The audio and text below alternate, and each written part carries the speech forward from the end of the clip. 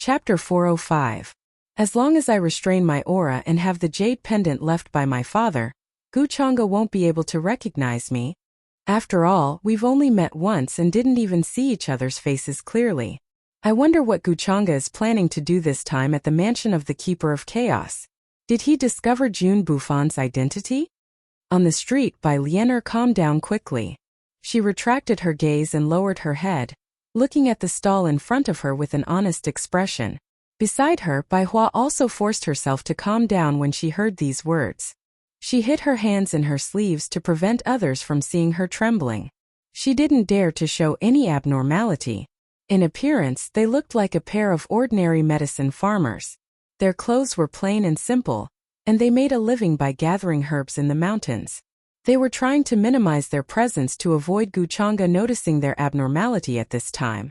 On the street and in the palaces on both sides of the street, many creatures of the demon realm widened their eyes in shock as they watched Guchanga come from the other side of the street with many experts.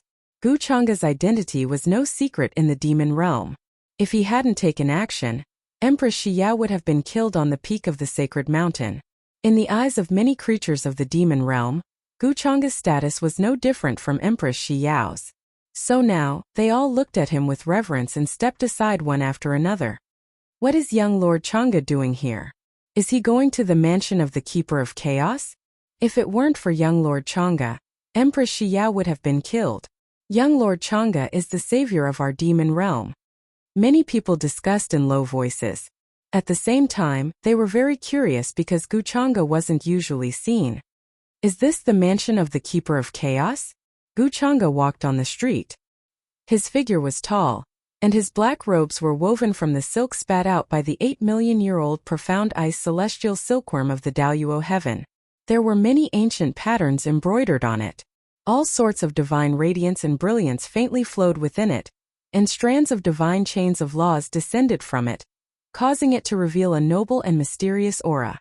At this moment, he seemed to have noticed the mansion in the distance and asked with some interest. Yes, young master. The mansion in front of us is where the King of Chaos lives today. It is 30,000 miles wide and has a whole world of its own. The cultivator in charge of leading the way replied respectfully. Looks like I'll have to pay the Pandemonium King a visit when I have time. Guchanga smiled and walked along the main street. However, when he arrived in front of Bai Lianer and Bai Hua's stall, he seemed to be slightly surprised and stopped in his tracks. Instantly, Bai Lianer and Bai Hua raised their heads and glanced at him. Their bodies tensed up, and then their faces revealed fear and trepidation. How much are these herbs? Guchanga casually glanced at the herbs in front of them and seemed to be interested. Reporting to sir. These herbs are not worth much. If you want them, you can just take them. Bai Lianer looked very nervous. She didn't understand why Guchanga suddenly stopped in front of them. However, she maintained her composure. Then, a look of fear and anxiety appeared on her face. She carefully opened her mouth and spoke in a trembling voice. Her voice was hoarse and not pleasant to hear. Coupled with her ugly face, it was difficult for people to stop in their tracks. However, Guchanga didn't seem to care at all. He looked at the herbs and then looked up at her. Bai Lianer lowered her head and didn't dare to look at him directly. She looked extremely nervous. All the living beings and cultivators on the street looked at this scene in shock. They didn't know why Guchanga suddenly stopped in front of the medicine farmer siblings. Could it be that there was something special about their herbs? As for the medicine farmer siblings, they didn't seem very special. Even though they had weak magic chi fluctuations, their cultivations weren't very strong. At most, they were slightly stronger than ordinary people. To them, Bai Lianer's reaction was very normal. After being suddenly asked by Guchanga, anyone else would be like this. Is that so? Hearing this, Guchanga suddenly smiled and said, however, I'm not someone who takes your things for free. I want all of these herbs at 10 times the normal price. What? 10 times the normal price? Thank you, sir. Hearing this, Bai Lianer seemed to be in disbelief and her eyes widened. She then reacted to Guchanga's words and didn't dare to believe that such a good thing could happen in this world. She revealed a look of joy and hurriedly thanked him, feeling very excited and happy. However, her current appearance was incredibly ugly. Her birthmark covered half of her face, making many living beings' stomachs flip. They couldn't help but look away, not wanting to look at her anymore. "Where did you pick these herbs?" Guchanga nodded and said with interest, "Take me there, and I'll give you 100 times the normal price." "What? 100 times the normal price?" Hearing this, Bai Lian seemed to be stunned and revealed a look of disbelief. At this moment, she couldn't help but wonder if she was seeing things wrongly. Could it be that there was something special about these herbs that they had randomly picked? Why couldn't she tell? Or could it be that Guchanga had recognized her and was playing with her on purpose? 100 times the normal price? Bai Hua also had an extremely shocked expression. These were some medicinal herbs that they had casually found in the mountain range. They were only there to deceive others. He couldn't help but doubt his own eyes. Could it be that there was something special about these herbs that Guchanga was willing to pay 100 times the normal price for them to lead the way? Although 100 times the price was nothing to them, it was still not worth mentioning. Or could it be that Guchanga already knew their identities and was playing with them? Guchanga looked at Bai Lian and asked with interest, "What? Could it be that you're not willing?" Hearing this, Bai Lian hurriedly shook her head and said, "We wouldn't dare. If Sir wants to go to that place, us siblings can lead the way. We wouldn't dare ask for a single cent more." No matter which possibility it was, she couldn't refuse Guchanga now. Otherwise, the consequences would be unimaginable. Even if she used all her strength, she wouldn't be Guchanga's opponent. It would be difficult for her to escape in the end. "That's good." Guchanga nodded with satisfaction. "Don't worry, lead the way for me. I won't treat you badly." Then, the experts behind him came forward and took away all the herbs in front of them.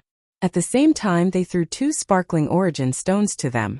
Bai Lian carefully put away the 2 origin stones, as if she had never seen such a precious thing before. "It's actually related to those herbs?" When everyone saw this scene, their hearts trembled. They couldn't understand the reason. In the end, the only possibility they could think of was that they seemed to have missed out on something good. Since Guchanga valued these seemingly ordinary herbs, there must be something extraordinary about them.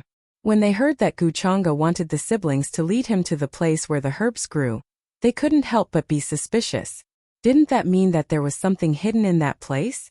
That these herbs had become extraordinary because they were contaminated with the aura of that place? Many people began to regret not seeing the extraordinariness of these herbs. They had missed out on an opportunity. "Come with me to the palace of the untainted king first, then take me to that place." Then Guchanga smiled and said, "Yes, sir." Bai Lian and Bai Hua didn't dare to refuse and obediently followed behind Guchanga. Their emotions were complicated, especially Bai Lian. She was very shaken and uneasy. Why would they follow Guchanga for no reason? Did Guchanga see through their identities? Or could it be that they didn't pay attention at that time and didn't notice that the place where the medicinal herbs grew was actually extraordinary and hid something? "Greetings, young Lord Changa."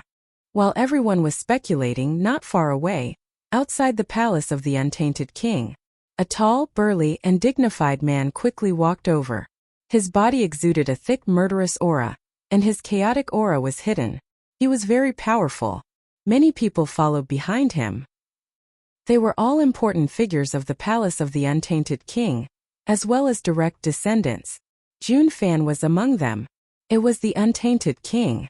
When Guchanga appeared nearby, he received the news and hurriedly led a group of family members to greet him, not daring to be disrespectful. "Young Lord Changa, your presence brings light to my humble dwelling." The untainted king clasped his hands, his expression humble and respectful. Although he was many generations older than Guchanga, he didn't dare to call himself an elder in front of him, because whether in terms of cultivation or identity, the current Guchanga required him to look up to him.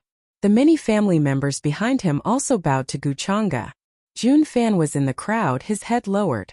His expression was normal. "No need to be so polite, untainted king." Guchanga nodded slightly. Then the untainted king led the way and led him into the palace. Seeing the siblings behind Guchanga, Bai Lian and Bai Hua shocked many of the Jun family members. They were dressed like this, and even their cultivation was only slightly higher than normal people. What right did they have to follow Guchanga? The woman was also very ugly and looked very strange. But they didn't ask too much. Xiaofan, this is the first time I've seen young Lord Chang'e so close. Do you think I'm dreaming? He even smiled at me just now. How can there be such a perfect man in this world? Sigh, what a pity. With my identity, I don't even have the right to meet him. Even being a concubine is probably the dream of countless proud daughters of the heavens. Among the Jun family members, a woman in a blue robe spoke. Looking at the young man walking with the untainted king, her voice was full of admiration and yearning. She was very beautiful with a thin layer of powder on her face. Her facial features were delicate, her skin was smooth, and her hair was like the clouds. Her loose robe couldn't hide her figure, making her look tall and curvy. She was Jun Fan's second sister, Jun Yao. Next to her, Jun Fan heard this and his expression was a little unnatural. Although he had lived 2 lives, his sister in this life was very good to him. He sincerely treated her as his sister. But now that he heard those words, he really couldn't stand it and felt very uncomfortable. He hated Guchanga to the core, for ruining his plans time and time again. This time, if it weren't for Guchanga, he wouldn't have failed the assassination and caused Qingzhu to die. What's wrong? Little Fan, I see that your expression is a little strange. Jun Yao was speaking when Jun Fan's expression suddenly seemed strange. She couldn't help but ask curiously. Asking for fresh flowers? Nothing. It's just that when I suddenly heard Sister say this, I feel strange.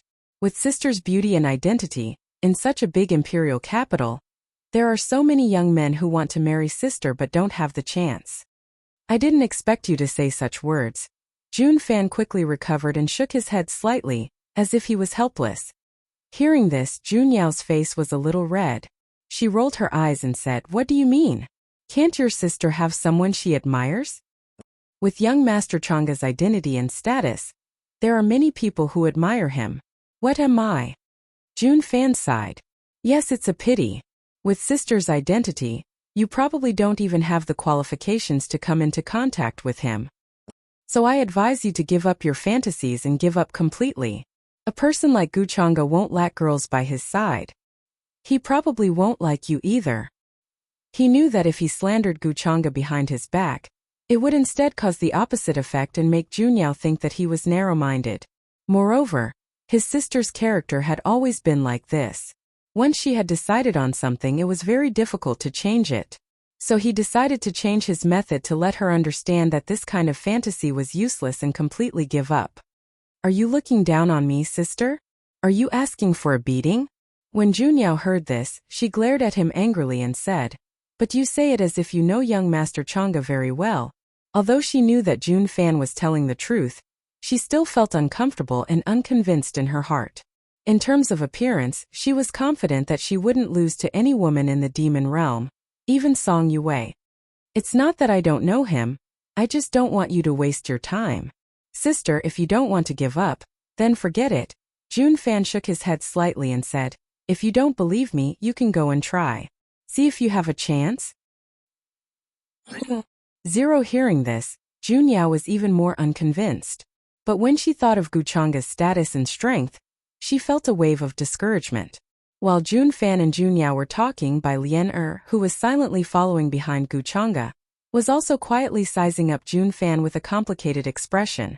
She didn't expect that after 6,000 years, she would be able to look at Jun Fan so closely again under such circumstances. If she wasn't following behind Guchanga, she probably wouldn't even be able to take half a step into the Pandemonium Palace. Thinking of this, Bai Lian began to think about how to find an opportunity to give the brocade pouch to Jun Fan. But in the Pandemonium Palace, especially under the eyes of Guchanga, it would be easy to expose her true identity. In this way, it would lead to a great risk and the loss would outweigh the gain. May I ask why young Master Chang'e has come to find me this time? Soon they arrived at the main hall. The Pandemonium Palace invited Guchanga to sit down and ordered someone to bring him tea. Only then did he ask curiously. With Guchanga's status, he didn't believe that Guchanga would come to find him for no reason. There was definitely a reason. Hearing this, Guchanga lifted the lid of his teacup and lightly blew on it. Then, he lightly smiled and said, "Actually, I'm here for Shi Yao." Her Majesty? The Pandemonium Palace's expression changed slightly. He didn't care that Guchanga had called Empress Shi Yao this way. He couldn't help but ask, could it be that there's some news about the assassin from a while ago? Everyone in the hall looked serious, and even Jun Fan paid attention. Because Guchanga called Empress Xiao so intimately, he felt uncomfortable. But now he didn't have time to think about this. Actually, it has something to do with it. Xiao hasn't been feeling well recently, and there are some things I want to share with her. So I just thought of something. Perhaps it has something to do with the assassin from a while ago. Guchanga slowly sipped his tea and said with a smile, "Young Master Changa, please speak." The Pandemonium Palace's expression became serious. He was very cautious as he hurriedly said, "Xiao isn't feeling well." When Jun Fan heard this, he was first stunned, then his face turned green. He hurriedly lowered his head, afraid that someone would see that something was wrong. He thought of the news from the past few days. Empress Xiao wasn't feeling well. She hadn't been to court for 3 days. But when she was poisoned, she hadn't been absent either. Why was it like this? Especially when Guchanga changed the way he called Empress Xiao. It was very intimate. He could only think of one possibility. Suddenly, a nameless anger burned in his heart. He was so angry that he wanted to go crazy. This pair of bitches. He gritted his teeth and clenched his fists. The expression on his face was even somewhat ferocious. "What's wrong, Xiao Fan? Are you not feeling well?" Noticing Jun Fan's abnormality, Jun Yao looked at him with some worry. Jun Fan's expression changed quickly. He took a deep breath and quickly calmed down. "I'm fine, sister. I just thought of that damn assassin who almost killed Her Majesty. I was so angry that I couldn't control myself." "Is that so? If you're not feeling well, go back and rest first." Jun Yao knew Jun Fan quite well. She knew that he, like many of the Demon Realm's geniuses, had some feelings of admiration for Empress Xiao. Usually, she would often ask about Empress Xiao from her father. Now that she heard Guchanga say this, as long as she was a discerning person, she would know what had happened between Guchanga and Empress Xiao. In her opinion, it was normal for Jun Fan to have such a big reaction. Chin.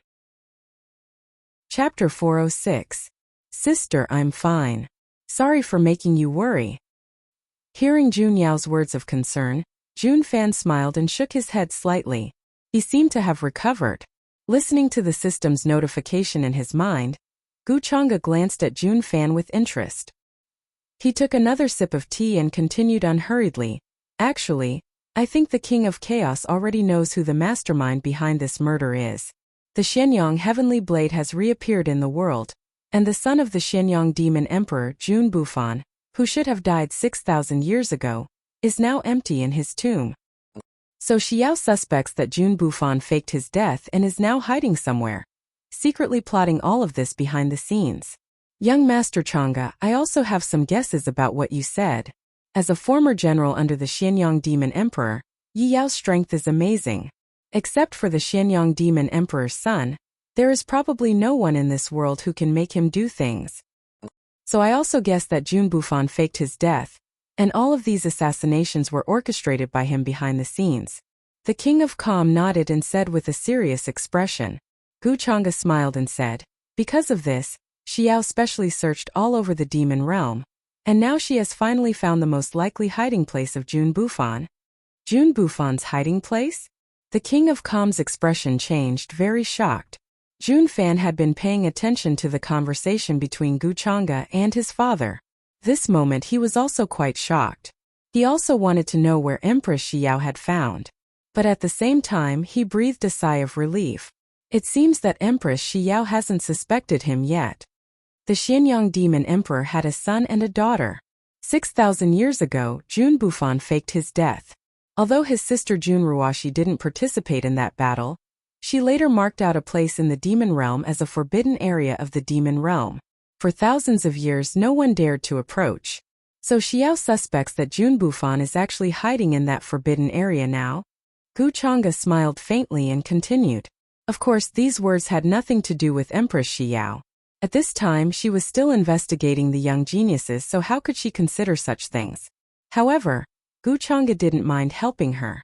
After all, the enmity between her and Jun Bufan wasn't deep enough. Wasn't the reason why Jun Bufan hadn't gone to look for his sister all these years because he was worried about implicating her? It could be seen that Jun Bufan still had deep feelings for his sister. However, this also happened to be Jun Bufan's weak spot. Even if the Xianyang Demon Emperor did not die, when he reappeared, his son and daughter would be in his hands. Gu Chang'e did not believe that the Xianyang Demon Emperor would be indifferent. If you want to catch a big fish, you have to bait it. Jun Bufan's sister Jun Ruoshi. Hearing this, the King of Chaos and Disorder's expression changed again. He asked cautiously, "Then may I ask, young Master Chang'e, does Her Majesty intend for me to lead troops there to clear out the enemy?" Jun Fan tried his best to remain calm. He looked at Gu Chang'e, who was smiling like a young god, but in his heart huge waves surged. He was cold and angry, and his killing intent was awe-inspiring. At this moment he wanted nothing more than to smash Gu Chang'e into pieces. Having lived 2 lifetimes, he had never hated a person so much. Not even Shi Yao could compare to this. He didn't believe that Shi Yao said these words. Instead, it seemed to be Gu Chang'e's own plan. Through Jun Ruoshi, he wanted to force him to show up? This Gu Chang'e is really vicious in her means and thoughts. That's right. And this time, Brother Jun Fan's performance at the peak of the Holy Mountain won Shi Yao's praise. She thinks that Brother Jun Fan will be the pillar of the demon realm in the future. That's why I'm going to have the King of Chaos and Jun Fan lead the troops to clean up the mess. If you can find traces of Jun Bufan, that'll be great. If you can't, then it's not impossible to capture Jun Ruoshi. Gu Chang'e took a sip of tea and said with a smile. Hearing this, the Heaven Conqueror's expression suddenly became serious. He promised, "Thank you for your kindness, Her Majesty. My son and I will not disappoint you. Xiao Fan, why don't you come and thank Her Majesty and young Master Chang'e?" Speaking of this, he waved his hand and asked Jun Fan to come forward with a gratified expression. Today, among the younger generation of the demon realm, there was no one like Jun Fan who was entrusted with such an important task by Empress Shi Yao. If he made a great contribution this time, his power would surpass that of the marshal. Jun Fan thanks young Master Chang'e and Her Majesty for thinking so highly of me. I will not let you down. Hearing this, even if Jun Fan's heart was extremely cold, he didn't dare to show any abnormality at this moment. He walked forward and bowed respectfully to Gu Chang'e. At this moment, he swore in his heart that one day, he would personally cut Gu Chang'e into 1,000 pieces to vent the hatred in his heart. If that's the case, then I'm relieved. That's all Shi Yao has to say. Then I'll take my leave first. Gu Chang'e smiled when he heard this, seemingly very satisfied with the attitude of the Heaven Conqueror and Jun Fan. Then he didn't plan to stay here any longer and prepared to leave. Young Master Chang'e, take care. Seeing this, the Heaven Conqueror got up to send him off. Gu Chang'e nodded, but when he walked in front of Jun Yao, he stopped for a moment and looked at her suddenly helpless appearance.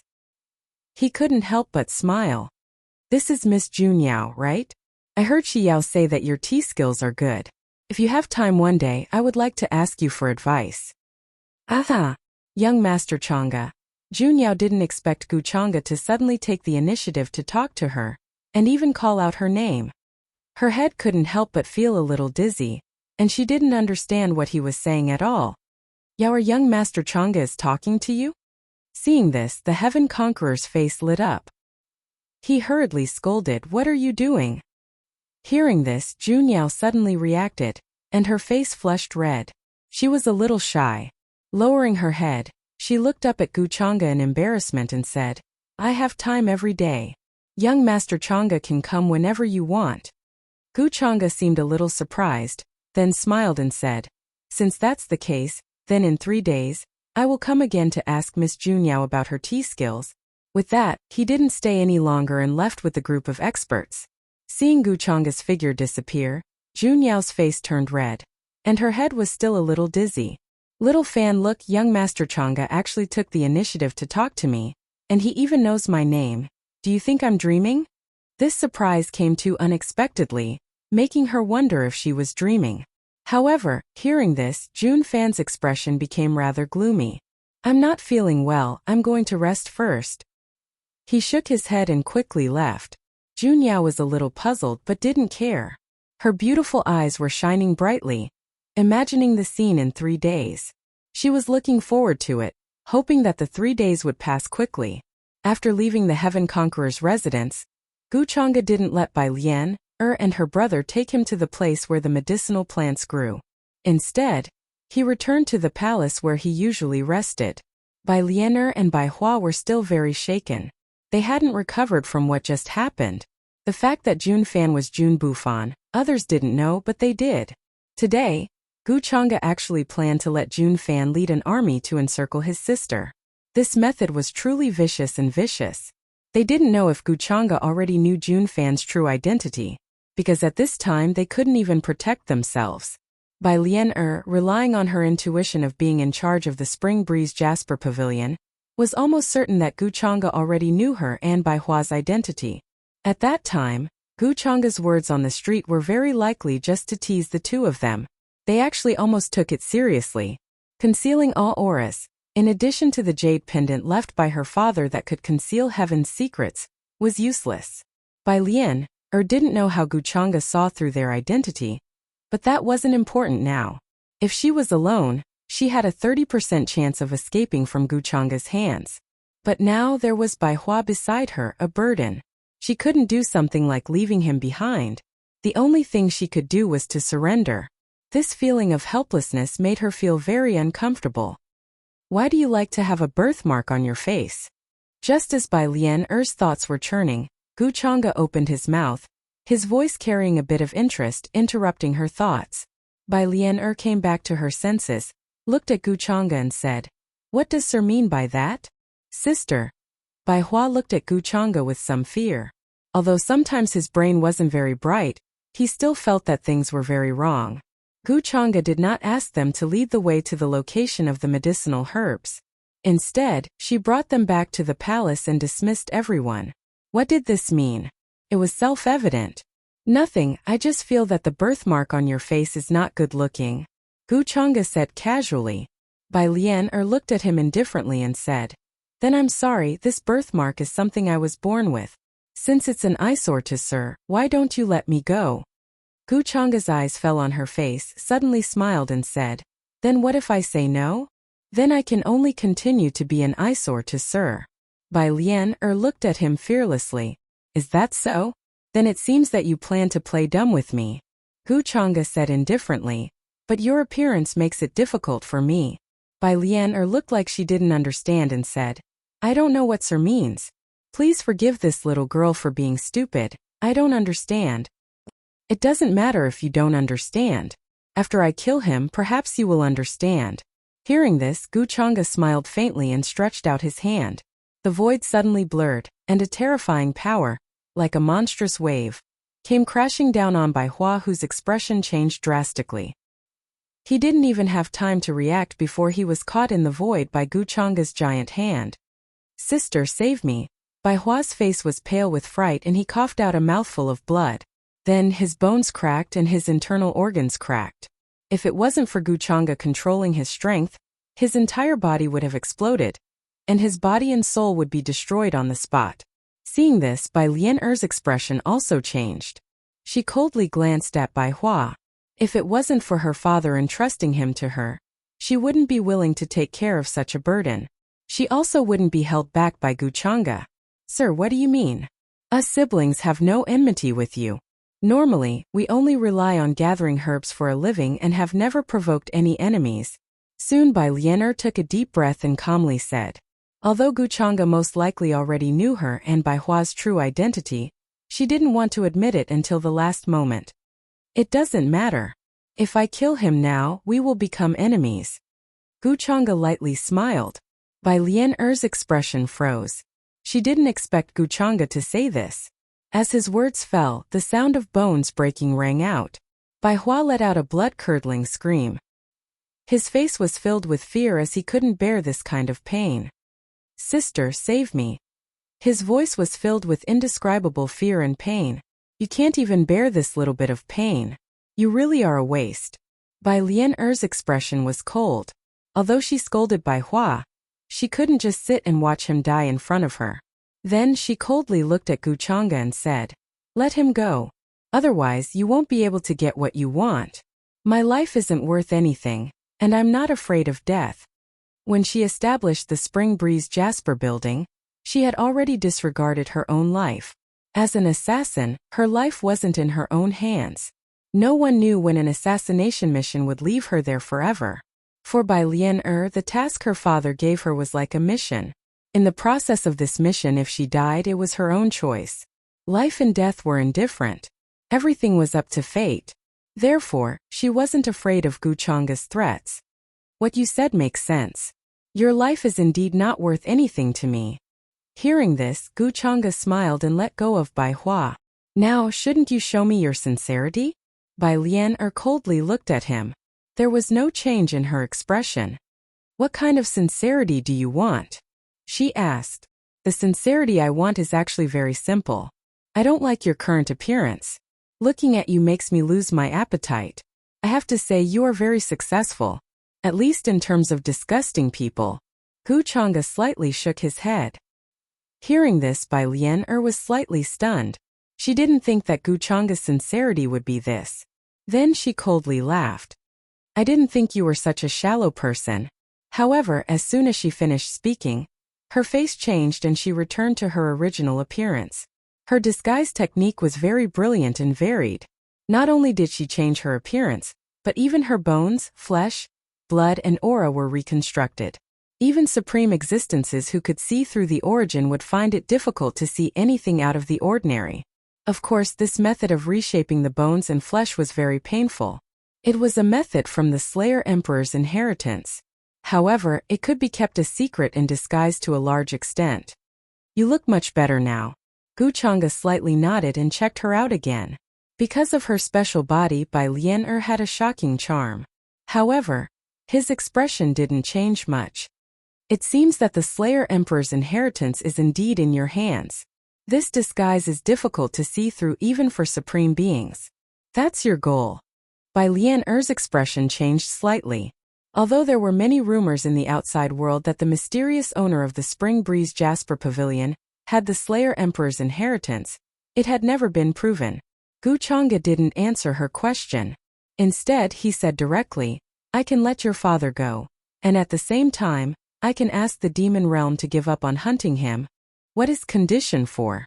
2. Bai Lian stared at him and said, if you keep your promise, I will naturally give you the pouch. Otherwise, even if you kill me, you won't be able to get it.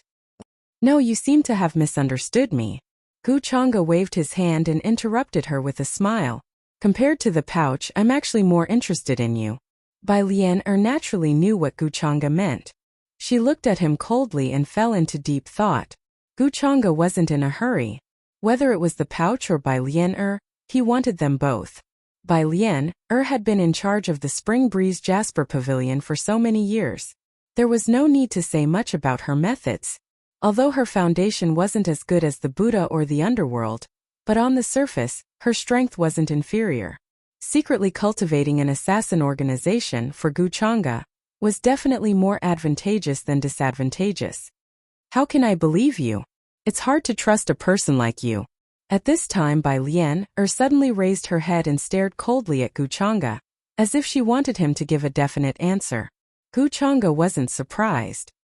He smiled, it's not how you want to believe me, but you can only believe me now. Your father, the power behind you, and your burdensome junior brother. Their life and death are all in my hands. Who do you think you can trust now? Of course you can also ignore them. For me it's not a loss. Bai Lian was silent. She was calculating the gains and losses in her heart. A person like Guchanga wasn't worthy of trust, but if she didn't believe him, today she might die, but Bai Hua would definitely die. Her father would die. The power that he had painstakingly built for more than 6,000 years, without her would quickly fall apart. And if she agreed to Guchanga from now on, she would have to listen to his orders and be controlled by him. I understand. Bai Lian was silent for a moment and nodded. Chapter 407. The palace was grand and spiritual energy was like a tide. Many weapons were hanging on the walls, shining brightly. Bai Lian was wearing a hemp robe, but it could not hide her natural beauty. Her features were delicate and flawless, but her face was cold. Even though she was alluring, she was cold like an iceberg that never melted. I promise you. Her voice was shockingly seductive, but there was no emotion in it. It gave people a very awkward feeling. Gu Chang'e stood with his hands behind his back. With a smile, he looked at Bai Lian and Bai Hua. The robe was flowing with light and was embroidered with many patterns. The sun, the moon, the stars, the mountains, and the oceans were all included, revealing a sense of nobility and mystery. I knew Miss Lian was a smart person. It is so easy to talk to smart people. Hearing this, Gu Chang'e smiled faintly and then ordered Luoshan serve Miss Lian some tea. At the entrance of the palace, Zhang Luoshan, who was very curious about the identity of the man and woman Gu Chang'e suddenly brought, rolled her eyes. However, since she was detected by Gu Chang'e, she did not bother to hide her figure and walked in from outside the hall. She had golden hair, a tall and slender figure with exquisite curves and bright eyes. She had a noble aura. You really think I am your servant? She snorted and then walked to the tea set. She began to use the Taishu primordial fire to make tea for Gu Chang'e. She seemed to be quite skilled. Bai Lian glanced at Zhang Luoshan and knew her identity. She did not understand why she would appear next to Gu Chang'e, but she did not ask. She coldly looked at Gu Chang'e and said, I hope you can keep your promise. Plus I am much older than you. You don't have to call me miss, just call me by my name. Gu Chang'e did not mind and smiled. To cultivators like us, age is nothing to worry about.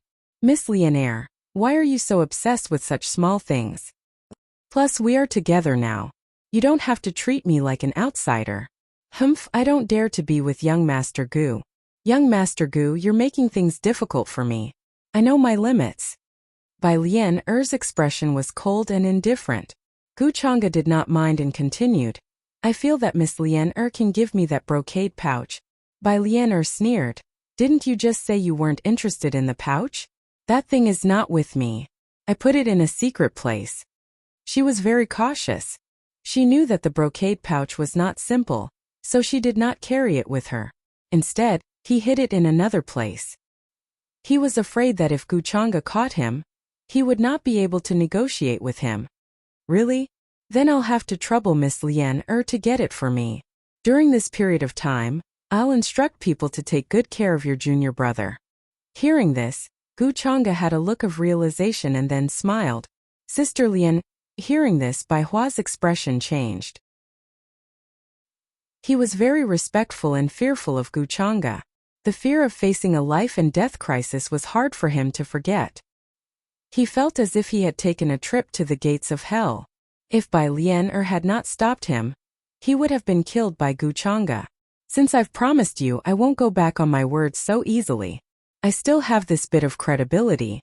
Bai Lian naturally understood the meaning of Gu Chang'e's words. He was worried that she would take the opportunity to escape. Of course I believe in Miss Lian. However, the necessary care should still be taken. Gu Chang'e said with a smile. Bai Lian coldly glanced at him. She did not have any good feelings towards Gu Chang'e. This was a cold and emotionless person who placed benefits above all else. She wanted his guarantee. But before that, she had to ensure that she had enough value to Gu Chang'e. Otherwise there was no need to talk. Therefore, she did not expect Gu Chang'e to keep his promise in the future. After that, her figure moved and walked out of the hall. Gu Chang'e smiled as he watched her figure disappear. He did not let anyone stop her. You're letting her go just like that? Zhang Luoshan had already guessed Bai Lian's identity. Her heart was slightly shaken. Gu Chang'e glanced at her. I asked you to make tea, so do it properly. Why do you have so many questions? Will you die if you answer me? Zhang Luoshan frowned. Her face was filled with dissatisfaction. Gu Chang'e was purely using her as a laborer. Now, he did not even answer a single question. Do you think everyone is as brainless as you? Gu Chang'e slightly shook his head. He then ordered people to take Bai Hua away and watch over him. Zhang Luoshan coldly stared at him. She only wanted to splash the boiling tea on his face. However, after Gu Chang'e glanced at her, she chose to obediently bury her head and boil the tea. Although Empress Xiao had sent people to ask him about the anti-chaos Heavenly King sending troops to clear out the Forbidden Zone, Gu Chang'e did not explain much. He knew that Empress Xiao was already suspicious of Jun Fan. Her suspicion of the other geniuses was not as deep as Jun Fan's. However, even if Empress Xiao knew that Jun Fan was Jun Bufan, it would be useless now, because she had no evidence. If she recklessly guessed, many people would be disappointed because of this.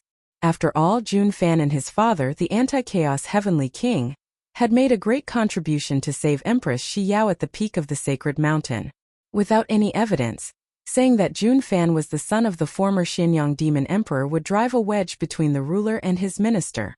Many people would think that the Anti-Chaos Heavenly King's achievements were superior to the ruler, causing Empress Xiao to be wary. So now what Empress Xiao wanted to do the most was to investigate Jun Fan and see if she could find any clues. Your Majesty, according to the news that day, young Lord Chang'e did go to the Anti-Chaos Heavenly King's residence. In the palace, Qingmei reported respectfully to Empress Xiao, who was flipping through memorials behind a desk. So it was his idea that the Anti-Chaos Heavenly King suddenly left with his troops?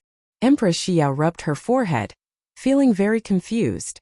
Now in the demon realm, except for young Lord Chang'e, I'm afraid no one can send the Anti-Chaos Heavenly King to do anything. Qingmei replied respectfully. Empress Xiao nodded and said thoughtfully, what does he mean? That forbidden zone was already occupied by Jun Ruoshi 6,000 years ago. At that time, she even signed a contract with me, saying that we would not interfere with each other's business. At that time, she had just unified the demon realm and her foundation was not stable. As the eldest daughter of the Xianyang demon emperor, Jun Ruoshi's cultivation was unfathomable and untouchable. Very few people knew about this, and Empress Xiao had not announced it to the public. Now that the Anti-Chaos Heavenly King had sent an army, it was very likely that Jun Ruoshi would think that she had unilaterally broken the contract. Although Empress Xiao did not care much about this, she was more concerned about why Gu Chang'e had done this. Because Jun Ruoshi was Jun Bufan's sister? This time Jun Fan is also in the army. Could this be Gu Chang'e's way of sounding him out? Empress Xiao tapped her slender fingers on the table. These days she had investigated many young geniuses. Although she had not found any evidence, she had eliminated many suspects. Now the people she suspected the most were Jun Fan and Zhao Tian, the only son of the commander-in-chief. Among them, Jun Fan was the most suspicious, and because Zhao Tian was in charge of the army and had a lot of contact with Qing Zhu, she had also paid attention to him. But now, the Anti-Chaos Heavenly King had suddenly sent an army to a forbidden zone in the demon realm, saying that it was on her orders. At that time she was stunned. But then she realized that it was probably Gu Chang'e's decision. Now that she had asked, it was indeed so. It seems that I have to pay attention to this during this period. If it's really Jun Fan, Empress Xiao's face turned cold. But until now, she still did not understand Gu Chang'e's purpose in coming to the lower realm this time. At first, she thought that Gu Chang'e had the intention of helping her. But then she found that she was wrong. For Gu Chang'e, it made no difference whether he helped her or not. The change of ruler of the demon realm had no effect on Gu Chang'e, because he did not care about the demon realm at all. Gu Chang'e had a strong purpose from the beginning when he had contacted her. These things she did not think clearly at that time, but now she understood. She didn't have anything to complain about. It was a matter of mutual sacrifice. Now she wanted to know what Gu Chang'e's purpose in coming to the demon realm was. Could it be related to the disappearance of the 6 emperors? Empress Xiao frowned. Because of Gu Chang'e, the demon realm was much more peaceful these days, and there were fewer rebellions. But she still felt uneasy, not because of Jun Bufan's fake death, but because of the disappearance of the 6 emperors. Could they be Gu Chang'e's ultimate goal? Soon on the other side, Bai Lianer returned. She did not disappoint Gu Chang'e, and handed the mysterious brocade pouch to him. However, Gu Chang'e did not open it in front of her. Instead, he smiled and mentioned something else. In addition to the brocade pouch, I have something to trouble you with. Speak.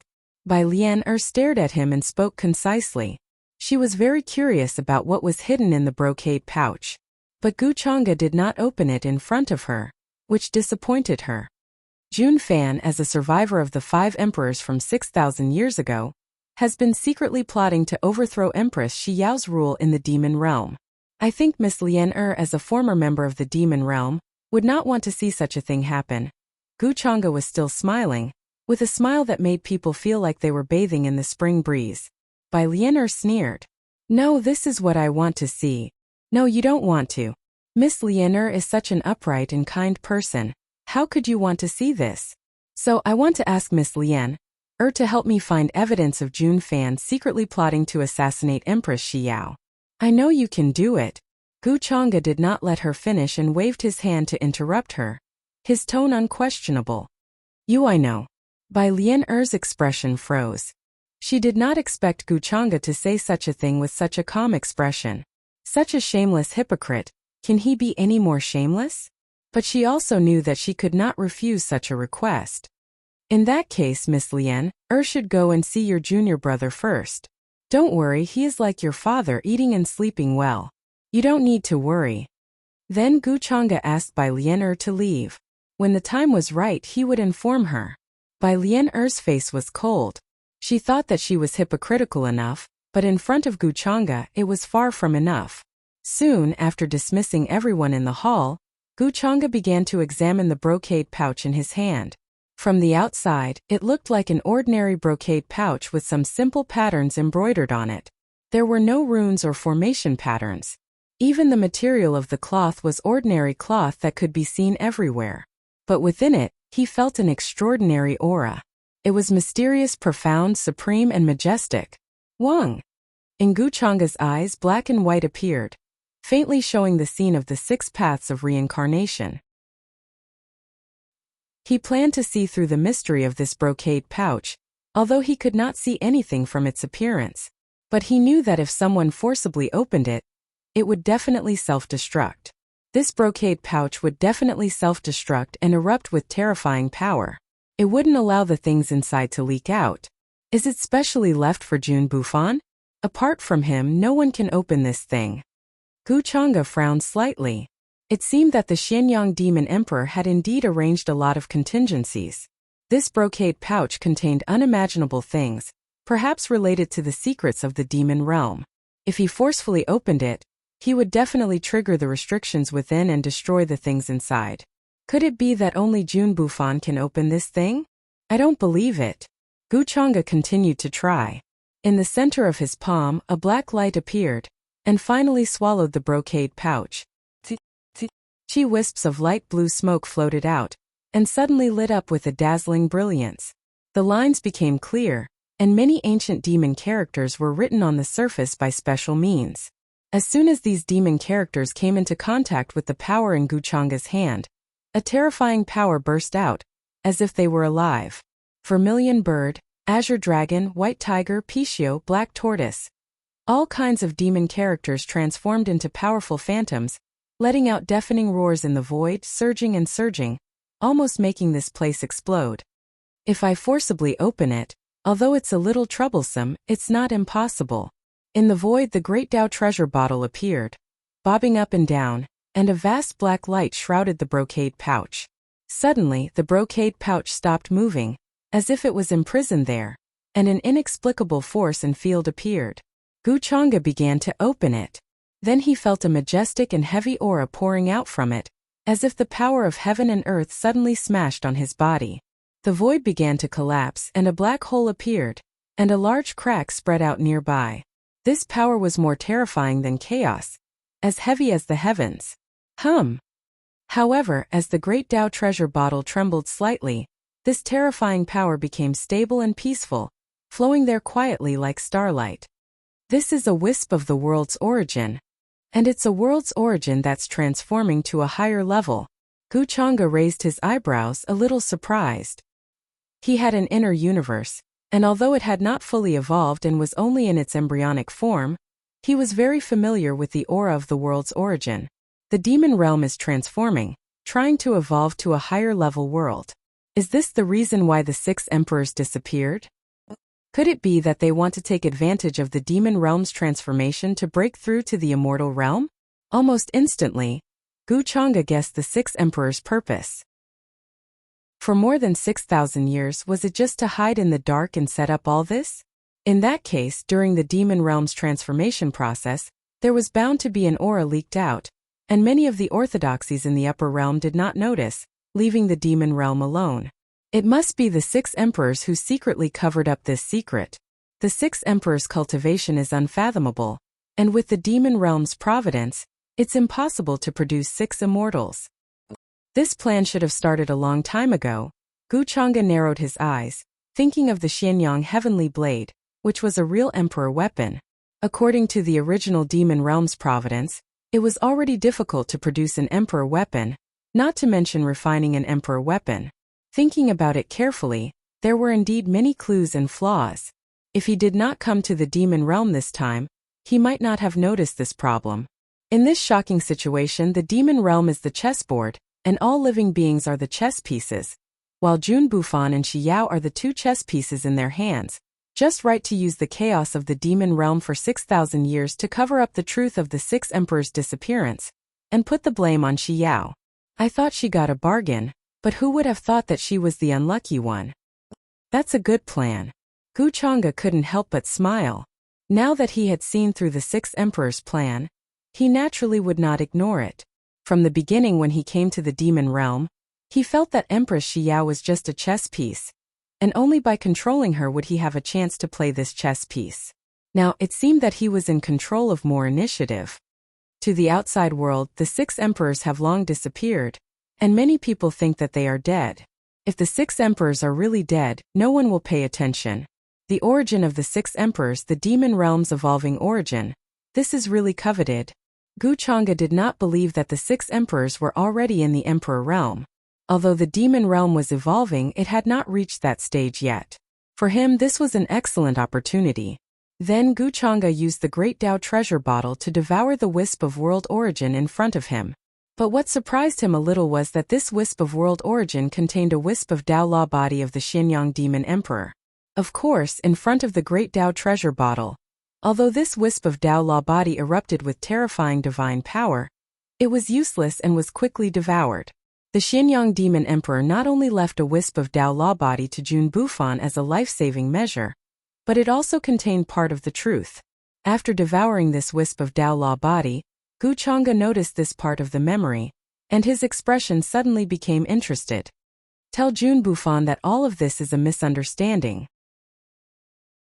The reason why Shi Yao poisoned him 6,000 years ago was actually because the 6 emperors added fuel to the fire and persuaded him to let go of his hatred.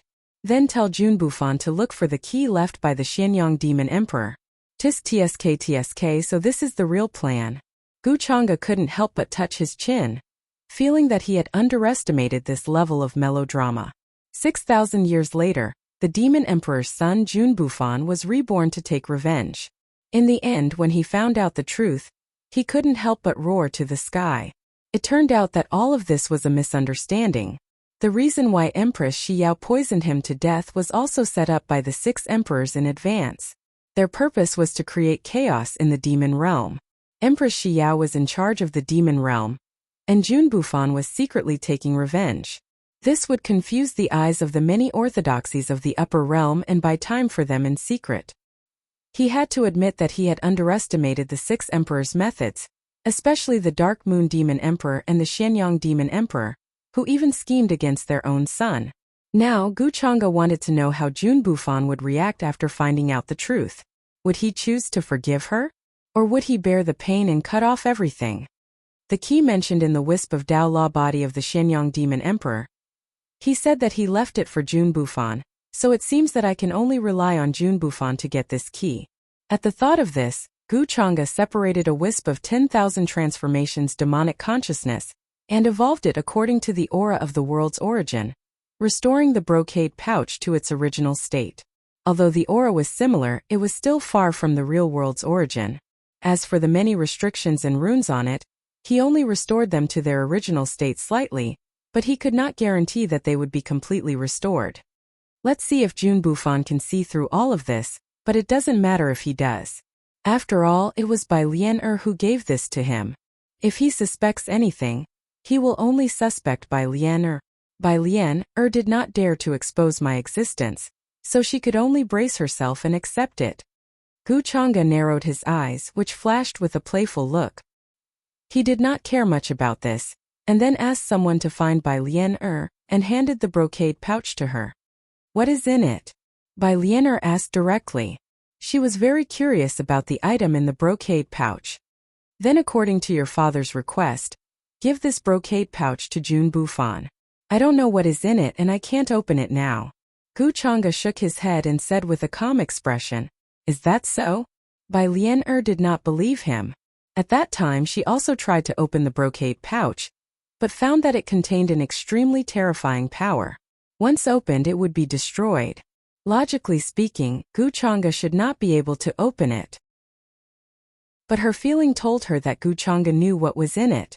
Not only did he see it, but he also restored it to its original state. He definitely had such means. Is there a need for this one to deceive Miss Lianer? We are on the same side now. Gu Chang'e smiled. You are so hypocritical. You don't have to say it. Bai Lianer sneered and took the brocade pouch. Then her figure flashed, and she stepped into the void and disappeared. Jun Fan was not in the imperial capital at the moment. He was following his father to eliminate his original sister, Jun Ruashi. She knew about this, so it was not difficult to find Jun Fan. As the successor of Sha Di, her concealment and ambush skills were top-notch. Ordinary Supremes would not be able to detect her aura.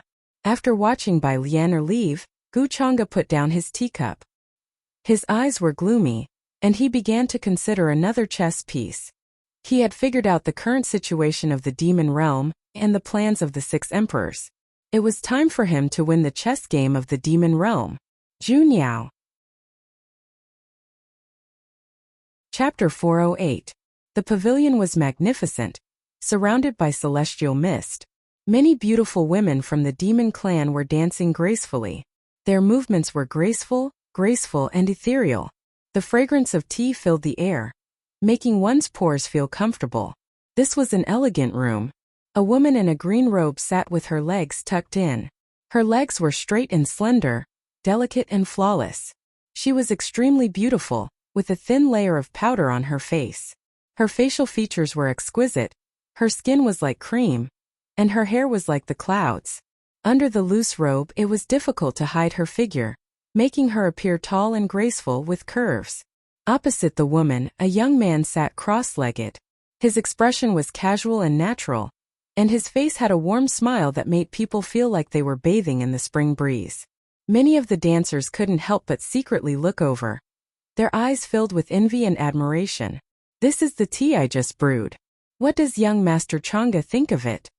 Jun Yao's face was a little shy, completely different from her usual arrogant and generous expression in front of outsiders. If there was someone familiar with her here at this time, such as Jun Fan, they would definitely be taken aback. Hearing this, Gu Chang'e picked up the white jade teacup in front of him and took a sip. He couldn't help but praise, as expected of Miss Jun Yao, "This is the first time I've seen such tea, bitter with a hint of astringency with a hint of sweetness. If you taste it carefully, you can feel the various states of life, the 7 emotions and 6 desires. It's really wonderful." Hearing Gu Chang'e's praise, Jun Yao's face also lit up with joy, appearing even more shy. "Young Master Chang'e is too kind. It's good that you like it." Her fingers pinched the corner of her skirt, not as natural as she appeared. For today's appointment with Gu Chang'e, she had prepared for 3 full days, almost not sleeping. Not only that, she had also dressed up seriously today, and even her makeup was completely different from usual. She looked delicate and beautiful, but did not lose the bearing of a noble lady. "Course I like it. I didn't expect to see Miss Jun Yao's tea skills in the demon realm this time. Can be considered one of my regrets." Hearing that, Gu Chang'e smiled and sighed. Previously, when I heard that Miss Jun Yao's tea skills were outstanding, I still had some doubts in my heart. After seeing it today, I can only say that it was indeed so. "Young Master Chang'e, you flatter me. It's just that I've always liked to study these things since I was young. Moreover, these are just things that can't be shown in public." When Jun Yao heard that, she quickly waved her hand and said, "There are many masters who are more proficient in the art of tea than me." Gu Chang'e shook his head and looked at her, saying, "Miss Jun Yao, there is no need to belittle yourself. Since ancient times, all things can enter the Tao. The Tao of tea, the Tao of painting, the Tao of chess. These are all great Taos. How can there be such a thing as being unpresentable? In my opinion, There will definitely be a place for Miss Junyao in the future. Junyao felt that Guchanga thought too highly of her to actually praise her like this. This made her feel very embarrassed, but she was even more happy.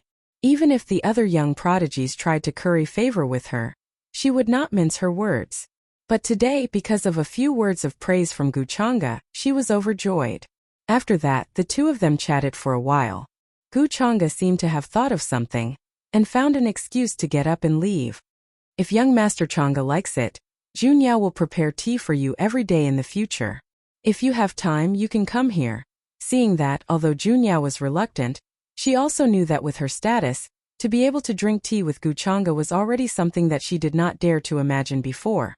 How could she dare to ask for anything more? However, at this moment, she did not know where she got the courage to suddenly say these words to Guchanga. After saying that, a blush appeared on Junyao's face. She felt very bold, and her heart was beating very fast. Hearing that, Guchanga seemed to be a little surprised. Then he smiled and said, "If that's the case, then this one will thank Miss Junyao first." After that, he left the loft, and his figure gradually disappeared. Young Master Changa, take care. Junyao felt that she could not even complete her sentence, trembling and stuttering a little. Before this, she had never thought that there would be a day when she would be able to come into contact with Guchanga, and even sit face to face with him and talk like this. After parting with Guchanga, Junyao still felt like she was in a dream. She still felt that her heart was beating very fast, and even now it was still beating wildly. She had thought that Guchanga would reject her and ask her not to think too much, but she really did not expect that Guchanga would say those words in the end. But young Master Changa's words, did he agree, or did he reject? Junyao's brows furrowed, her heart full of joy and conflict, and also worried that everything that happened today would be a dream.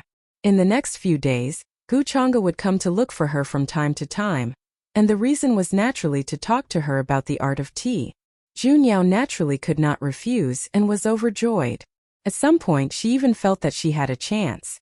Guchanga's words and actions, in her opinion, were extremely gentlemanly, gentle and elegant. He was not high and mighty because of his status, and was approachable. This was more in line with the perfect image in her heart. This feeling was getting stronger and stronger. If not for the fact that her father and younger brother Junfan had followed the army to the life-forbidden zone, she would have wanted to share this good news with them. Judging from Junyao's luck, she is different from the rest of the Jun family. I think Junfan should value this cheap sister of his very much. Guchanga naturally did not have any thoughts about Junyao. At most, he planned to use her to scheme against Junfan.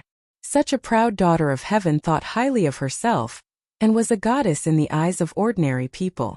Her brilliance was dazzling, and ordinary geniuses were no longer in her eyes.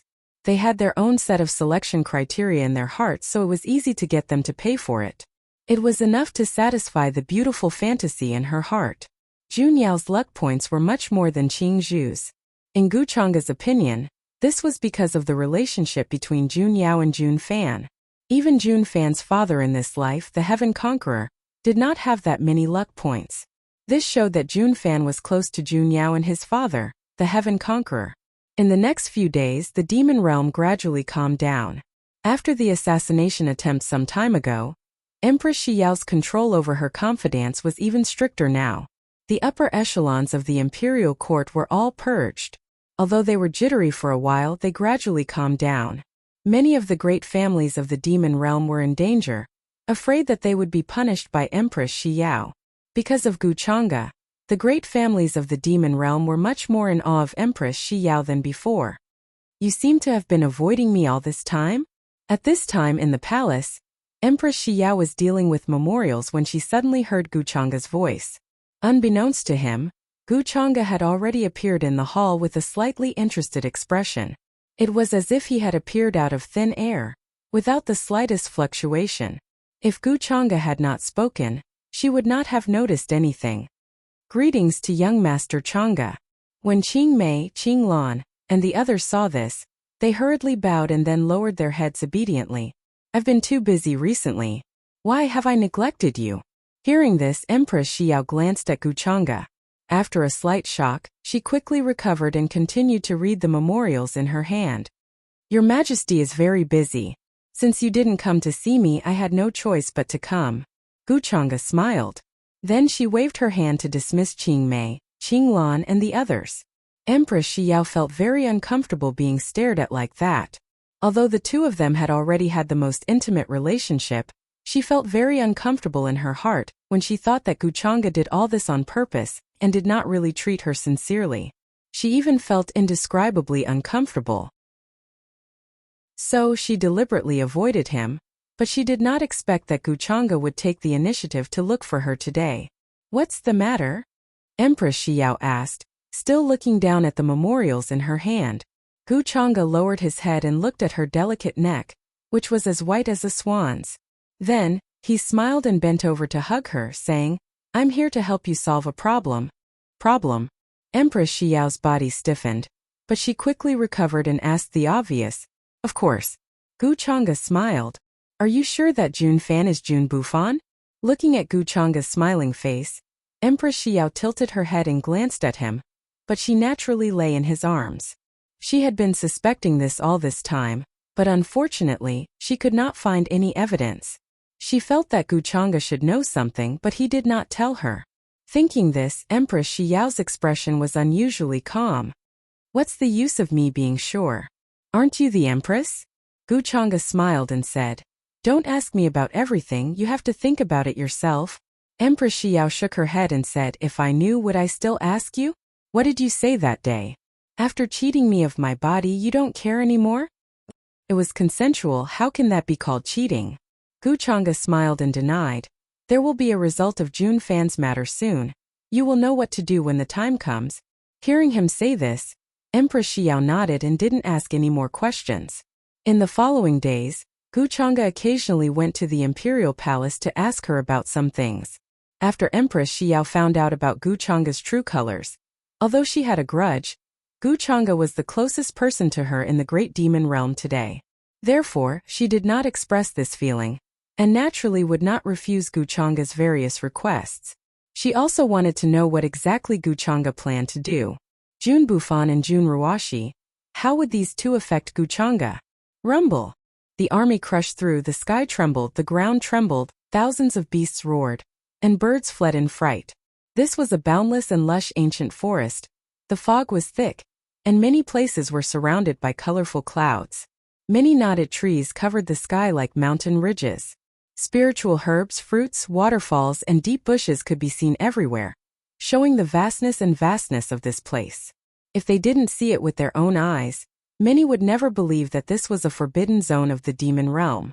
For more than 6,000 years, the creatures who mistakenly entered this place disappeared without a trace, like a stone sinking into the ocean. From the outside, it looked like a sacred place of immortals. Up ahead is the forbidden zone of life. Everyone stay where you are and do not move. The mighty army of the demon realm appeared here, murderous and murderous. The king of Untainted appeared on a mountain peak, looking ahead and said. He was wearing bronze armor, holding a giant axe, and his eyes were shining with light. Many runes intertwined, turning into rolling divinity, with a suffocating pressure. Father, are we really going to clear this place? Beside the king of Untainted, Jun Fan frowned slightly. Looking at the forbidden zone before him, he felt helpless and unwilling. This was the place where his real sister, Jun Ruashi, lived in seclusion. Even though he was reborn, he never came here because he didn't want to disturb Jun Ruashi and involve her in this matter. But now it was not up to him. Even he was sent here to clear out this place. He had no choice. Isn't that obvious? Her Majesty gave the order herself. Plus Jun Bufan may be hiding here. He is the mastermind behind the assassination of the Empress. If we catch him, do you think that our Jun family won't have enough power? The king of Untainted looked at Jun Fan and said meaningfully. His eyes were full of ambition. Staring at the vast ancient forest before him, he seemed to have seen his bright future. Jun Fan fell silent. He had thought of many ways to stop this, but none of them worked. With his current strength, it was impossible to stop Guchanga's will. He didn't believe that Empress Xiao would do such a thing. Guchanga must have ordered it in the name of Empress Xiao. His real purpose was to force him to show himself. He was able to see through all of these reasons very clearly. And now the problem in front of him was how to save Jun Ruashi and prevent her from being caught. 6,000 years ago, my sister was about to enter the quasi-supreme stage. Now that 6,000 years have passed, even if her talent is not as good as mine, she should be a quasi-supreme now. If she wants to escape safely, it will be very troublesome. Jun Fan frowned. Before he was born, his sister was already a saint. After so many years, it was impossible that she hadn't improved at all. To him, Jun Ruashi was much more important than his father, the king of Untainted. In this life, besides Jun Yao, the only person he cared about was Jun Ruashi. That said, it was also a coincidence. The two of them were both his older sisters. Father, I'll take a look around and investigate the situation here. If there's anything strange, send me a message. Then Jun Fan planned to leave the group and enter the forbidden zone from another direction. He wanted to find Jun Ruashi before the king of Untainted. The king of Untainted didn't suspect anything. He nodded and asked, "Do you want to go with the group?" "No, it's more convenient for me to go alone." Jun Fan refused. Without waiting for the king of Untainted's permission, he turned into a rainbow and headed in another direction. The king of Untainted didn't pay much attention to Jun Fan. He ordered the army to set up camp and sent people to observe the situation. After Jun Fan left the group, he turned into a rainbow and headed into the depths of the mountains. Although this was a forbidden zone, there weren't many restrictions. As long as one paid attention to the movements, it was easy to enter. However, just as he was rushing over, a faint ripple suddenly spread out in the void, followed by an inexplicable wave of fluctuation. Who is it? Jun Fan noticed this abnormality and his expression changed slightly. He stopped vigilantly and took out his weapon. It was a snow-white long sword that was circulating with a sharp aura. "Long time no see. Is this how you treat your old friends?" In the void, a fluctuation appeared. Following that, a figure walked out. Her face was enchanting and cold, and she had a shocking charm. "You are Lien Er?" When Jun Fan saw this figure, his expression froze. Then, his eyes widened in disbelief and excitement. "Long time no see. I didn't think you would be here. How did you find me?" However, Jun Fan quickly calmed down. Looking at Bai Lien Er's calm expression, he couldn't help but ask. He didn't think that after 6,000 years, he would meet an old acquaintance like this. But Bai Lien Er's appearance compared to before was completely different. If he wasn't so familiar with Bai Lien Er, he wouldn't have recognized her. This was the weak little girl who used to follow behind him like a shadow. For a moment, Jun Fan's heart was filled with emotions. But what he was more curious about was how Bai Lien Er found him and how she knew his true identity. "Seeing an old friend, you look like this. Jun Bufan, after 6,000 years, you haven't changed at all," Bai Lien Er said indifferently. Her expression was very cold. Jun Bufan frowned. He felt that there was something wrong with Bai Lien Er's attitude. She was like an emotionless ice cube. Then he realized the reason and couldn't help but bitterly smile. He also knew that some things in the past had hurt Bai Lien Er. He didn't take her advice seriously and even listened to Shi Yao's words and maliciously hurt her. Towards this girl who used to be like a sister to him, he actually felt guilty. What happened in the past is in the past. In this world, how can there be a threshold that can't be crossed? "Lien Er, how did you know my identity and how did you find me?" Jun Fan bitterly smiled. Then he remembered something important and couldn't help but ask seriously. Bai Lien Er only sneered at his words. Then she said indifferently, "I'm actually looking for you for a reason. As for how I found you, you'll have to ask yourself." So brazenly trying to assassinate Shi Yao, do you really think everyone is as stupid as her? Jun Fan's expression changed slightly. He wasn't used to Bai Lien Er's mocking tone, but he still understood what she meant. When he tried to assassinate Empress Shi Yao, did Bai Lien Er already know his true identity? "So these days you've been hiding near the Untainted King's residence. Now that you have the chance, you're showing yourself alone?" Jun Fan couldn't help but ask. He quickly understood the cause and effect. He was very curious about why Bai Lien Er came to find him. "Looks like you're not stupid," Bai Lien Er sneered. Then she said indifferently, I need you to help me save my father. Your father. Jun Fan's expression changed slightly. He actually knew that Bai Lianer's father, Bai Kuan, was in Gu Chang's hands. But with his current strength, how could he be Gu Chang's opponent? Not to mention saving Bai Kuan, he couldn't even fight against Gu Chang's will. Unless he overthrew Empress Shi Yao's rule and became the new ruler of the demon realm, everything would be for naught. Thinking of this, Jun Fan's expression changed slightly. He began to feel conflicted. Bai Lianer was his childhood friend and Bai Kuan was an elder who watched him grow up. Logically speaking, he couldn't just leave him in the lurch. But now he couldn't do anything. How could he leave the demon realm and go to the upper realm to save Bai Kuan? Wasn't this forcing him to do something? Don't be in a hurry to refuse. Although you are not Gu Chang's opponent now, it doesn't mean you won't be in the future. Bai Lianer saw his expression and instantly understood his thoughts. She couldn't help but say indifferently at that time, Your father asked my father to give you something when the time is right. But my father was captured by Gu Chang, so he gave it to me and asked me to come to the demon realm to find you and give it to you. Hearing this, Jun Fan's heart trembled. He remembered what the Xianyang demon emperor told him. He said that someone would come to find him and give him something. At this moment, he no longer doubted Bai Lianer's words. No problem. Lianer, don't worry. Your matter is my matter. I can't just leave Uncle Bai Kuan in the lurch. Thinking of this, Jun Fan breathed a sigh of relief and promised. He knew that if he didn't agree, Bai Lianer would definitely not give that thing to him. Hearing this, Bai Lianer nodded with satisfaction. Then she took out a brocade pouch from her sleeve. It looked very simple without any patterns or patterns. The cloth was also very simple. This brocade pouch was the one that Gu Chang gave her. She tried to open it on the way, but found that it also contained a terrifying power. If she forcibly opened it, not only would the brocade pouch be destroyed, but she might also be injured. The moment he saw the brocade pouch, Jun Fan's heart trembled and a strong impulse was born. It was as if this brocade pouch contained something that belonged only to him. This feeling was so strong that it made his expression change. In the end, he revealed a deep surprise. Thank you, Lianer. You did not hesitate to take such a big risk to give this to me. I don't know how to repay you for your kindness, Jun Fan said with a smile. He was about to take it from Bai Lianer, but Bai Lianer sneered and did not give it to him. Instead, she kept the brocade pouch. Lianer, what do you mean? Jun Fan's expression stiffened.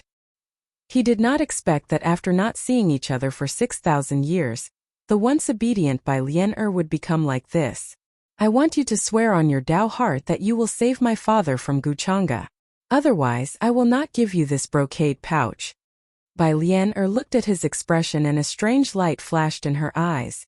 She thought of Gu Chang's order and felt a little pity for Jun Fan. He was played in the palm of the hand and did not know it. Gu Chang already knew Jun Fan's true identity, but Jun Fan did not know. He even thought that he had already won. Hearing this, Jun Fan frowned. He did not expect Bai Lianer to not trust him. However, this also dispelled the last trace of doubt in his heart. Then he swore on his Dao heart. After finishing, Bai Lianer nodded in satisfaction and gave him the brocade pouch. However, Jun Fan did not open the brocade pouch in front of Bai Lianer. Instead, he carefully put it away. Bai Lianer did not care about this. Jun Fan was no longer the foolish brat from 6,000 years ago. Now he had methods and shrewdness. Although he believed her words, he did not believe her as a person. What do you plan to do now? After putting away the brocade pouch, Jun Fan could not help but ask. He found that the current Bai Lianer's aura was very strong. She was at least a quasi-supreme. He naturally had to think of a way to make such an expert work for him. The current me has no plans. I am just waiting for you to save my father, Bai Lianer said coldly. Chapter 409. Hearing Bai Lianer's words, Jun Fan nodded and began to think of an excuse. But at this time, he suddenly felt a subtle change in the surrounding terrain. What is this? Bai Lianer frowned as she also felt the change. Is it you, Bufan? A faint and ethereal voice sounded and then entered Jun Fan's and Bai Lianer's ears. This is Sister Ruashi's voice. Is it you? Sister Ruashi. Hearing this voice, Jun Fan was stunned at first, then joy appeared on his face. He couldn't help but ask.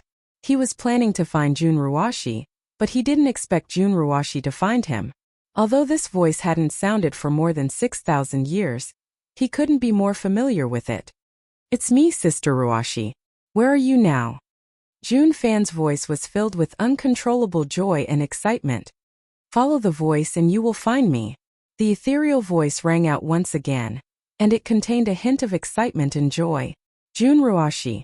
Bai Lian Er's expression changed slightly, then followed behind Jun Fan, following the source of the voice. At this time, in the depths of the life-forbidden zone, there was a low bluestone ancient well.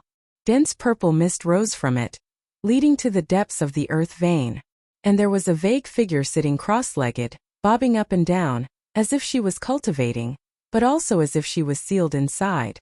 It was a woman, motionless, as if she had no vitality. Her skin was as white as jade, and her white hair covered her face. If there were cultivators here, they would definitely be shocked, because the spring water in this ancient well was a very rare divine spring. It flowed with multicolored light, and the chains of laws intertwined. It was very mystical, and the aura here was extremely chaotic and terrifying. Even if a saint stepped in, they would instantly explode into powder, leaving nothing behind. In addition, this ancient well contained a shocking life aura, as if it was the legendary spring of life. The white-haired woman closed her eyes tightly, motionless, but now it seemed like she was about to open them. Finally, two terrifying rays of divine light shot out from her eyes. They were golden and resplendent, containing exceptional divine might. Buffon, you're finally here. I've been waiting for you for 6,000 years. The woman's gaze became very gentle. However, her body seemed to be unable to move, and she continued to sit cross-legged on the ground. Sister Ruashi, are you in this well? At this moment, Jun Fan's shocked voice drifted in from the outside. He followed the source of the voice and immediately found this place. However, he only saw an ancient well, and didn't see Jun Ruashi's silhouette. Behind him, Bai Lian was holding a translucent image recording stone under her sleeve. She was quietly imprinting the scenes of this place into the image recording stone. She discovered that this ancient well was extraordinary, as if it contained endless life force. Immortal energy rose, to the extent where her cultivation base even showed signs of loosening a bit. One must know that her cultivation was at the peak of the quasi-supreme realm. It had been many years since she had made a breakthrough in this realm. And now, because of this well, he actually felt a mysterious change. This shook her to the core. What was hidden in this well? Was Jun Ruashi hiding among them? I'm here. Buffon, don't go near this place. With your current cultivation base, you can't do this. Hearing Jun Fan's words, Jun Ruashi, who was in the well, spoke. Although she was looking at the void in front of her, her gaze seemed to have landed on Jun Fan's face. I know, sister. Jun Fan nodded, but his heart was still shaken. He also felt the mystery of this ancient well. Soon, he remembered the important matter of coming here, and was about to tell Jun Ruashi to be careful. However, before he could say anything, Jun Ruashi shook her head and said, I already know what you're going to say. They won't be able to find me here. Unless it's someone I want to see, it's impossible for them to find me. When I made the contract with Xiao, it was only to delay her. I know that you have some doubts in your heart, but it's hard for me to explain it to you now. You just need to know that only by opening the death gate with the key can you find Father and personally ask him the truth. There's not much I can tell you. Hearing this, Jun Fan's heart was shaken. Could it be that there's still some unknown secret about what happened 6,000 years ago? He was poisoned to death by Xiao and then reincarnated. Was there a hidden story behind it all? What's that? And the death gate you mentioned, where is it? Jun Fan had too many doubts in his heart and his mind was in a mess. I think Father has already given you the key. As for the death gate, I don't know where it is. Only the person with the key can find it, Jun Ruashi said slowly. Life gate, death gate, could it be that the ancient well you're in is the life gate? Jun Fan couldn't help but ask. He suddenly remembered that he once heard his father say, enter the death gate, exit the life gate. At that time he had specially asked him, But his father only smiled and didn't explain. From the looks of it, these two matters seemed to be closely related. Hearing this, Jun Ruashi nodded and said, "You're right. Now that I'm in charge of guarding the life gate, I can't leave this place before it opens. There's not much time left for me. You need to find father quickly. He should have something important to tell you." Hearing this, Bai Lian-er's heart was even more strange. She knew that there were two gates in the demon realm. One was the life gate and the other was the death gate. These two gates were set up by the most ancient demon realm supreme beings. There were countless mysterious formations inside, and ordinary people would die without a doubt if they accidentally entered. And these two gates were related to the biggest secret of the demon realm. She was suddenly very curious. Jun Ruashi obviously knew something. Now it seemed that there was a hidden story behind the disappearance of the 6 emperors. In other words, her father's escape for so many years and even the death of her mother were actually related to the 6 emperors. Moreover, her father foolishly regarded the Shenyang demon emperor as a brother, and helped him keep the brocade pouch for more than 6,000 years. In the end, he even asked her to give it to Jun Bufan. These 6,000 years of hiding and being hunted was really ironic. Thinking of this, Bai Lian-er's expression became even colder. Then, Jun Fan and Jun Ruashi began to talk about their experiences over the years. Bai Lian-er looked at all this coldly, and the jade hand that held the image recording stone tightened. She was a little worried that Jun Ruashi would notice. Fortunately, the jade pendant left by her father was finally reliable, and did not let Jun Ruashi notice her secret actions. Bai Lian-er's eyes were gloomy. Just a moment ago, Jun Fan was still hesitating whether to save her father, and did not consider the cause of this matter at all. Compared to Guchanga's indifference and hypocrisy, Jun Fan made her feel more disgusted. Then Jun Fan and Jun Ruashi parted ways and went to find the untainted king. Bai Lian-er followed his request and hid in the void, not showing herself. At the same time, she created a dharma body and handed the image recording stone to Guchanga, completing the task that Guchanga had asked her to do. Naturally, the task of clearing out this life-forbidden zone did not succeed. The untainted king led a large army and searched inside and out, but did not find any trace of Jun Ruashi and Jun Bufan. In the end, he could only return empty-handed. He felt that Jun Ruashi and Jun Bufan had already heard the news and had already escaped before he came here. Although disappointed, he was not surprised. After all, the two were not stupid. How could they stay there and wait for others to kill them? However, Jun Fan did not return to the imperial capital with the army. He planned to find the Gate of Death first. According to Jun Ruashi, his father gave him the key to open the Gate of Death. Only with this key he could find the Gate of Death. As for where the key was, he already had a guess in his heart. During this process, he opened the brocade pouch that the Shenyang demon emperor left for him. After learning the message in it, he was stunned for a long time, unable to come back to his senses. In the end, his mood was very complicated, and his heart was full of mixed feelings. Rejoice, anger, unwillingness, confusion, all kinds of feelings. In the end, he let out a long sigh. If everything was just a misunderstanding like what the brocade pouch said, then what was the point of his revenge? Your Majesty, I led the army to clear out this life-forbidden zone for a week, but did not find any trace of Jun Ruashi and Jun Bufan. I suspect that they have already escaped and did not choose to stay there. I was too late. Please forgive me, Your Majesty. In the magnificent palace, the untainted king, who had returned from the life-forbidden zone, was now reporting the result of the matter. Empress Shiyao, in a phoenix robe, was sitting on the head of the table. Hearing his words, her face was very gloomy. She seemed to be angry, but more than that, she was cold.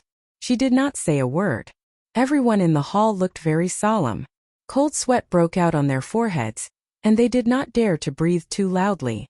They felt that Empress Shiyao was not in a good mood. Even the Grand Tutor, the Duke Guarding Marshal, and the others were silent, waiting for the development of the situation. Cold sweat also broke out on the untainted king's forehead. In his opinion, it was because of his incompetence that the Empress was angry. Guards, take the untainted king and put him in prison. At the same time, capture everyone in his residence. Kill anyone who disobeys without mercy. The next moment, Empress Xiao's cold voice suddenly sounded, containing undeniable iron blood and murderous intent. Boom! Hearing this, everyone in the hall was stunned. Then, with a boom in their heads, they felt as if they had been hit by a huge bell. Their minds went blank. Their eyes widened and their expressions changed dramatically. They could not believe that the Empress had said this herself. After all, the untainted king was her most capable subordinate. Like a sharp blade, he was invincible and had swept away many obstacles for her. Empress Xiao's achievements today could be attributed to the untainted king. But now, she was going to punish the untainted king for such a small matter? And the whole residence was in trouble? This kind of punishment has only happened a few times in the past 6,000 years. It was also the crime of colluding with the 5 emperors. Could it be that the untainted king was using this as an opportunity to teach him a lesson? Your Majesty, I don't know. The Heaven Conqueror's expression changed drastically. He almost doubted if he had heard it wrong. If he were to be punished because of such a small matter, it would be unreasonable no matter what. See for yourself. Empress Xiao seemed to have regained her composure. Hearing this, she threw a crystal-clear photographic stone before the untainted king. Confused, the untainted king picked it up and inserted his spiritual energy. However, the moment he saw the image, he realized what was going on. With a whoosh, all the blood drained from his face. Clang! His fingers trembled. He couldn't hold the photographic stone steady and it fell to the ground. How is this possible? The untainted king's voice shook. He couldn't believe his eyes. With his cultivation level, he naturally knew whether the image in the stone was real or not. This scene caused everyone in the hall to go silent like cicadas in winter. Just now, someone saw the image. Although it was just a flash, they saw it clearly and knew what it meant. After the shock, they looked at the untainted king with sympathy, emotion, and other complicated expressions. How did things become like this? The Grand Tutor sighed. Who would have thought that the third son of the untainted king, Jun Fan, had such an identity? This was simply frightening to think about. What else do you have to say? Empress Xiao's expression was cold. You have disappointed me. The untainted king looked dispirited and incredulous. In the end, he could only laugh bitterly and fall to the ground. Whether this had anything to do with him or not, the foundation he had built for thousands of years was destroyed. Your humble servant is also completely unaware of this matter. Even now, the untainted king's mind was still a little dazed and in disbelief. The true identity of his third son was Jun Bufan, the son of the Xianyang emperor from 6,000 years ago. This news was too shocking. In the hall, the ministers had different expressions. They never expected this to be involved. No wonder Jun Ruashi disappeared in the Forbidden Zone. It seems that Jun Bufan informed her. Everyone was shocked. They felt that Jun Fan had hidden too deeply. He had hidden this for so many years. It seemed that the assassination attempt on Empress Xiao was also orchestrated by Jun Fan. Everyone felt a chill run down their backs. If Empress Xiao hadn't suddenly produced evidence today, they would probably still be in the dark. Then the untainted king was taken away. As a quasi-supreme existence, he could definitely break free if he wanted to. But if he did, he would really be in cahoots with Jun Bufan. So he didn't dare to act rashly and obediently let himself be locked up. What happened today is not allowed to spread. Those who disobey will be punished according to the crime of collusion. Empress Xiao coldly glanced at everyone, then got up and left the hall. Farewell, Your Majesty. The Grand Tutor and others all smiled bitterly and looked at each other. They didn't dare to disobey Her Majesty's order. If this news spread, it would cause a huge commotion. But everyone in the untainted king's residence being locked up was no small matter. Those who were observant would definitely figure it out. At the same time, in another side hall, Gu Chang'e was leisurely drinking tea, looking quite leisurely. In front of him stood a blurred figure. In appearance, it looked no different from Bai Lian. It was a strand of her law doppelganger. She was answering Gu Chang'e. This is what happened. If you don't believe me, I can't do anything. Bai Lian's law doppelganger said lightly. She was also the one who brought back the image recording stone. Miss Lianer is joking. Why wouldn't I believe you? Gu Chang'e heard this and smiled. Life gate, death gate key. It seems that the secret of the demon realm will soon surface. If Jun Bufan is smart, he should realize that you betrayed him. But I've already told Shi Yao to forbid the officials from spreading this matter. It should be able to be kept a secret for a while.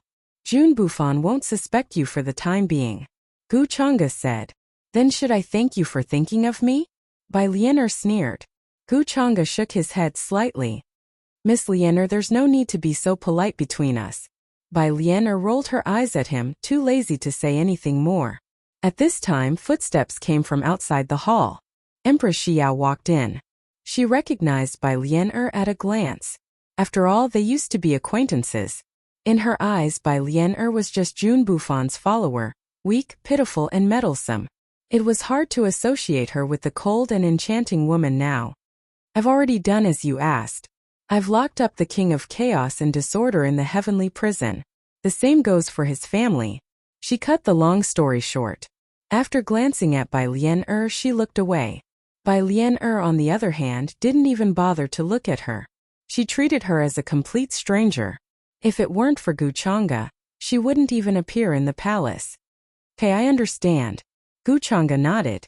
He didn't explain anything. Empress Xiao was a little confused, but she didn't ask. From her perspective, the King of Chaos and Disorder definitely didn't know Jun Fan's real identity.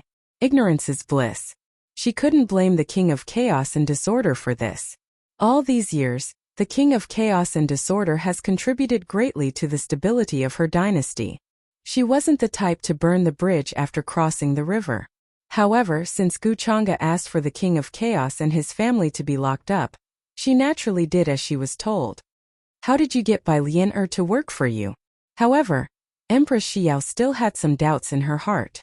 As far as she knew, Bai Lianer and Jun Bufan's relationship was like that of siblings. How did Bai Lianer betray Jun Bufan and act as a spy for Gu Chang'e? How did he give her that recording stone? Of course it's because Miss Lianer is smart and rational. You don't want to help the tyrant, Gu Chang'e replied with a smile. Of course it's because this guy threatened me with my father's life. Bai Lianer chuckled and interrupted Gu Chang'e. She looked at Empress Xiao. Otherwise, do you really think I'd help you out of kindness? When Empress Xiao heard this, she looked like she had expected this.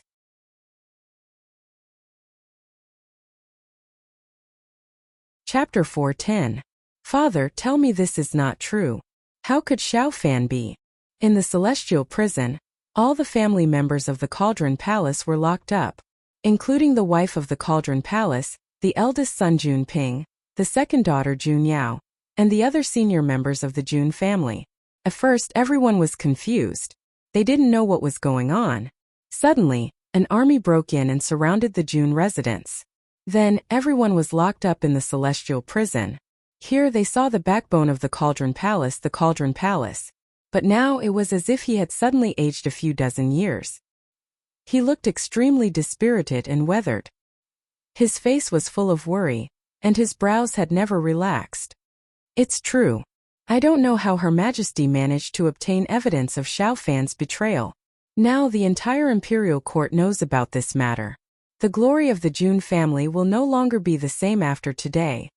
The Cauldron Palace looked at Jun Yao and sighed. His face was full of frustration and helplessness. Until now, his head was still in a daze. He hadn't reacted yet. What happened today was too big of a blow for him. The King of Chaos and Disorder felt both helpless and angry. He did not expect Jun Fan to be plotting to assassinate the Empress behind their backs. Once this was exposed, the Cauldron Palace would be put to death. How is that possible? Xiao Fan admires the Empress. How could he do such a thing? Could there be some kind of misunderstanding? Jun Yao's face was pale. Her voice trembled. She couldn't believe it when she got the answer. In her mind, Jun Fan was a confident and steady young man. Sometimes he was a bit arrogant. But with his talent and cultivation, it was nothing. It was impossible for him to do such a thing, especially when he was hiding it from everyone. Xiao Fan hid it from me so well. Jun Fan's elder brother Jun Ping also sighed deeply. In terms of appearance, he was like the Cauldron Palace.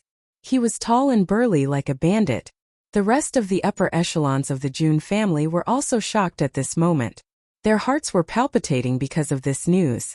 Before this, they had never thought that Jun Fan's hidden identity was actually Jun Bufan, the son of the former Xianyang demon emperor. Many people couldn't help but feel resentment towards Jun Fan. He actually didn't care about them in the slightest when it came to such a big matter that involved the entire clan. It was no wonder that Jun Fan had not returned to the imperial city this time, and had instead found an excuse to leave. It seemed that he had long since known of this reason and had used it as an excuse to avoid disaster. Of course, there were also many people who guessed that the real Jun Fan was already dead, and that the one occupying his body now was actually a person from more than 6,000 years ago. What's done is done. There's no need to say more. Now let's see how Her Majesty the Empress deals with this. If her anger subsides, perhaps she will release us. I think Her Majesty the Empress was also momentarily enraged by this matter. My loyalty to her can be witnessed by the sun and the moon. Her Majesty is not an unreasonable person. The untainted heavenly king waved his hand and calmed everyone down. However, he was not sure what Empress Xiao's final attitude would be. After all, the implications of this matter were too great. If it wasn't for Guchanga's sudden arrival in the Yao realm, Her Majesty's life would have been in danger. Of course, the untainted heavenly king's heart was filled with anger because of Jun Fan's betrayal and concealment. If this matter was discovered, it would definitely bring calamity to the entire clan. In just one day, how did things suddenly become like this? Jun Yao's lips were white as she clenched her fists. She was still calmly tending to the flower tea she had planted. She planned to wait until the next time she saw Guchanga and let him taste it. Now that she was in prison, she didn't know how things would unfold next. From the honorable daughter of the untainted heavenly king to a lowly prisoner, life and death uncertain. This huge difference made her feel a little lost for a moment. However, she was not an ordinary person. She quickly calmed herself down and felt that there was no point in being anxious about this kind of thing. She didn't want to blame Jun Fan. From his usual behavior, Jun Fan didn't show any abnormalities. How did he suddenly become the son of the Xianyang demon emperor, Jun Bufan, who had been dead for 6,000 years? Just as everyone in the Jun family was worried, the sound of footsteps suddenly came from outside the prison. The faces of all the prison guards changed. They all lowered their heads with a respectful expression. A man in black walked over. His temperament was aloof and mysterious, with an innate air of nobility. Young Lord Chang'e. Jun Yao's face was slightly shocked. She didn't expect to see Guchanga here. Could it be that he came to visit her in the prison after finding out about this matter? Thinking of this, Jun Yao's heart couldn't help but beat faster. Her face was a little shy. Many people of the Jun family also looked at this scene in shock. Then they all bowed and said, "Greetings to young Lord Chang'e. Greetings to young Lord Chang'e." The untainted heavenly king's face was also full of joy. He hurriedly bowed. Guchanga actually came here. In his opinion, it was definitely related to his daughter Jun Yao. It seems that some time ago, after his daughter came in contact with Guchanga, she really did win his favor. She actually let Guchanga personally come to this place to visit her. This made the untainted heavenly king feel hopeful. In today's demon realm, if there was one person who could save him, it would definitely be Guchanga. Even the Grand Tutor who taught Her Majesty since young would never dare to touch Her Majesty's bad luck at this juncture. But Guchanga was different. He had a close relationship with Empress Xiao. He was also Empress Xiao's savior. If he personally came forward, Empress Xiao would definitely agree. "Young Lord Chang'e, why are you here?" Jun Yao's jade face was blushing. She looked at him a little shyly. Guchanga gently nodded. Her gaze swept across the many members of the Jun family, and her face seemed to have understood something. She then said to her, "I just found out about this from Xiao. I thought it was some kind of misunderstanding, but I also saw that recording stone." At this point he sighed and didn't continue. The Jun family members' expressions darkened. Of course, they knew what Guchanga meant. If even he said so, then the fact that Jun Fan was the son of the Xianyang demon emperor was probably a fact that couldn't be changed. Jun Yao's expression was also a little sad. She shook her head and said, "I'm sorry to have made young Lord Chang'e worry." Guchanga slightly shook his head. "Miss Jun Yao, you don't have to be so polite. You don't have to worry. I believe that after Xiao's anger subsides, She will let you all out. Hearing this, the Jun family members relaxed. The untainted Heavenly King also showed a look of joy. Since even Gu Chang'e personally said so, then Empress Xiao would definitely let them go in the end. Yes. I've troubled young Lord Chang'e. You actually came to tell me personally about this. Hearing Gu Chang'e say so, Junyao's heart calmed down. Her voice was a little shy, and her face was a little red. I don't want you to worry too much. Don't worry. With me here you all will be fine. Gu Chang'e smiled. After that, he slightly nodded to the untainted Heavenly King and the others, then turned and walked out of the prison. He didn't stay for long. Yes, because of Gu Chang'e's words, Junyao's heart thumped. Her head was dizzy. She stared blankly at Gu Chang'e until he was gone. Only then did she come back to her senses. It's all thanks to you, Yao. If it wasn't for you, I really don't know what to do this time. Tell me, how far have you and young Lord Chang'e reached that he actually came to visit you personally? Yao, why didn't you tell me about such an important matter before? The untainted Heavenly King looked at Junyao with a face full of joy. In his opinion, although Junyao's temperament was usually a little arrogant, her beauty was unmatched. However, there was absolutely nothing to say about her appearance. In such a large imperial capital, aside from Her Majesty the Empress, the only person who could stand shoulder to shoulder with her was Song Yuwei. Moreover, he heard that Gu Chang'e liked to drink tea. Junyao had a deep understanding of this field. It was impossible for her to win Gu Chang'e's favor. Hearing this, Junyao panicked a little. Father, what are you talking about? I only have some knowledge in the field of tea. Coincidentally, young Lord Chang'e is interested in this field. It's not what you think. Otherwise, with my beauty, how could I enter young Lord Chang'e's eyes? Although she said so, she was still a little happy in her heart. In this regard, the untainted Heavenly King just smiled indifferently. I know you're a thin-skinned girl. But if your relationship with young Lord Chang'e is closer, that would be even better. If Junyao could become his concubine, even if he didn't become the untainted Heavenly King, in this big demon world, the Jun family would be able to become one of the most powerful families in an instant. Even Empress Xiao would have to give him some face. Of course, this kind of thing he could only think about it. With Junyao's status, even if she wanted to climb up the social ladder, she wasn't qualified. What he was thinking was that if Junyao had a relationship with Gu Chang'e and left his flesh and blood behind, with the power and influence of the longevity Gu family, they would definitely not let their direct descendant wander outside. In this way, the Jun family would naturally be able to climb up the social ladder. At this moment, everyone in the Jun family was looking at Junyao with envy. From Gu Chang'e's attitude towards her just now, it was enough to show that Junyao was not light in his heart. Otherwise, with Gu Chang'e's status, how could he come to this kind of place and tell Junyao not to worry? Outside the prison, Empress Xiao had been waiting for Gu Chang'e for a long time. Seeing him come out, she couldn't help but ask, "Are you planning to use the Jun family to find Jun Bufan?" She finally saw through Gu Chang'e's intentions. Gu Chang'e glanced at her and said casually, "No, the Jun family can't find Jun Bufan. Even if he knows about this, he won't care." Do you think Jun Bufan cares about the life and death of the Jun family? Hearing this, Empress Xiao nodded thoughtfully and said, "Then what is your purpose in doing this? If Jun Bufan cared about the life and death of the Jun family, he naturally wouldn't use this identity to plot and try to assassinate her. My purpose in doing this is naturally to help you solve your problem." Gu Chang'e smiled. Empress Xiao stared at him and didn't ask any more questions. Since Gu Chang'e didn't want to say more, it was useless for her to ask. Moreover, Gu Chang'e's capture of Jun Bufan was indeed helping her solve her problem. The news of the Heavenly King Pingluo's family being imprisoned caused an uproar in the imperial capital. Many people guessed that the Heavenly King Pingluo was incompetent and was suppressed by the Empress. However, this kind of thing didn't cause much of a stir in the 9 realms of the demon realm. It was just like a small stone thrown into a lake, stirring up a small wave and calming down very quickly. In the next few days, Gu Chang'e would visit Junyao from time to time in the prison, making her feel that he was very concerned about her situation. Everyone in the Jun family was grateful and relieved.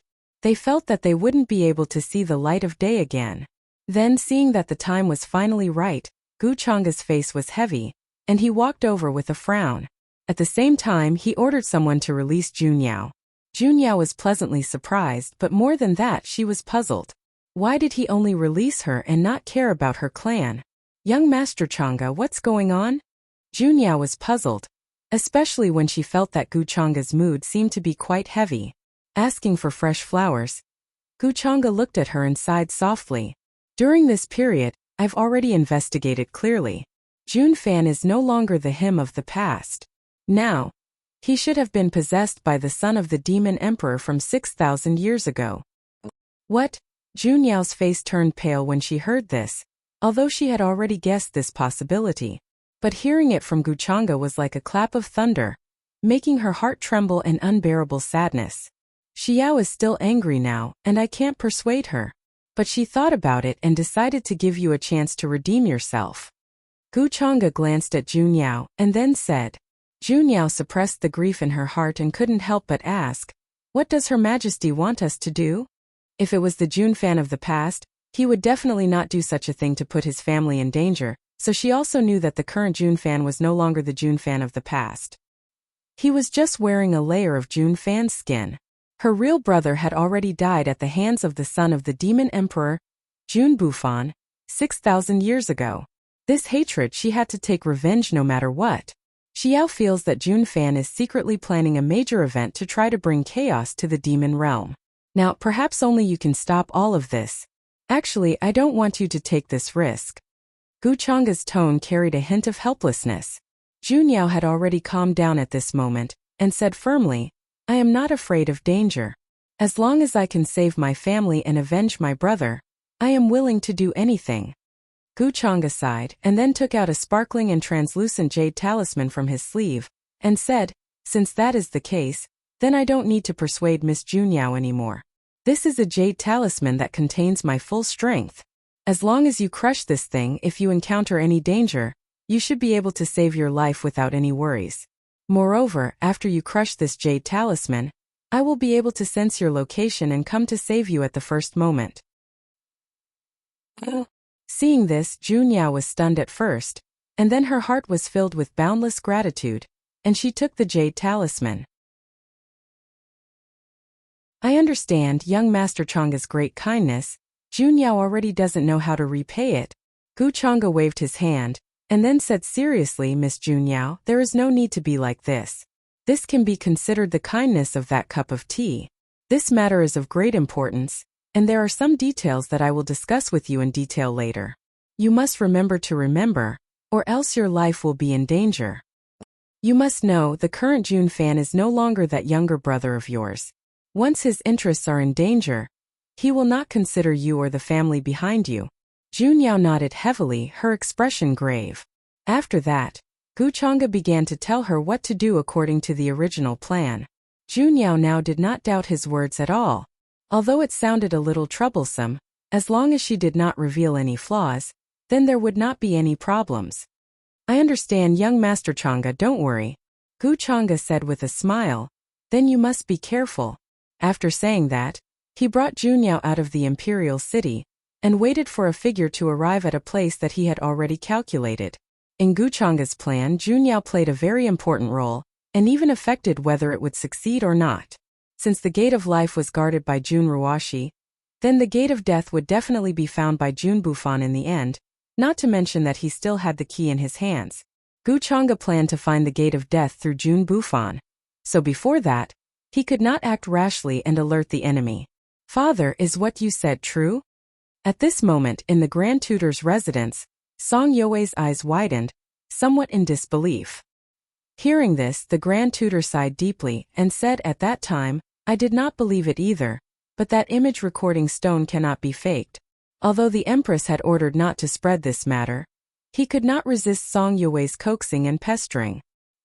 He could only tell this to her. However, Song Yue was very smart, and would not casually spread this kind of thing, so he was quite assured.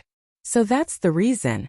Song Yue still did not dare to believe, and her expression was absent-minded. She was somewhat hesitant and conflicted in her heart, and in the end she sighed deeply. Just a moment ago, she received a message from Jun Fan saying that he had found a ruin and invited her to go with him. Song Yue had a deep understanding of formations and runes, and her attainments in the study of antiques and ruins were also not shallow. She was also very interested in these things. Many times Jun Fan would invite her to go with him. But now, suddenly hearing this news really shocked her, and for a moment her mind was in a mess, and she did not know what to do. Jun Fan was actually Jun Bufan, the son of the demon emperor 6,000 years ago, the fiancé who was poisoned to death by the empress. Some time ago, the assassination on the peak of the Holy Mountain was actually planned by Jun Fan, and now the palace of the Peacemaker was implicated because of him. No wonder she always felt that Jun Fan's expression was a little strange, so there was a reason behind it. Father, I will not tell anyone about this, but I have to go out for a while. Then Song Yue calmed down and looked at the Grand Tutor. She decided to go find Jun Fan and personally ask him the reason. She did not believe that Jun Fan was an evil person. Now the demon realm was peaceful, stable, and prosperous. Her Majesty could be said to have contributed greatly. Did Jun Fan really intend to destroy all of this? Or was it just to take revenge on Her Majesty from 6,000 years ago? There were many things she had to ask Jun Fan personally. The Grand Tutor frowned. Looking at Song Yue's expression, he vaguely guessed her thoughts. Song Yue and Jun Fan were close friends, and it was impossible for her not to be worried and not to care about such a big thing.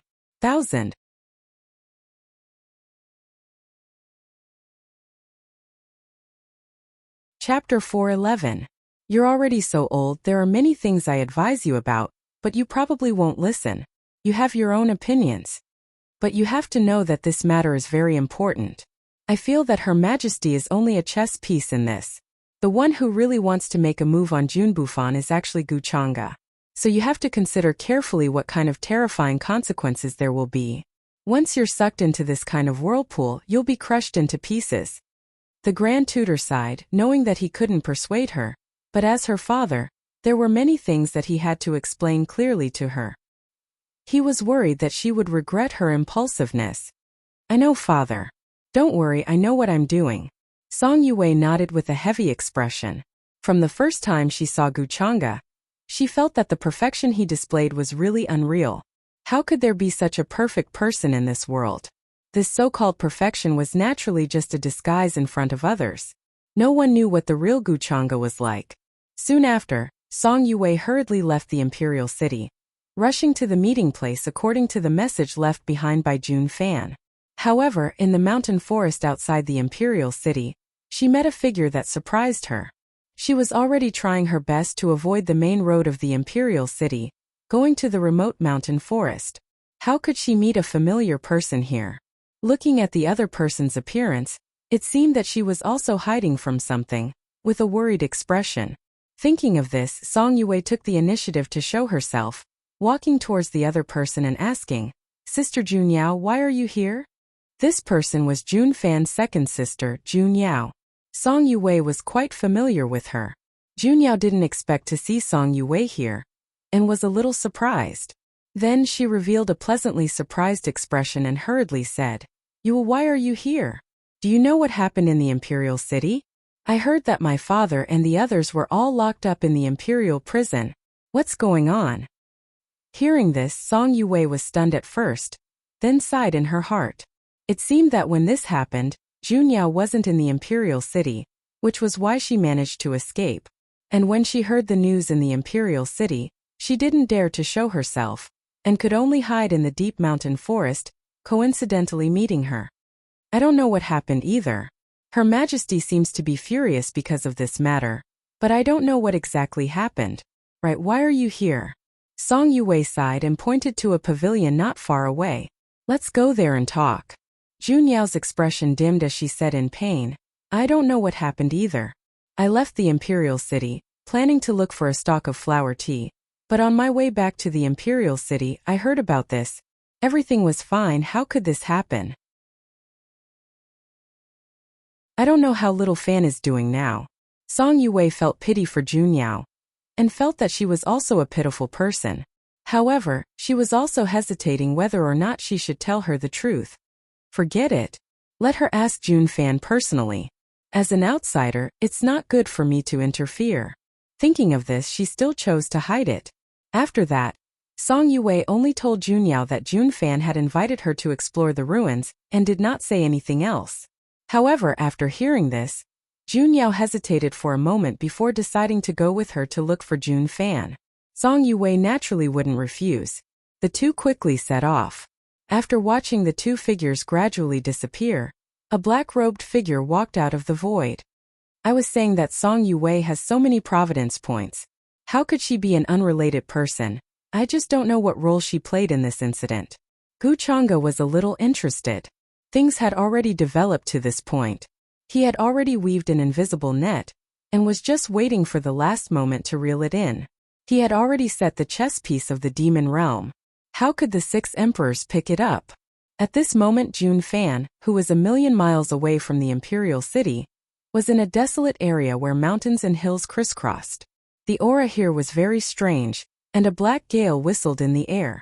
The monstrous black gale swept over, and the fog was heavy and boundless, covering the heaven and earth.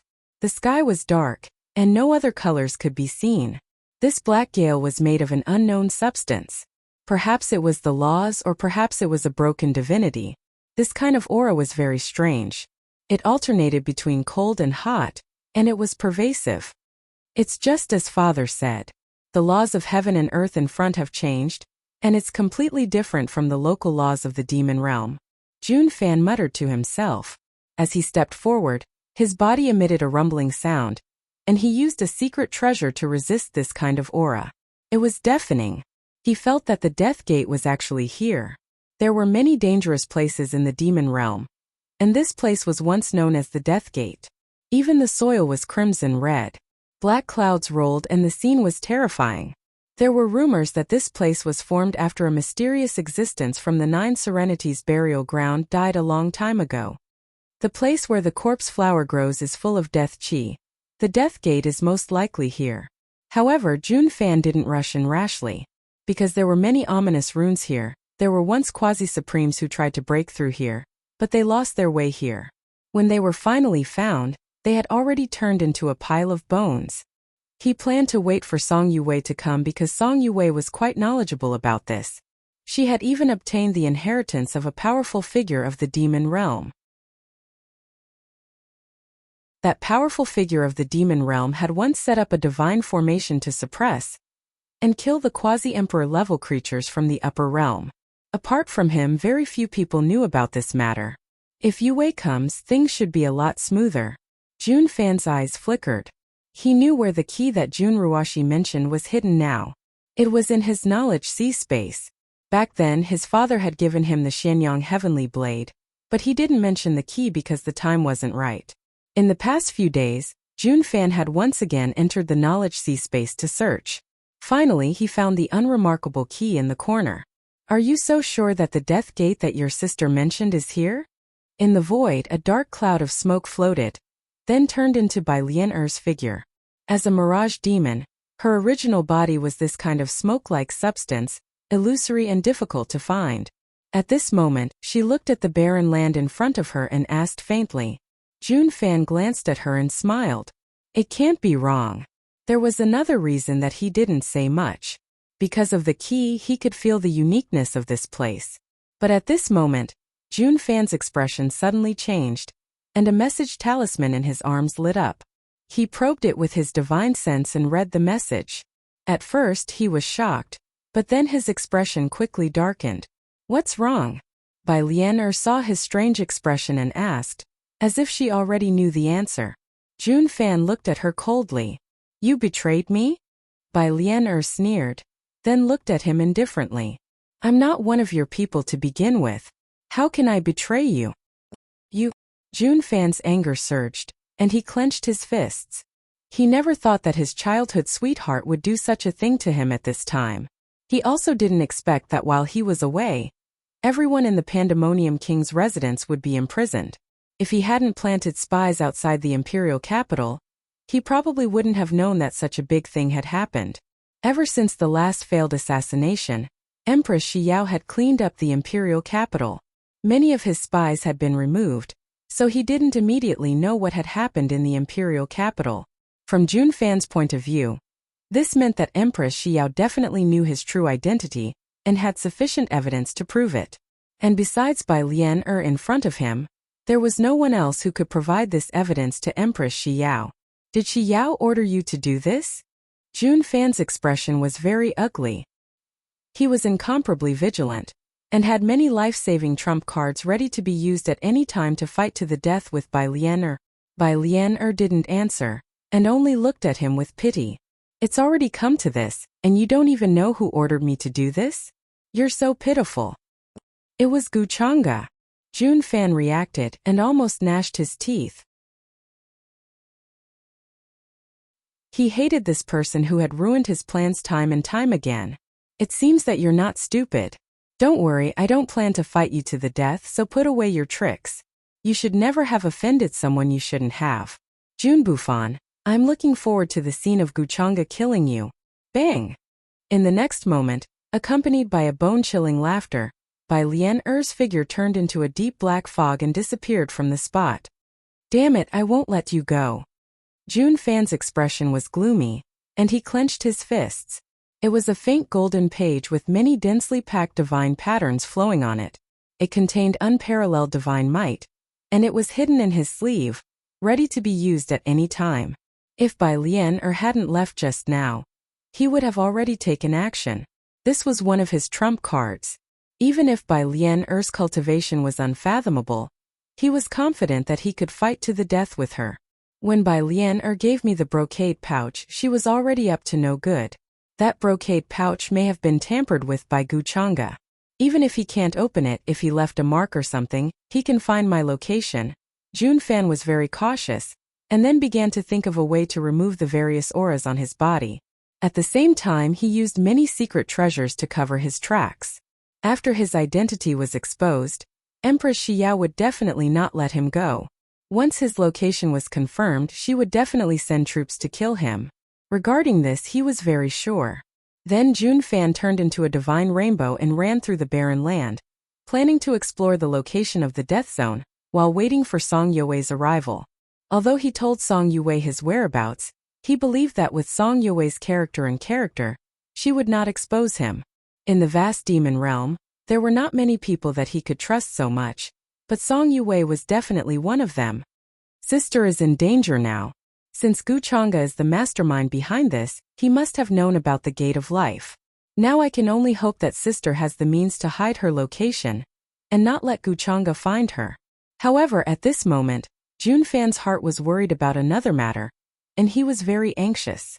The location of the Gate of Life is indeed extraordinary.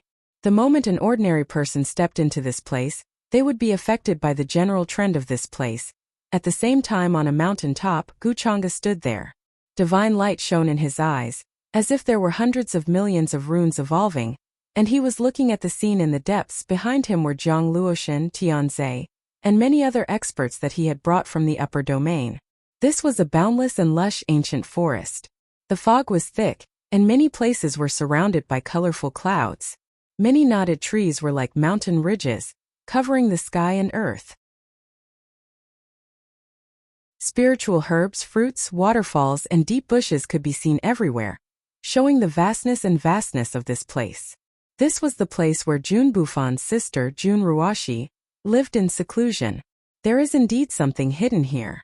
It seems that the change in fate of the demon realm is closely related to the disappearance of the 6 emperors.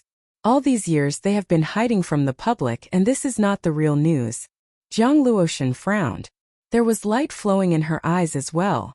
She was using the method of the Divine Void clan to investigate this place. Princess, I think we can search this place one by one. I don't believe we can't find the mysterious location even if we turn this place upside down. Behind Zhang Luoshan, a strong man of the Divine Void clan spoke. He didn't think this ancient and vast mountain ridge could stop them. Zhang Luoshan said calmly, if it were so simple, Gu Chang'e would have done it long ago. Why would he wait until now? Gu Chang'e looked away from her. He glanced at her and said, it's not that simple. It's a pity that we didn't catch that guy called Jiang Chan. Otherwise, with him here, it would have been much more convenient. He was telling the truth. With his current ability, he could only sense that this place was unusual at most. Every inch of the land here had been deployed with an ancient divine formation. The divine power was vast, and the runes were faintly discernible. It contained dreadful power. At this moment, they needed a treasure-seeking mouse to explore the way. It was a pity that Zhang Qian was on the run in the upper realm. Otherwise, Guchanga would have caught him to lead the way. I don't believe you don't have a solution, Zhang Luoshan said, glancing at him. I think you just find it troublesome. Guchanga smiled. He said, looks like you know me well. I do have a solution. After all, you're here. If there's no other way, I can throw you away. I can see where the tactical formations are. Zhang Luoshan stared at him coldly. If looks could kill, she would have killed Guchanga many times. Buzz. At this moment some fluctuations came from the void. Then everything became blurry. A black fog appeared. Bai Lian walked out of it. Looks like Jun Bufan already knows? Guchanga asked casually, glancing at her. He knows, Bai Lian said calmly. Okay. Lead the way. Guchanga nodded. He did have a way to find the way. Bai Lian had followed Jun Bufan here. Because of many formation patterns, it was difficult to find the exact location. However, as long as he knew the general direction, he could find the hiding place by narrowing down the range. Hearing this, Bai Lian didn't waste any more words. Her figure moved, and with a bang she turned into a cloud of fog and flew forward. Guchanga followed her. The runes in his eyes were shining. They turned into black and white lights that looked like the reincarnation cycle. He was inspecting the changes of the formation patterns. Since that well is where the gate of life is, that's where the vitality converges. In this way, it's not difficult to find. Under the manifestation of reincarnation, the scenery of this place was clearly displayed. The rules of the universe, the direction of the terrain, the flow of luck, the convergence of vitality. Guchanga didn't walk fast. He was following Bai Lian. However, he felt that as he walked, the aura here was constantly changing. The other party should have noticed his arrival, and was trying to stop him and hide their own aura. If you rashly enter this place, you'll definitely get lost. Zhang Luoshan noticed this change and couldn't help but frown.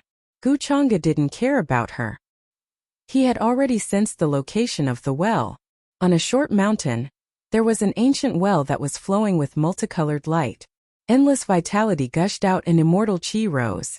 As the most difficult gate of life to find in the demon realm, there were many strange movements here at this moment. Strands of light emerged from it and transformed in the void. A white-haired woman sat cross-legged in the ancient well. Her white hair was like a waterfall covering her face. She didn't move. Her whole body had a kind of immortal charm, ethereal, as if she was carved out of flawless ivory. Even her long dress was purer than snow, without a trace of impurity. It was Jun Ruashi. At this moment, Jun Ruashi's brows were tightly furrowed. Her eyes seemed to be about to open as she felt a terrifying aura approaching. She couldn't see the other party's appearance clearly, but she felt that the other party was extremely terrifying. The aura was incomparably chaotic and majestic, but it also had an endless order that made one's heart palpitate. Under the brilliant majesty, she actually had the illusion that she was an ant. This was the first time she encountered such a feeling.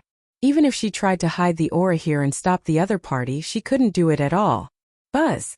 Her tightly closed eyes finally opened, trying to see the other party's appearance clearly. I've come from millions of miles away. Miss Ruashi, are you not going to show yourself? However, at this moment, a voice suddenly sounded above the ancient well. Jun Ruashi's calm expression changed, and a chill ran down her spine.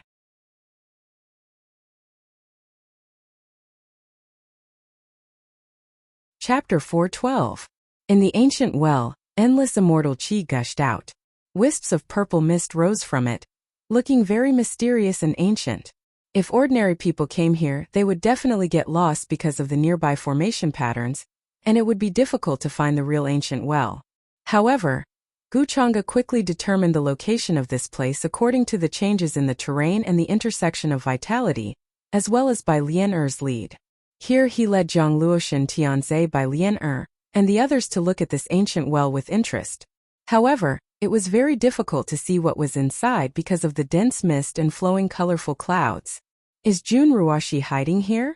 Jiang Luotian reached out with her jade-like hand and drew several strokes in the air, creating the ancient word void. She then dropped it down towards the well below. However, when it touched the surface, a ripple-like power spread out, blooming with bright golden light, and quickly disappeared. This is the power of the formation here. The source of the formation that blocked us just now came from here. This is where the eye of the formation is. Jiang Luotian quickly understood the situation, and her expression was a little moved. At first, she insisted on coming to the demon realm because she was worried that Guchanga would send her clansmen to their deaths. But now she was suddenly interested in the secrets of the demon realm. The great chaos 6,000 years ago, the disappearance of the 6 emperors, was obviously not a coincidence. Jun Bufan's rebirth and revenge, in her opinion, was more like someone had arranged it. If the demon realm was a shocking chess game, then Jun Bufan and Empress Xiao could only be regarded as 2 chess pieces. The 6 emperors behind them were the real behind-the-scenes people. Now, following Guchanga made her feel like she was playing a game with the 6 emperors. Thinking of this, she couldn't help but look at Guchanga, and her eyes were full of splendor. Although Guchanga didn't treat her well, she had to admit that he had an indescribable attraction to women. Miss Ruashi, if you still don't show yourself, don't blame me for taking action. At this time Guchanga spoke again, his voice flat and monotonous. As he spoke, a thick black fog appeared in his hand. Then the profound yang heavenly saber appeared, as if it was forged from immortal gold. The tip of the blade was extremely sharp, releasing strands of Emperor Realm might. It released a buzzing sound, as if it could shatter the heavens at any moment. This was a murderous aura that sent chills down one's spine. As soon as it appeared, it was as if it could split apart everything before its eyes. Although the Mystic Sun Heavenly Saber was an Emperor artifact refined by the Mystic Sun Demon Emperor, it was still an Emperor artifact. However, after being suppressed by Guchanga's 21 moves, they became very docile. The gods among them didn't dare to resist as they were afraid that Guchanga would wipe out their consciousness. How did my father's weapon end up in your hands? A voice finally came from the ancient well. Although it was as beautiful as the sounds of nature, it also contained shock, coldness, and anger. Jun Ruashi opened her eyes. Although she was still sitting there motionlessly, her entire body was emitting a terrifying pressure and murderous aura. Her white hair fluttered in the wind, her skin was like jade, and her dress fluttered in the wind. She was as white as snow, as if she was carved out of fine jade. There was a kind of shocking beauty to her. At this moment she was incomparably angry, but at the same time she was puzzled. The profound Yang Heavenly Saber was something that the profound Yang Demon Emperor left for her younger brother, Jun Bufan. How did it fall into the hands of this man in front of her? Could it be that her younger brother had met with misfortune? At this time Jun Ruashi suddenly noticed Bai Lianer beside Guchanga. She was stunned at first, but then she quickly recognized her. She didn't expect that she was with Guchanga. When Jun Bufan brought Bai Lianer over, she didn't ask much, thinking that Bai Lianer was Jun Bufan's helper. But now it seemed that she was wrong. The childhood sweetheart from 6,000 years ago betrayed Jun Bufan in the end and followed an outsider. What did you do to my younger brother? She spoke again, her voice cold and without a trace of emotion. I have never had the patience to say it twice. If you want to know what happened to your younger brother, then come out and see me. Guchanga spoke calmly, talking to her through the ancient well. He planned to use the Xianyang Heavenly Saber to try and see if it could break the array of the ancient well in front of him. If it really didn't work, he would have to use other means like the 8 Desolation Demonic Halberd or the Great Tao Treasure Bottle. Jun Ruashi was silent for a moment, then coldly said, I can't leave this place now, so I can't come out to see you. Why is the Xianyang Heavenly Saber in your hands? What did you do to my younger brother? Is that so? Hearing her words, Guchanga naturally couldn't be bothered to talk nonsense with her. He directly slashed forward. Suddenly a boundless black light erupted, drowning everything. This kind of power was too terrifying. If it weren't for the fact that this place was special and there were array patterns everywhere, they would have been turned to ashes immediately. This was the power of an emperor weapon, far surpassing that of a supreme weapon. Although Guchanga couldn't fully awaken it, it was enough to frighten people. Suddenly there was only a boundless saber chi left between heaven and earth, like an abyss pressing forward. Even the night demon that assassinated Empress Xiao couldn't unleash this level of power. The sky was trembling, as if it would explode at any time. Jun Ruashi's expression couldn't help but change. Although she was separated by the ancient well, she could still feel this terrifying power. The space around her was showing signs of collapsing. The next moment, she rolled up her sleeves and many runes erupted. They were dazzling, as if they were blooming into a star-like brilliance. Boom! It was as if the sky above the ancient well had collapsed. It was split open by Guchanga's saber. Many array patterns were awakened, gathering a lot of power in this place, transforming into all kinds of dazzling divine lights. There were chains of order, drowning this place like a torrential rain. The dazzling brilliance erupted, as if countless stars had exploded. This kind of brilliance made it impossible for people to open their eyes. Even Jiang Luoshan by Lian Er and the others had to choose to retreat in another direction, not wanting to be affected. The Xianyang heavenly saber doesn't belong to you. Why is it in your hands? Jun Ruashi's face was cold, and her voice was filled with cold murderous intent. Although they were separated by an ancient well, the power displayed in this instant was actually on par with the Xianyang heavenly saber's power. Of course, she was mainly relying on the power of the array here. Otherwise, with her cultivation in the supremacy realm, it was impossible for her to erupt with such great power. Do you want to know? Why don't you go down and ask its owner? Guchanga stood in the air with a cold expression. His black robe fluttered and his hair was sparkling. He was like a young god that had walked out of an ancient myth, shining brilliantly. At this moment, as he swung his saber forward, a terrifying saber aura rose behind him. It was as if a brilliant black sun had risen, and there were endless chains of order descending, as if they could cut down the sun, moon, and stars in the outer space. You killed my younger brother? Impossible. You killed the night demon and obtained the Xianyang heavenly saber from him? Jun Ruashi's expression changed again. Although she had the support of the array here, she still felt that she was no match for Guchanga. Although his cultivation was only at the quasi-supremacy realm, his aura was even more terrifying than some supremacies. With the emperor weapon in hand, he was simply too powerful. In the next moment, she took out a sparkling and translucent immortal sword from her sleeve. This was an ancient forbidden weapon. Although it could only be used a limited number of times, the power it released was incomparably terrifying. As Jun Ruashi slashed outwards from the ancient well, a boundless sword chi swept across and rushed towards Guchanga's saber. At the same time, the array patterns here were activated again, and an aura that could collapse mountains and seas erupted, trying to eliminate Guchanga's attack. Is that all you've got? You still want to stop me? Guchanga's expression was still cold, and he didn't change in the slightest because of Jun Ruashi's attack. He slashed downwards again. How is this possible? Suddenly, Jun Ruashi's expression changed greatly, and she was in disbelief. Her body that was sitting cross-legged in the ancient well trembled violently, and bloodlines appeared on her jade-like palm. She was injured by the rebound force. Then the void trembled, and Jun Ruashi found that the sword she had unleashed was imprisoned. The boundless saber light fell again, but the void outside the ancient well was stagnant, and there was an inexplicable force descending. Pfft! Jun Ruashi spat out a mouthful of blood. Although she hadn't really fought with Guchanga, she was obviously no match for him. It involves the law of space and reincarnation. She was in disbelief and she felt a chill. It was the first time she was trembling because of a young man. The opponent's strength made her feel despair. If it weren't for the array patterns here, the opponent would have killed his way over and wouldn't give her a chance to fight back.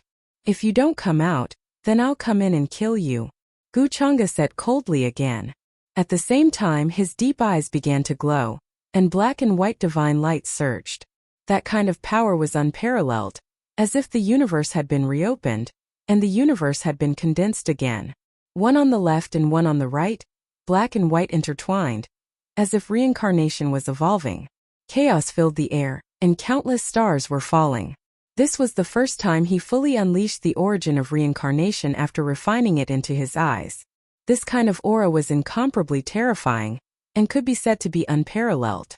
Even by Lian Zhang Luoshan, and the others felt their hearts palpitate, and their souls trembled. Under this light, the truth of heaven and earth, the life and death of all living things, and the cycle of reincarnation could not be hidden. This was a supreme technique. All the arrays above the ancient well erupted, and all kinds of heaven-defying divine powers were displayed, trying to resist the power of this light. The ancient well trembled and the void blurred. It began to collapse and a terrifying crack appeared.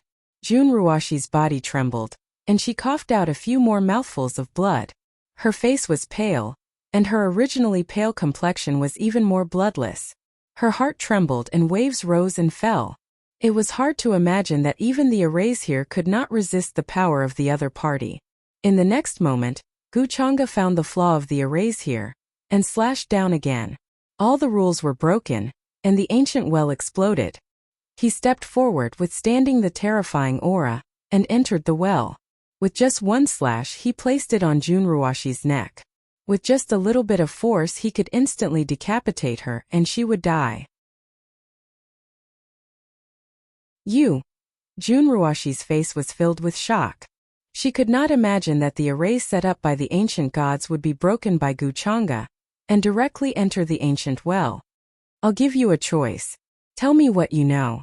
Guchanga glanced at her and said indifferently. His tone was indifferent.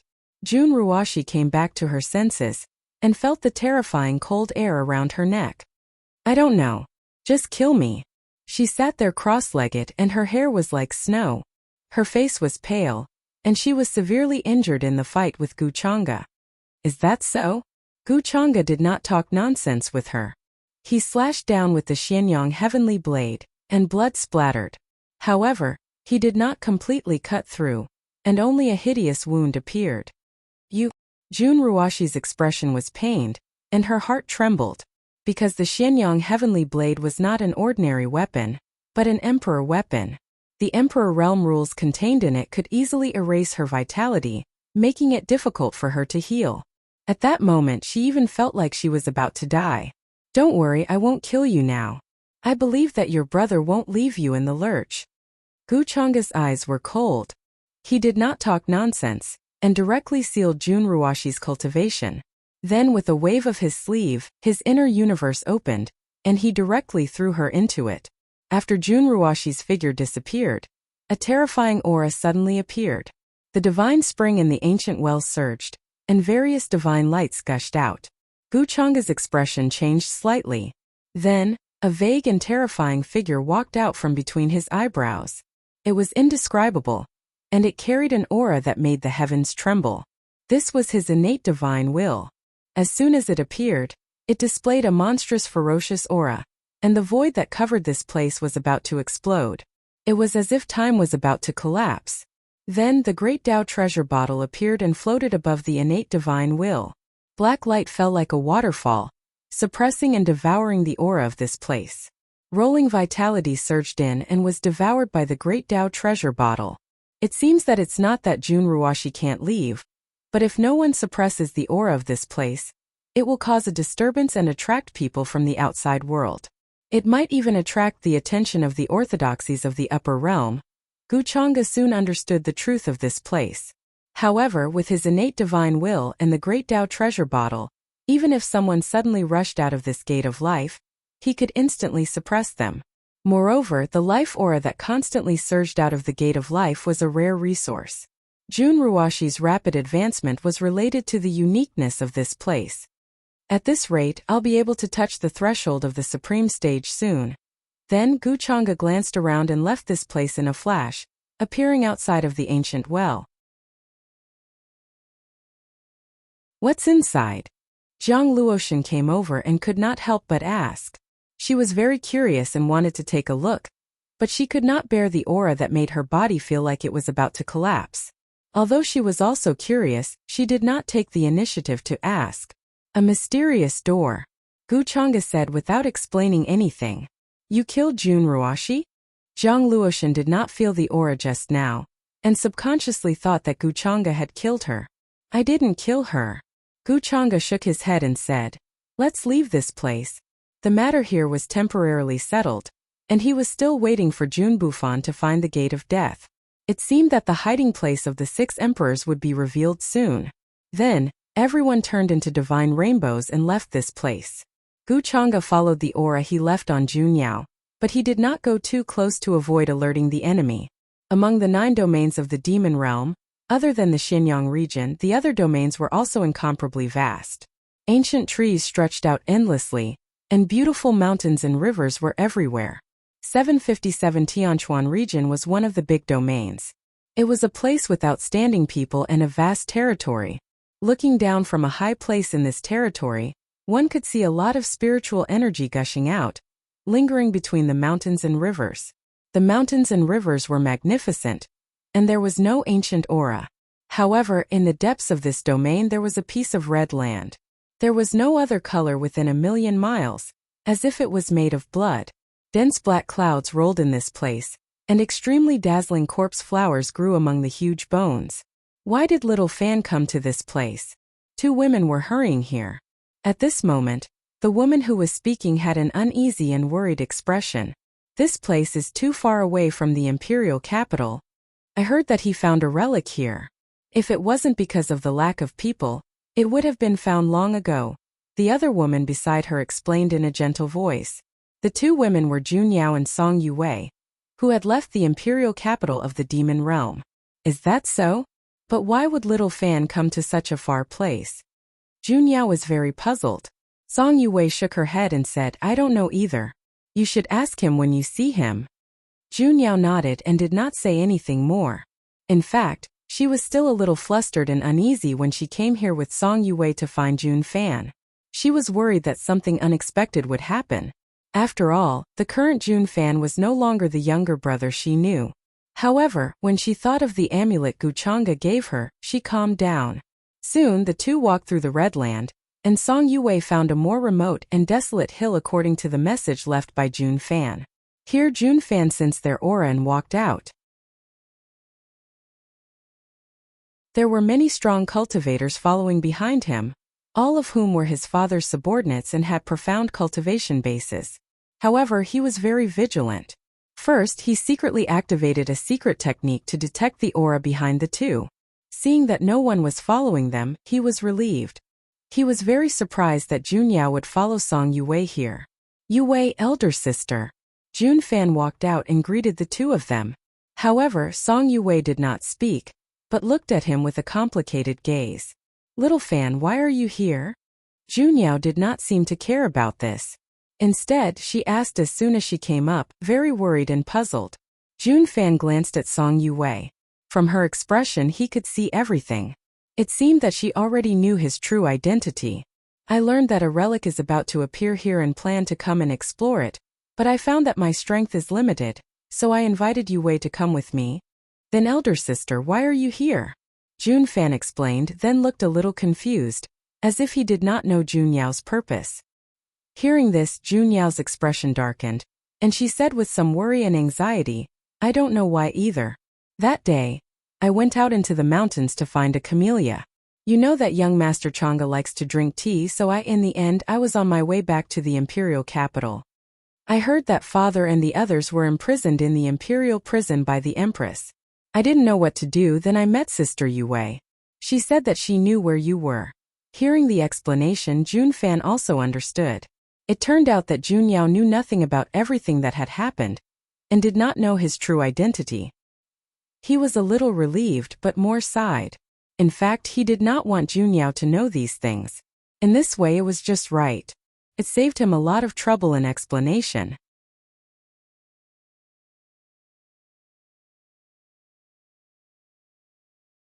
Chapter 413.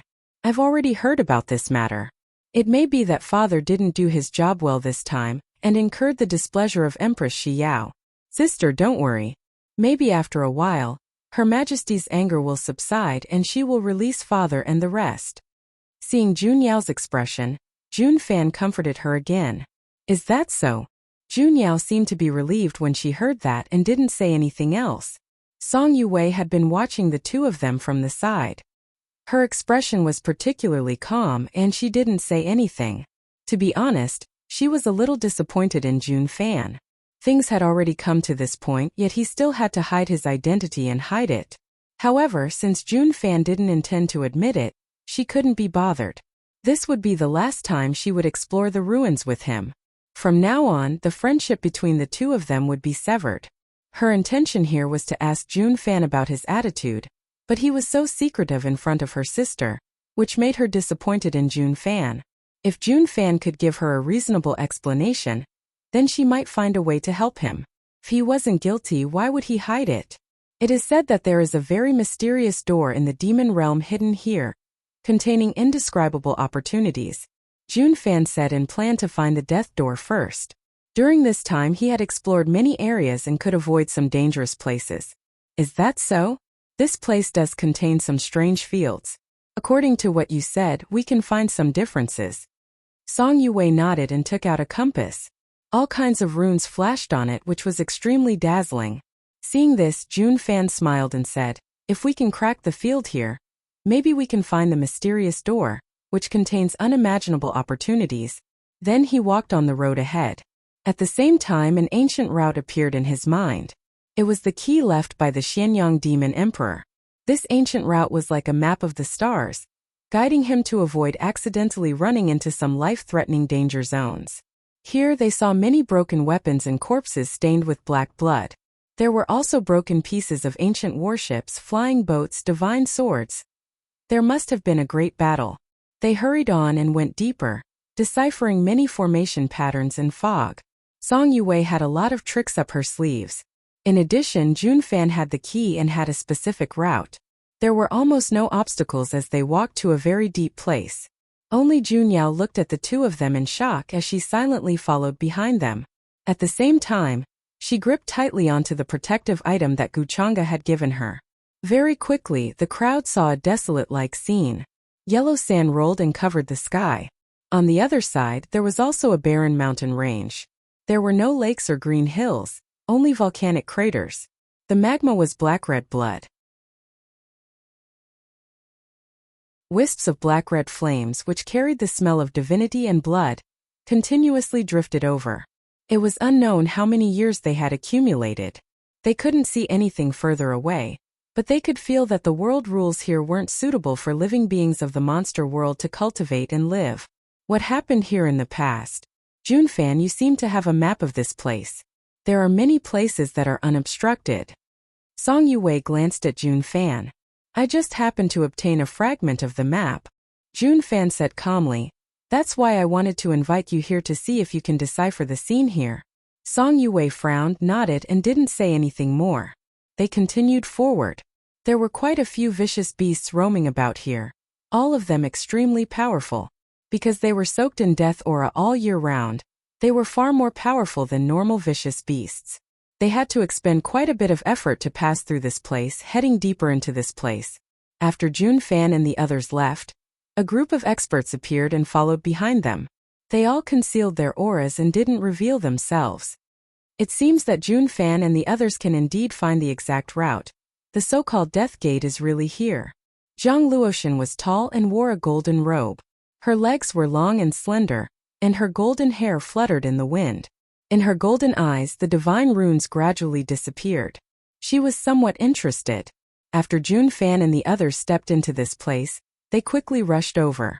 However, to avoid alerting the enemy, they didn't show themselves. They had been at the back, maintaining a distance so that they wouldn't be noticed by Jun Fan and the others. Guchanga, how did you make Jun Yao so obedient? She's actually willing to be a tool to lead the way. She couldn't help but ask Guchanga, who had a calm expression and didn't show any emotions. In her opinion, women were emotional. Even if they knew that Jun Fan's actions were harmful to their clan, it was difficult for them to make up their minds to deal with him. The more she understood Guchanga, the more she found that Guchanga was terrifying, whether in terms of strength, cultivation, or methods.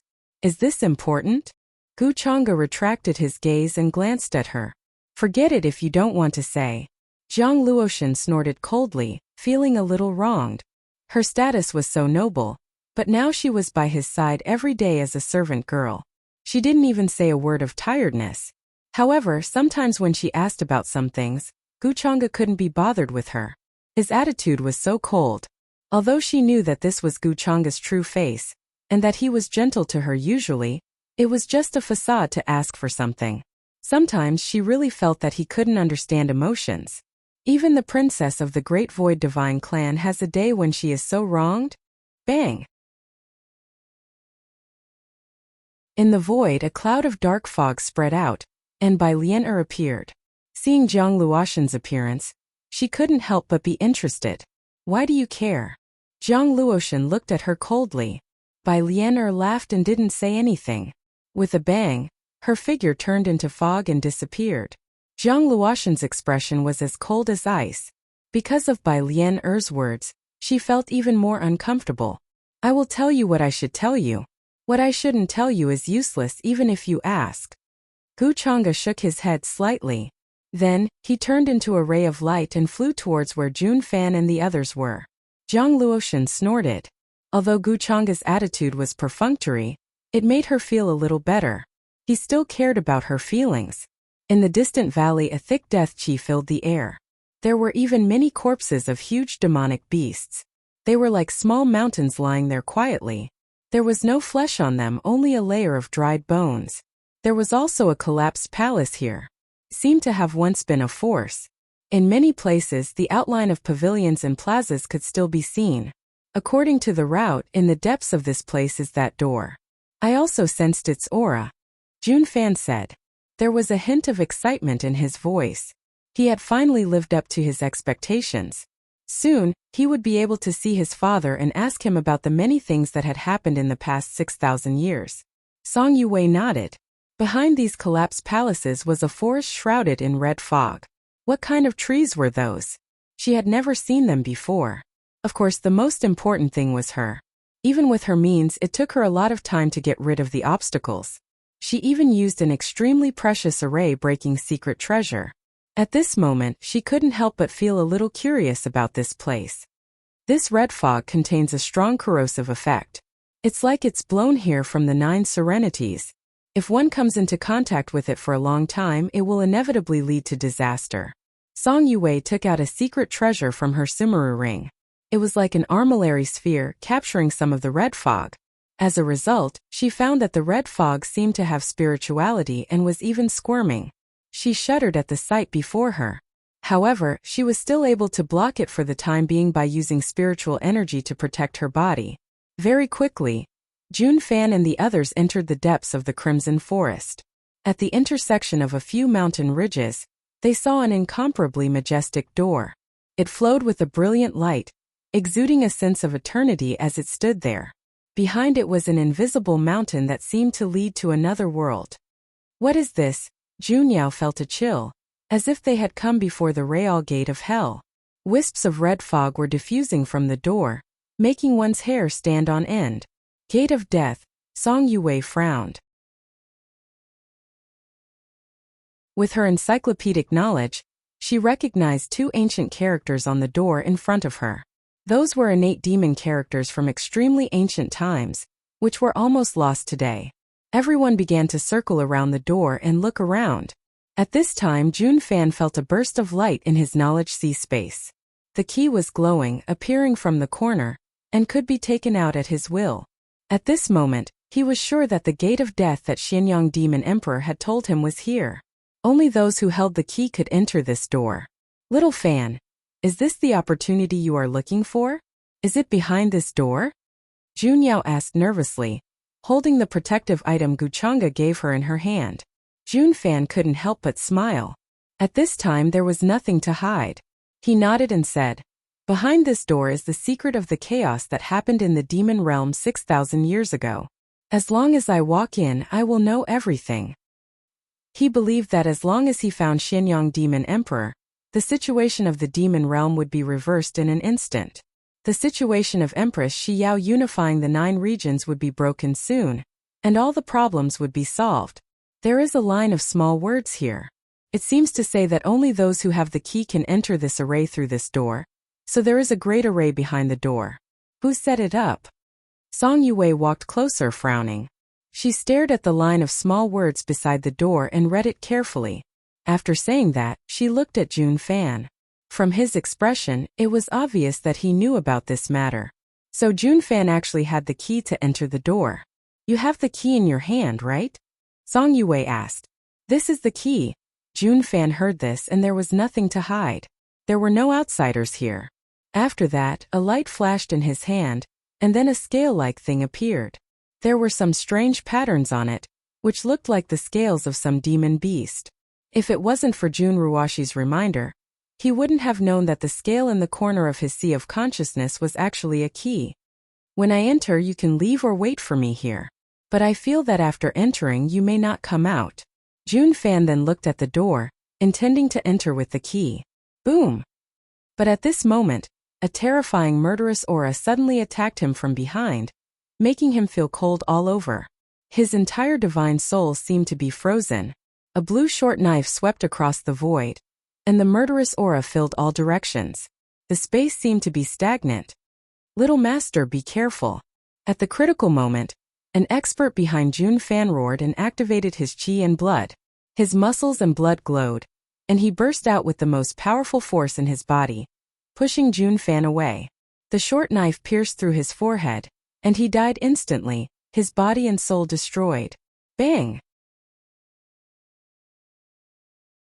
A cloud of dark fog appeared in the distance, and Bai Lian appeared, holding the short knife in her hand, looking a little regretful. What a pity! If you reacted a little slower, you would have died just now. But your luck is really good to be able to dodge that. It's you. Junfan's soul almost left his body. He didn't expect that he would almost lose his life because of carelessness. He stared at Bai Lian with a gloomy face, incomparably angry and cold. The experts behind him also became vigilant at this moment. They took out all kinds of divine weapons and stared at Bai Lian to prevent her from continuing to attack. What happened? Song Yue and Junyao were also shocked by the sudden scene just now, and cold sweat broke out all over their bodies. Although Bai Lian was the daughter of Demon Master Bai Kuan, there were not many people who could recognize her at a glance after 6,000 years. They also didn't recognize her at this moment. Obediently hand over the key, or no one can save you today. Everyone around you will also die with you. Bai Lian looked at him indifferently. Her voice was extremely cold and emotionless. Junfan's face was gloomy. You followed me all the way? That's not important. What's important is that if you don't hand over the key, you will die today. Bai Lian didn't answer, but stared at the scale in Junfan's hand. If you want the key, then you can come and try. Junfan didn't hesitate. He took out a golden decree from his Sumeru ring. After activating his spiritual power, it began to expand in the wind, covering the sky. There were many divine runes flowing on it like stars. The aura was majestic and heavy, like a deep abyss that could fall at any time. Moreover, each divine rune was like a star, evolving into the strongest sword chi there. It was so sharp that even the sky was trembling. This was one of his trump cards. After activating it, it could erupt with unparalleled divine power. He was confident that he could stop Bai Lian chi. Rays of bright sword light fell, drowning the vast area. It was powerful and terrifying, like thousands of divine swords were slashing down. You won't cry until you see the coffin. I think you are courting death. Seeing this, Bai Lian's expression was indifferent. She didn't change in the slightest because of Junfan's means. At the same time, her figure turned into mist and disappeared, as if blending into the void. A shocking murderous aura filled the air. Everyone felt a chill all over their body and a piercing pain in their soul. Even the space between their eyebrows seemed to be splitting open. This was monstrous murderous intent. Bai Lian was worthy of being the successor of the Slayer Emperor. Her powerful means made everyone's souls tremble. It was as if they were being dragged into the underworld and would be trapped forever. Chi. However, the golden decree wasn't simple. As it recovered, it began to slash down with many divine swords. Bai Lian couldn't escape and couldn't get close to Junfan. She was forced out of the void. She frowned and glanced at the golden decree. Then she appeared. How long do you think this decree can protect you? Bai Lian said indifferently. She didn't choose to continue attacking. Instead, she stood where she was. Junfan thought that she was afraid and felt relieved. He sneered, "It doesn't need to protect me for long. I just need to enter the door. This amount of time is enough." "It seems that you want to give up on everyone here and don't care about their lives?" Bai Lian couldn't help but mock. Hearing this, Song Yue and the others' expressions changed slightly. They naturally knew how terrifying Bai Lian was. If Jun Fan didn't care about their lives, they were definitely no match for Bai Lian. "Are you threatening me?" Jun Fan's expression was ugly. He held the scale tightly in his hand. He was very unwilling. The door behind him was not far away. But if he went in, Junyao, Song Yue and the others here would all die without a burial place. It was impossible for Bai Lian to let them go. "Hand over the key and I can let them live. If the people behind me come, it won't be so easy to deal with them," Bai Lian said with pity and mockery. She stood where she was and gently wiped the dagger in her hand. "Don't even think about it. I won't give you the key. If you dare to hurt them, no matter where you run in the future, I have the means to kill you. Bai Lian, you weren't like this in the past. Now you're helping the tyrant. I wonder what Uncle Bai Kuan will think when he knows about this." Jun Fan sneered. He seemed to have grasped Bai Lian's weakness. He believed that as long as he entered the door and found his father, why would he be afraid of a mere Bai Lian? "Shut up. My father listened to your father. That's why he ended up like this. That's why my mother died so early. Now that things have come to this, you're courting death." Hearing this, Bai Lian's expression suddenly became gloomy and murderous. If it wasn't for the golden decree protecting Jun Fan, she would definitely cut him into pieces. "What's the use of saying so much? It won't change the fact that you went against Uncle Bai's words and betrayed me." Jun Fan calmed down. Another item appeared in his hand. He began to calculate the time to use it to deal a fatal blow to Bai Lian. "I almost fell for your provocation. You're just a dead person. There's no need for me to be angry because of you." But at this time Bai Lian seemed to have reacted. She calmed down and her eyes were cold. Boom! At this time there was a violent fluctuation in the sky. Then a golden path spread out. There were many figures standing on it. The person in the lead was wearing black clothes. His hair was sparkling and translucent. He was shrouded in 5-colored light. His expression was calm, revealing a sense of superiority. In the next moment, a gigantic palm descended with unparalleled might, covering the sky and earth as it tore at the golden decree in front of it. Guchanga. Seeing this, Jun Fan's expression changed dramatically. He was extremely shocked. Chi! Immediately, that place erupted with millions and millions of streaks of golden light. Terrifying fluctuations surged like a tide. The golden decree tried to resist, but that giant palm was extremely powerful. It was wrapped in chaotic chi. It was not a simple illusion, but a display of a powerful physical body. Chila!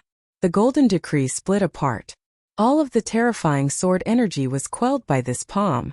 The scene was incomparably terrifying, making everyone tremble in fear, unable to say anything.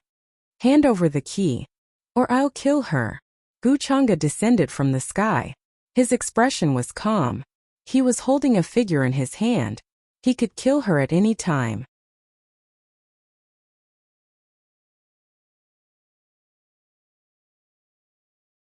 Chapter 414. Guchanga. How did my sister end up in your hands? Jun Fan watched this scene in shock and horror. He didn't expect Guchanga to tear his golden decree apart as soon as he appeared. He was so powerful that it made people tremble in fear. He also noticed that the figure in Guchanga's hand was his sister, Jun Ruashi. However, her current condition wasn't good. The terrifying wound almost penetrated her neck, and blood kept flowing out. It was impossible for it to heal.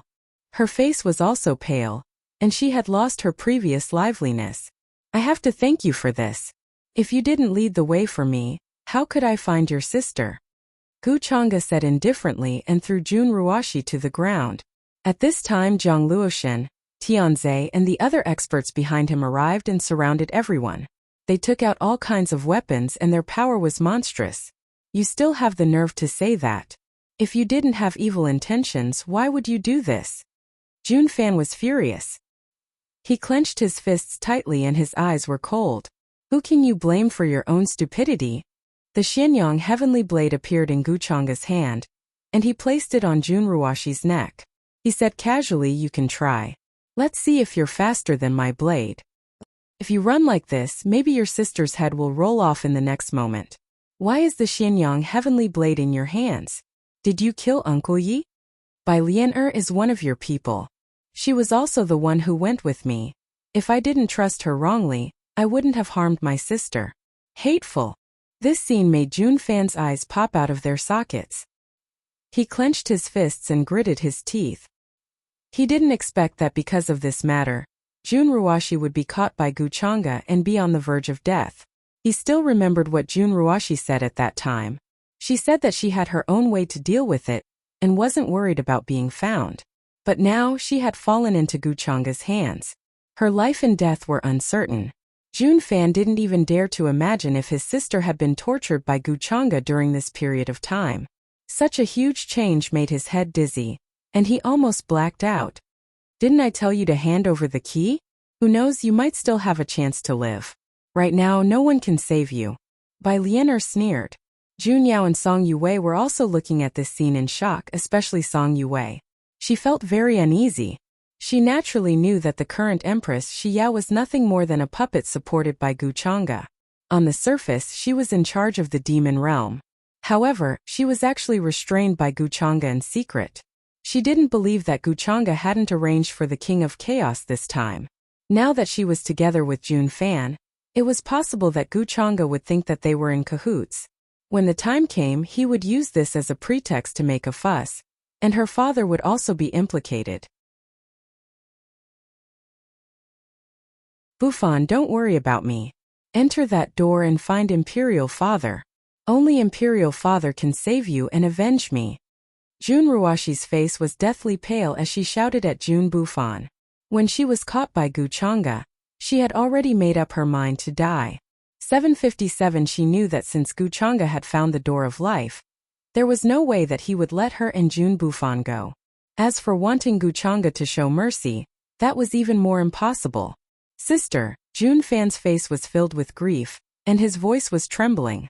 He simply couldn't give up his sister's life and live on alone. The door behind him wasn't far away. As long as he wanted to, he could rush in an instant. But in this way, Junruoshi was bound to be killed by Guchanga. For a moment he was caught in a dilemma, not to mention that there were other people nearby. These people could all die because of him. Give me the key, and I can spare the lives of you and your brother. Naturally, that includes everyone here. My patience is limited. I'll give you 3 breaths of time to consider. After 3 breaths of time, I'll kill one person every breath. Guchanga looked at Jun Fan with a cold expression. His tone was calm, as if he was casually stepping on a few ants. Guchanga, don't go too far. Jun Fan was furious. He gritted his teeth and his body trembled. Are you doubting me? Guchanga said indifferently. He put 2 fingers together and drew a line in front of him. The person in front of him suddenly exploded into a bloody mist, and his body and soul were destroyed on the spot. Everyone looked at this scene. Their backs were cold, and their faces were filled with fear. Some of them even felt their limbs go soft, and they almost fell to the ground. They had seen how terrifying that golden decree was, but in Guchanga's hands, it was easily torn apart. How terrifying was his strength! Even if they wanted to escape, they didn't have any chance. If Jun Fan really didn't care about them, they would definitely die today. Everyone fell into despair. Even Song Yue's expression changed slightly. She was stunned by Guchanga's ruthlessness and indifference. She finally saw Guchanga's true colors. Looking at Guchanga's current appearance, Jun Yao couldn't help but tremble in her heart. It was very difficult to connect the graceful, cultured, and elegant man in the imperial capital with the Guchanga in front of her. Although she knew that Guchanga couldn't kill her, she still didn't dare to raise her head to look at him. Her heart was flustered, and her soul was trembling. This was a terrifying power, like a cold and heavy abyss, lying across everyone's heads. Guchanga, I'll give you the key, but you have to swear that what you said just now must be kept. Otherwise, even if I die, I won't give you the key. Jun Fan clenched his teeth, his expression struggling and pained. In the end, his eyes turned red as he stared at Guchanga with incomparable unwillingness, like a desperate beast on the verge of despair. He couldn't just leave everyone behind. Moreover, he wasn't sure if he would be caught by Guchanga if he escaped to the door behind him. Now his greatest reliance was his father, the Xianyang Demon Emperor. If Guchanga entered, he might meet his father. At that time, no matter how strong Guchanga was, would he be a match for his father? After thinking for a while, Junfan decided to hand over the key and delay for a while. If you knew this would happen, why did you do it just now? Guchanga smiled faintly, then said, "No problem, I can swear. Your lives are worthless to me." Then he didn't waste time and swore in front of Junfan and the others. He swore with his Dao heart that he would not make things difficult for them.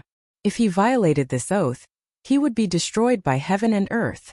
Hearing this, Junfan's expression finally relaxed. In the cultivation world, swearing with one's Dao heart could be said to be the strictest oath. Heaven and earth could testify that no one would joke with their Dao heart. Seeing this, the people behind him also breathed a sigh of relief. However, they were still very afraid of Guchanga and kept quiet out of fear. "This is the key. I hope you can keep your promise." Junfan reluctantly handed the key to Guchanga.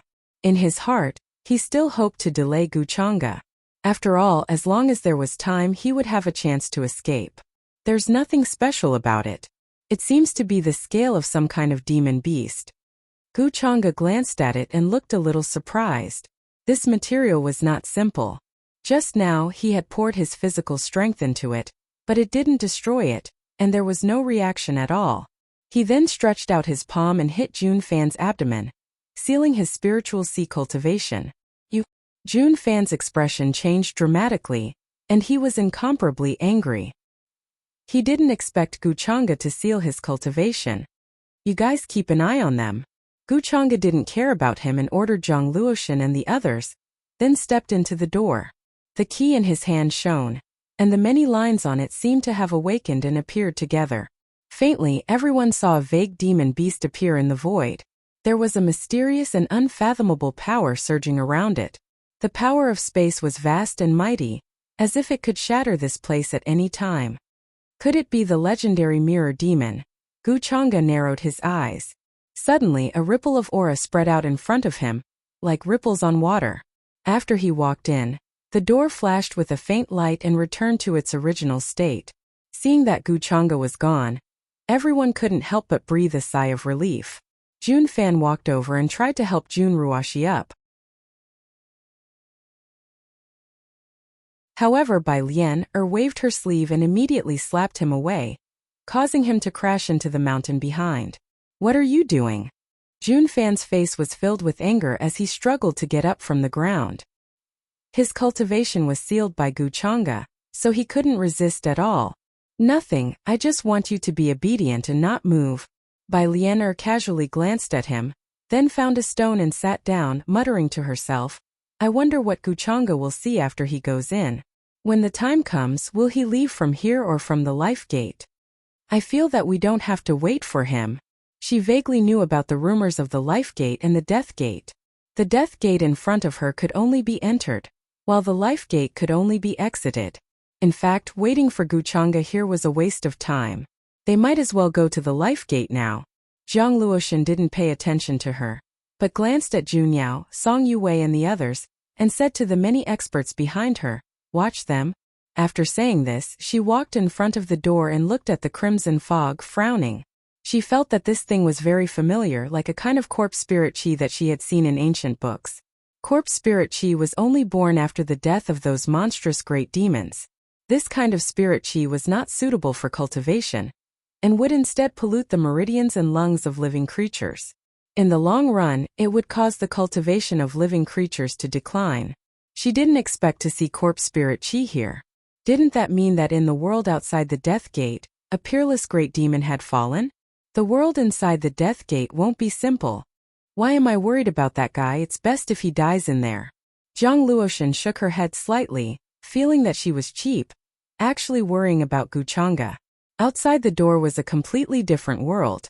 After Guchanga stepped in, He felt that something was wrong. The death chi here was denser, and the crimson fog seemed to be everywhere, trying to drill into his body. However, as the spirit chi on the surface of his body trembled slightly, the crimson fog exploded, letting out a hair-raising scream and turning into ashes. The sky was completely different from the outside of the demon realm, and the fog was bleak. Many mountains had collapsed and exploded, and there were large cracks and traces of battle everywhere. The world origin of the demon realm should be in this space. It seems that the 6 emperors have not been peaceful for the past 6,000 years. Gu Chang's figure stepped in the void space and instantly went far away, following the traces here, looking for the aura of the 6 great demon emperors. From the traces of battle here, the 6 great demon emperors should not be united. There is only one world origin, and the changes in the fate of the demon realm, for the 6 great demon emperors, can at most support 2 or 3 people to cultivate and comprehend. In this way there is bound to be disagreement.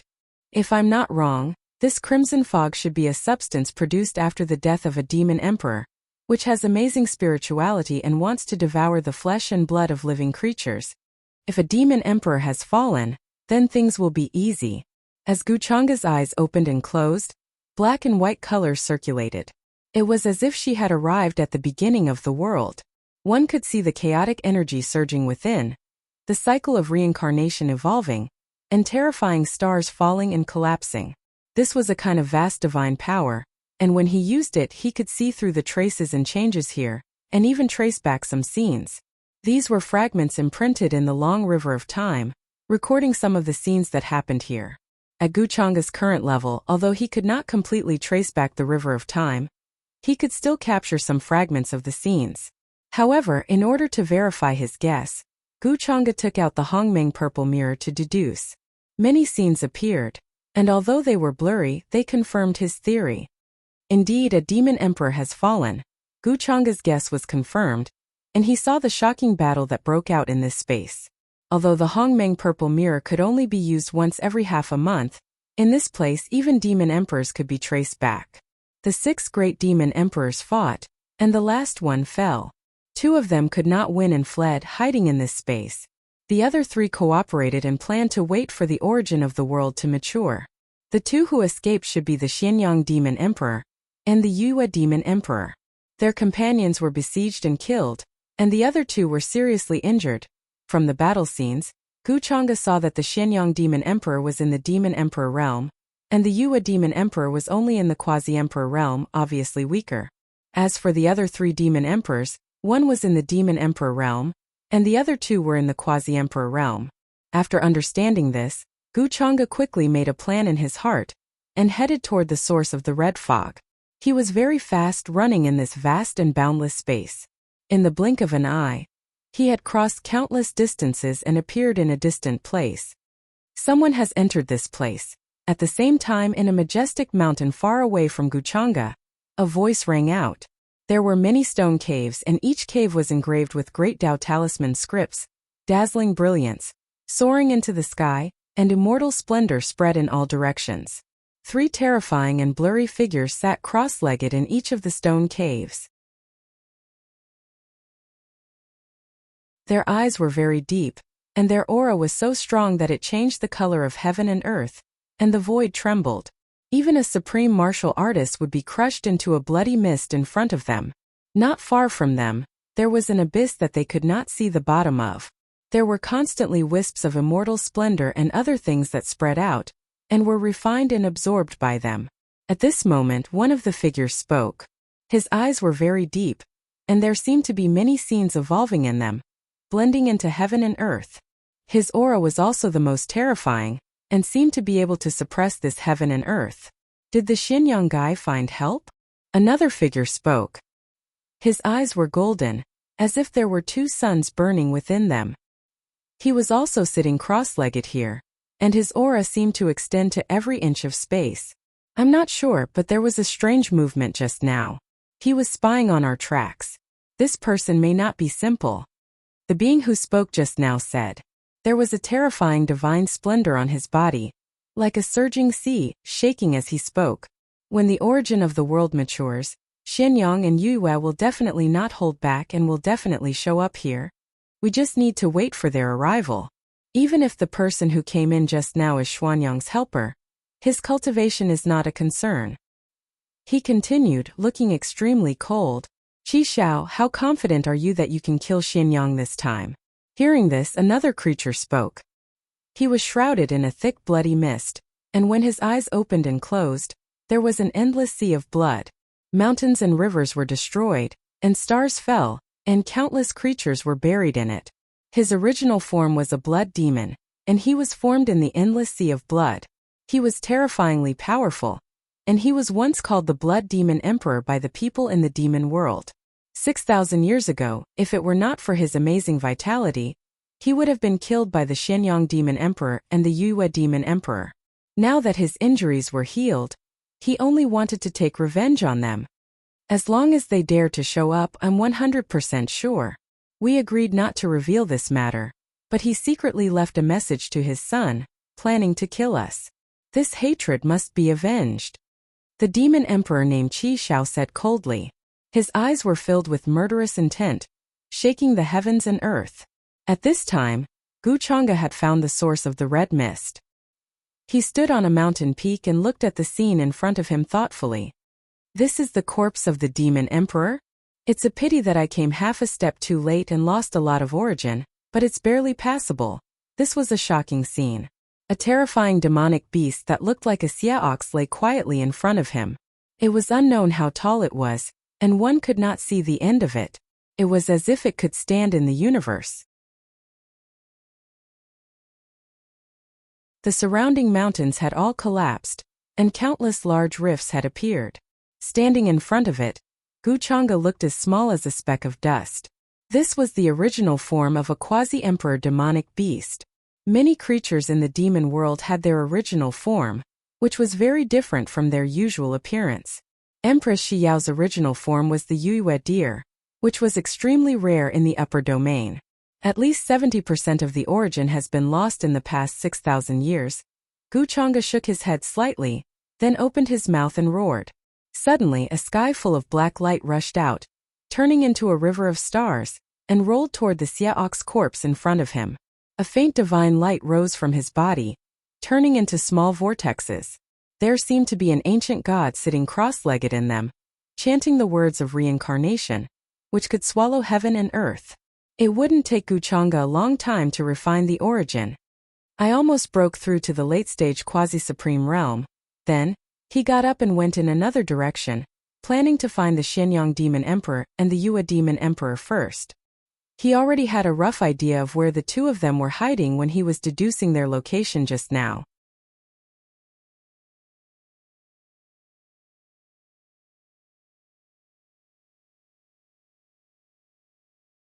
Chapter 4:15. Fan must have found us. Logically speaking, he should have understood the message that I left for him back then. In an ancient cave that was overflowing with the aura of the great Tao, a majestic figure sat cross-legged. His face was blurred as he was surrounded by chaotic fog. There were 5 colored blood that had not dried up yet on the ground. It was very piercing and was filled with traces of imperial light. At this moment, he spoke with a hint of relief in his voice. Brother Xianyang, is what you said true? Not far from this figure, a tall and slender woman appeared. She wore a pure white robe that seemed to be formed by the interweaving of moonlight. She had an innate noble aura as if a moon god had descended. Of course it's true. Back then I left many backup plans for Fan so that he could come here personally to find out the truth. Just now, I felt that the key that I left for him had already triggered the rules of heaven and earth here, which means that he is already here. I think he will find us soon. Xianyang Demon Emperor smiled faintly as he heaved a sigh of relief. Is that so? That's good.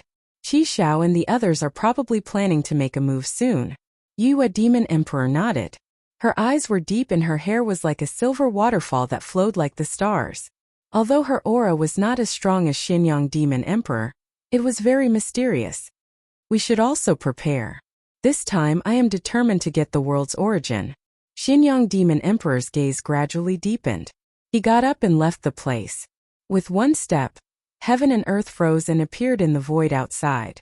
He was waiting for Junbufan's arrival.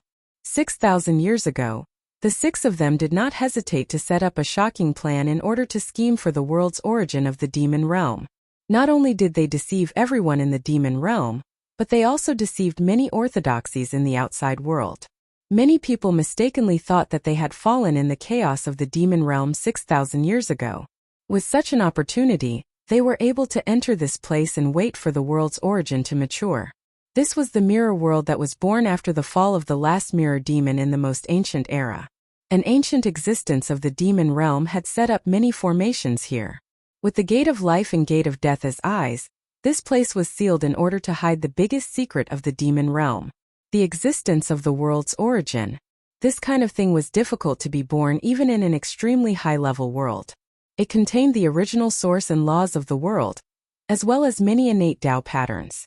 For existences at their level, the world origin was something that they could only hope for but not ask for. It could even allow them to have a chance to step into another world. Even in the upper realm, after so many eras, no one had ever seen the birth of an immortal. But because of the world origin of the demon realm, they saw the hope of becoming immortals. They even didn't hesitate to sacrifice their own children to complete this world-shaking plan. However, in order to make this situation a bit more realistic, they left behind their own Tao attainment artifacts, thus making many people in the outside world believe that they were already gone. However, the Xianyang demon monarch had left behind many backups. He planned to let his son, Junbufan, come and find him 6,000 years later. This was because he knew that the origin of the world was not enough to support the breakthroughs of the six emperors. Therefore, one of them had to die. Without a Tao attainment artifact, it was hard to determine who would emerge victorious. However, when his son entered with his Tao attainment weapon, the mystic sun Heavenly Blade, the situation would be reversed. Unfortunately, his trick was seen through by the Crimson Firmament demon monarch 6,000 years ago, and a great battle broke out between them. One boundary emperor died, and the other 5 were also injured. They fled to different places and secretly hid to recover. However, his trick had already been laid out. Even if the Crimson Firmament demon monarch saw through it, it couldn't be changed. Now, he only had the Dark Moon demon monarch on his side. On the Crimson Firmament demon monarch's side, there was the Blood demon monarch and another demon monarch. Although the situation seemed to be very unfavorable to him, as long as he had a Tao attainment artifact, everything could be reversed in an instant. In the vast demon realm, there were only 2 Tao attainment artifacts. One was his mystic son Heavenly Blade, and the other was the Crimson Firmament Spear of the Crimson Firmament demon monarch. The Crimson Firmament Spear was left in the demon realm by the Crimson Firmament demon monarch. Now, unless he voluntarily left this realm, it was impossible for him to bring the Crimson Firmament Spear with him. If he wanted to enter the mirror realm again, he would need the mirror demon scale as a key. Otherwise, external forces would not be able to open the formation restrictions here. Therefore, as long as the Crimson Firmament demon monarch was not stupid, he would not leave this realm at this critical juncture. These 6,000 years it's been hard for Xiao and Bufan. The Dark Moon demon monarch seemed to have thought of something inside. However, the Xianyang demon monarch was rather indifferent. To achieve great things, one should not bother about trifles. Although I used Fan for this, I believe that he will understand my painstaking efforts. Xiao's personality is not compatible with his. Even if we did not give her this opportunity at that time, she would have done it later. The Dark Moon demon monarch did not say anything. She had agreed to this decision back then, so there was nothing to regret.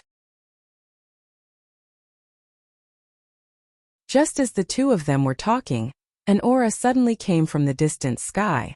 In the blink of an eye, a divine rainbow was descending toward them. This person is... The Dark Moon demon monarch's expression changed slightly. He felt an unfamiliar aura, and it was not Jun Bufan. The Xianyang demon monarch also frowned. It was a little unexpected that the person who came to look for him was not his son, but another young man who looked extremely unfamiliar. Dressed in black, he had a divine bone and a celestial appearance. His figure was tall and straight, and there were many complicated and exquisite patterns embroidered on his sleeves, exuding a noble and mysterious aura. His origin was extraordinary. Judging from his bone age, He looked to be in his 20s, but his cultivation made the Xianyang demon monarch's pupils shrink and his heart tremble. How could there be such a monster in this world? He looked to be in his 20s, but he was already at the quasi-supreme realm? Like the Xianyang demon monarch, the Dark Moon demon monarch was also extremely shocked. It was the first time that they had seen such a young quasi-supreme expert. 6,000 years had passed, and what had happened in the outside world? Even such a young monster had appeared. Even in the ancient legends, when the immortals were fighting for supremacy, it was unimaginable. Junior Guchanga greets the Xianyang demon monarch and the Dark Moon demon monarch. Just as the Xianyang demon monarch and the Dark Moon demon monarch were thinking about different things, the young man in front of them was the first to speak to them.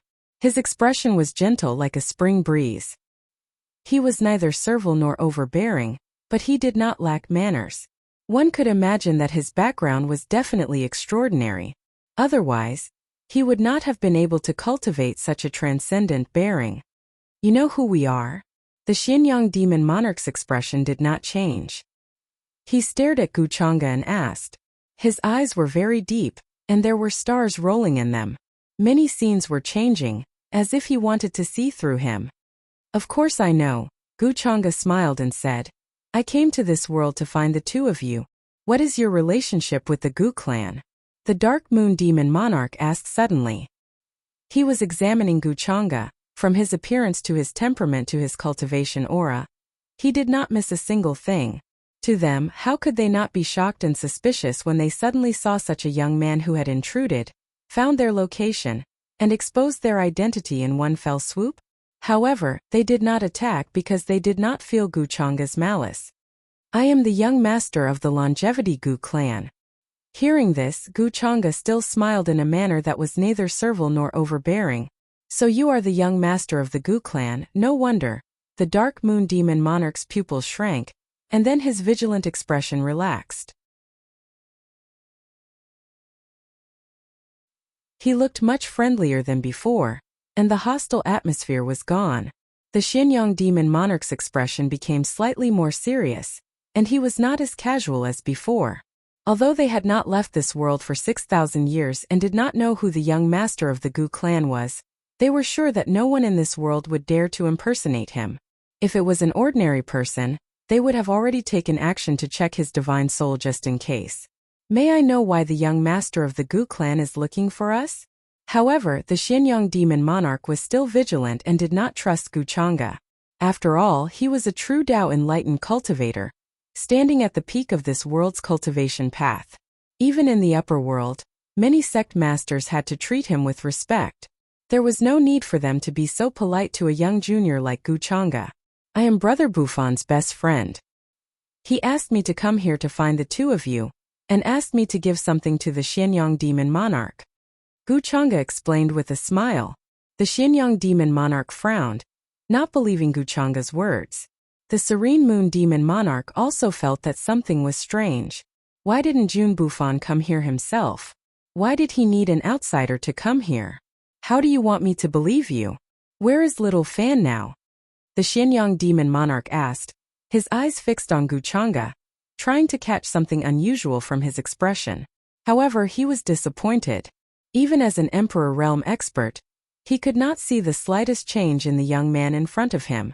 He was naturally casual, and there was no change in his expression because they were Emperor realm existences. Therefore, it was obviously impossible to see if there was something wrong with Guchanga from his expression. Xianyang demon monarch, you seem to be a little too nervous. I was entrusted by Brother Buffon to come here. There is no reason for you to believe me. Guchanga still had a decent smile on his face. Hearing this, the Xianyang demon monarch's expression was slightly unnatural. Guchanga indeed had no reason to believe him. Moreover, he said that he was entrusted by Jun Buffon. Of course, if you don't believe me, I can't do anything about it. Now, I can only briefly explain how I met Brother Buffon. 6,000 years ago, the demon realm was in chaos. Demon Master Baikuan escaped from the demon realm and lived in seclusion in the chaotic star field. Some time ago, he was searching for his daughter's whereabouts and was discovered by the demon realm's empress Shi Yao. She sent people to hunt him down. Coincidentally, Bai Kuan's daughter Bai Lianer is one of my people. Therefore, I saved him from the demon realm's people. From Demon Master Bai Kuan, I learned that the Xianyang demon monarch entrusted me to him. So, I came to the demon realm with Bai Lianer and happened to meet Brother Buffon's plan to assassinate Empress Shi Yao at the Prodigy Banquet. Although this plan did not succeed, it also caused Empress Shi Yao to be injured and angry. Brother Buffon's identity in this life was exposed, implicating the whole family and putting them in prison. Now he is thinking of a way to save his family in this life and has no time to care about other things. Therefore, according to the information in the brocade pouch, he asked me to come here to find the two of you, to resolve this misunderstanding and save his family in this life. Gu Chang'e spoke again. His expression was natural and casual without any change. He explained the ins and outs of this matter to the Xianyang demon monarch and the Yue demon monarch. You even know about the brocade pouch? The Xianyang demon monarch's face was slightly serious. Gu Chang'e nodded. When Brother Buffon opened the brocade pouch, I happened to be there, so I know some things about it. Hearing this, the Yue demon monarch had a complicated look in her eyes. Shi Yao and Buffon should not be enemies. This misunderstanding should be resolved. She did not feel that there was anything wrong with Gu Chang'e's words. And this also explained where Jun Buffon was now and why he asked Gu Chang'e to come here. Of course, Brother Buffon also asked me to bring this thing, saying that the Xianyang demon monarch would need it. At this time, Gu Chang'e spoke again, and a brilliance flashed in his hand. A black heavenly blade that looked like it was forged from immortal gold appeared. It was flowing with brilliance and clanging sounds. It was so sharp that it seemed like it could cut through the sky at any time. The Xianyang heavenly blade. The Yue demon monarch's eyes narrowed, and there was a hint of joy in her voice. The Xianyang demon monarch also breathed a sigh of relief. He had been carefully considering the truth of Gu Chang'e's words, and now he looked at Gu Chang'e with a lot of relief. Since Jun Buffon had handed the Xianyang heavenly blade to Gu Chang'e, it showed that he really trusted Gu Chang'e. Moreover, Gu Chang'e did not covet the Xianyang heavenly blade, and his eyes did not linger on it for a moment. Such a natural and casual expression made the two think highly of him. After all, there were not many people in this world who would be indifferent in the face of an emperor weapon. Xianyang thanks the young master of the Gu clan for his kindness. The Xianyang demon monarch took the Xianyang heavenly blade from Gu Chang'e, and he was more confident in dealing with the Scarlet Firmament demon monarch and the others. He could not help but smile a little. Asking for fresh flowers, Senior, you don't have to be so polite. I feel like old friends with Brother Buffon at first sight. He is such a magnanimous and upright person, and I will naturally do what he asks of me. Gu Chang'e smiled and shook his head. Hearing this, the Yue demon monarch could not help but look at Gu Chang'e again. Such bearing and strength. He could only say that he was worthy of being the young master of the Longevity Gu clan. Such a person was really hard to find in the world. However, I have a presumptuous request, and I hope that the two seniors can answer my doubts. At this time, Gu Chang'e suddenly spoke with a slightly puzzled face. Young master of the Gu clan, please speak. As long as it is something we know, we will naturally answer it for you. The Xianyang demon monarch said. Now that he had the Xianyang heavenly blade in hand, his mood was surging, and his aura was much more terrifying than usual. Gu Chang'e's request was nothing to him. What is the truth behind the chaos of the demon realm 6,000 years ago? Gu Chang'e asked. Hearing this, the Xianyang demon monarch and the Yue demon monarch looked at each other with a somewhat unnatural expression. What could they say about such a thing? Could they say that it was to set up a big plan to confuse the living beings of the demon realm? If the young master of the Gu clan wants to know the truth, please come with us. At this time, the Yue demon monarch answered in a different way instead of explaining directly. Since the two of you are unwilling to say more, then forget it. Gu Chang'e looked indifferent. Actually, you should understand when you see it later. The Xianyang demon monarch shook his head slightly. Then he stepped into the air, and a golden path appeared under his feet, extending into the distance. A terrifying aura, like a raging tide, covered the sky, and the entire space seemed to be unable to withstand this fluctuation, and was about to explode. Seeing this, the Yue demon monarch also followed. In the blur of the void, he quickly followed. Guchanga's eyes flashed with a strange light, and the corner of his mouth curled into a smile of interest. He also quickly followed. 0-inch Xianyangwe. You are finally willing to show yourself? At the end of the distant world, a cold sneer sounded. It was very cold but also had a hint of mockery. Accompanied by earth-shattering footsteps, an ancient godlike figure took a step forward. His body was filled with bloody light, like a surging sea of blood. Boom! He took a step forward and a monstrous aura was released. The ground began to crumble, and light circulated. Death chi filled the air, and a bloody path to the sky seemed to appear behind him. This was a quasi-emperor existence. He was almost invincible as long as the emperors did not appear. He pointed a finger and pitch-black flowers bloomed. The aura of the great Tao circulated, and rules shattered in the void like bloody flowers, tainted by endless bloody filth. This was the strongest attack of a quasi-emperor. The void collapsed and all life was extinguished. Could destroy everything. One of the 6 emperors of the demon realm, the blood demon monarch. You dare to stop me? You escaped last time, but this time you won't have such a good chance. The Xianyang demon monarch snorted coldly and slashed forward. The Xianyang heavenly blade buzzed, and an endless black light burst out to meet this attack. It wanted to destroy everything. Billions of bloody divine lights were dazzling, but they were annihilated and disappeared, leaving only a few ripples in the void. Xianyang heavenly blade? Your Tao attainment artifact? It was brought here? The blood demon monarch was shocked. With the cultivation of a quasi-emperor, some worlds would be pierced through with a finger. However, they were shattered and turned into dust. At the same time, a terrifying aura crushed over as if to kill him. It's useless even if it was brought here. At this time a figure with murderous intent appeared. It was the Scarlet Firmament Demon Monarch. He wore a black golden crown on his head and had a pair of red wings on his back. His speed was extremely fast. At this moment, the Emperor Realm aura recovered, and chaotic chi mist appeared on the top of his head. A terrifying and surging blood chi dragon appeared in the sky, breaking open the dome of the sky. The entire area began to riot. The chaotic light rushed into the sky, and a terrifying aura rose. The ground began to tremble, and then a terrifying rift valley appeared. It was going to sink under the Emperor Realm aura. The other quasi-emperors also appeared and attacked the Dark Moon Demon Monarch. A shocking battle broke out. The Xianyang Demon Monarch held the Xianyang Heavenly Blade and fought with the Scarlet Firmament Demon Monarch and the Blood Demon Monarch. If this world was not extremely stable, it would have been torn apart. Other than the Xianyang Demon Monarch and the Scarlet Firmament Demon Monarch, the rest were all quasi-emperors, but they were still shocking and terrifying. Such a battle was unimaginable, and it was enough to destroy everything. It was rumored that the Mirror Demon was a demon that was comparable to an immortal beast. It had a mirror world that could reflect a vast and real world. The rules here were also reflected. Otherwise, it would definitely collapse under the aura of the Emperor Realm existence. Looking at the battle that broke out here, Guchanga did not go near. Instead, he appeared on a mountain peak.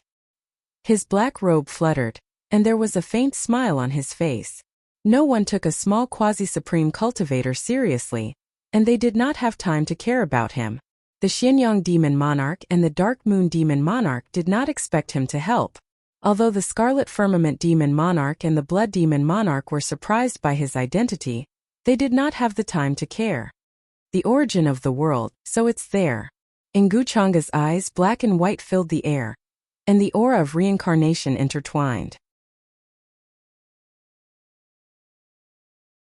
It was as if the 6 paths of heaven and earth had appeared, and many heavenly palaces, great stars and immortal palaces were forming and collapsing. This scene was extremely shocking, and it gradually calmed down. Guchanga was not in a hurry. This battle had just begun, and it was not time for both sides to suffer. As the saying goes, when the sandpiper and the clam fight, the fisherman benefits. He only needed to wait, and he would be able to pick the ripe fruit. Why not? But before that, he could use a little trick. After that, Guchanga quietly threw several jade talismans into the void in all directions. They turned into a chaotic fog, and many ancient celestial palaces could be seen within. They were extremely ancient and quickly disappeared. Thousands.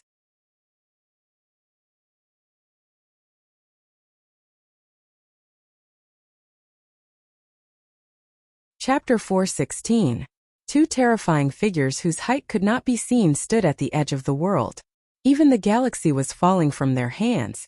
Chaotic mist surged, strand after strand, transforming into all types of extremely powerful immortal splendor. The Xianyang Demon Emperor's body was extremely strong, as if it was made of immortal gold. His black hair was like a waterfall, slashing heaven and earth. Rumble! The Xianyang Heavenly Blade seemed to be able to split everything.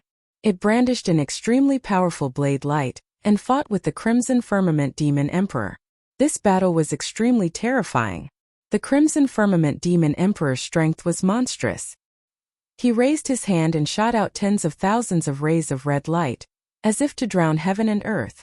Vast divine light filled the air, containing incomparable destructive power. At the level of the Emperor realm, they were already standing at the peak of the world, looking down on the world. They were invincible in heaven and earth. Normally, it was impossible to see the battle between two Emperor realm existences.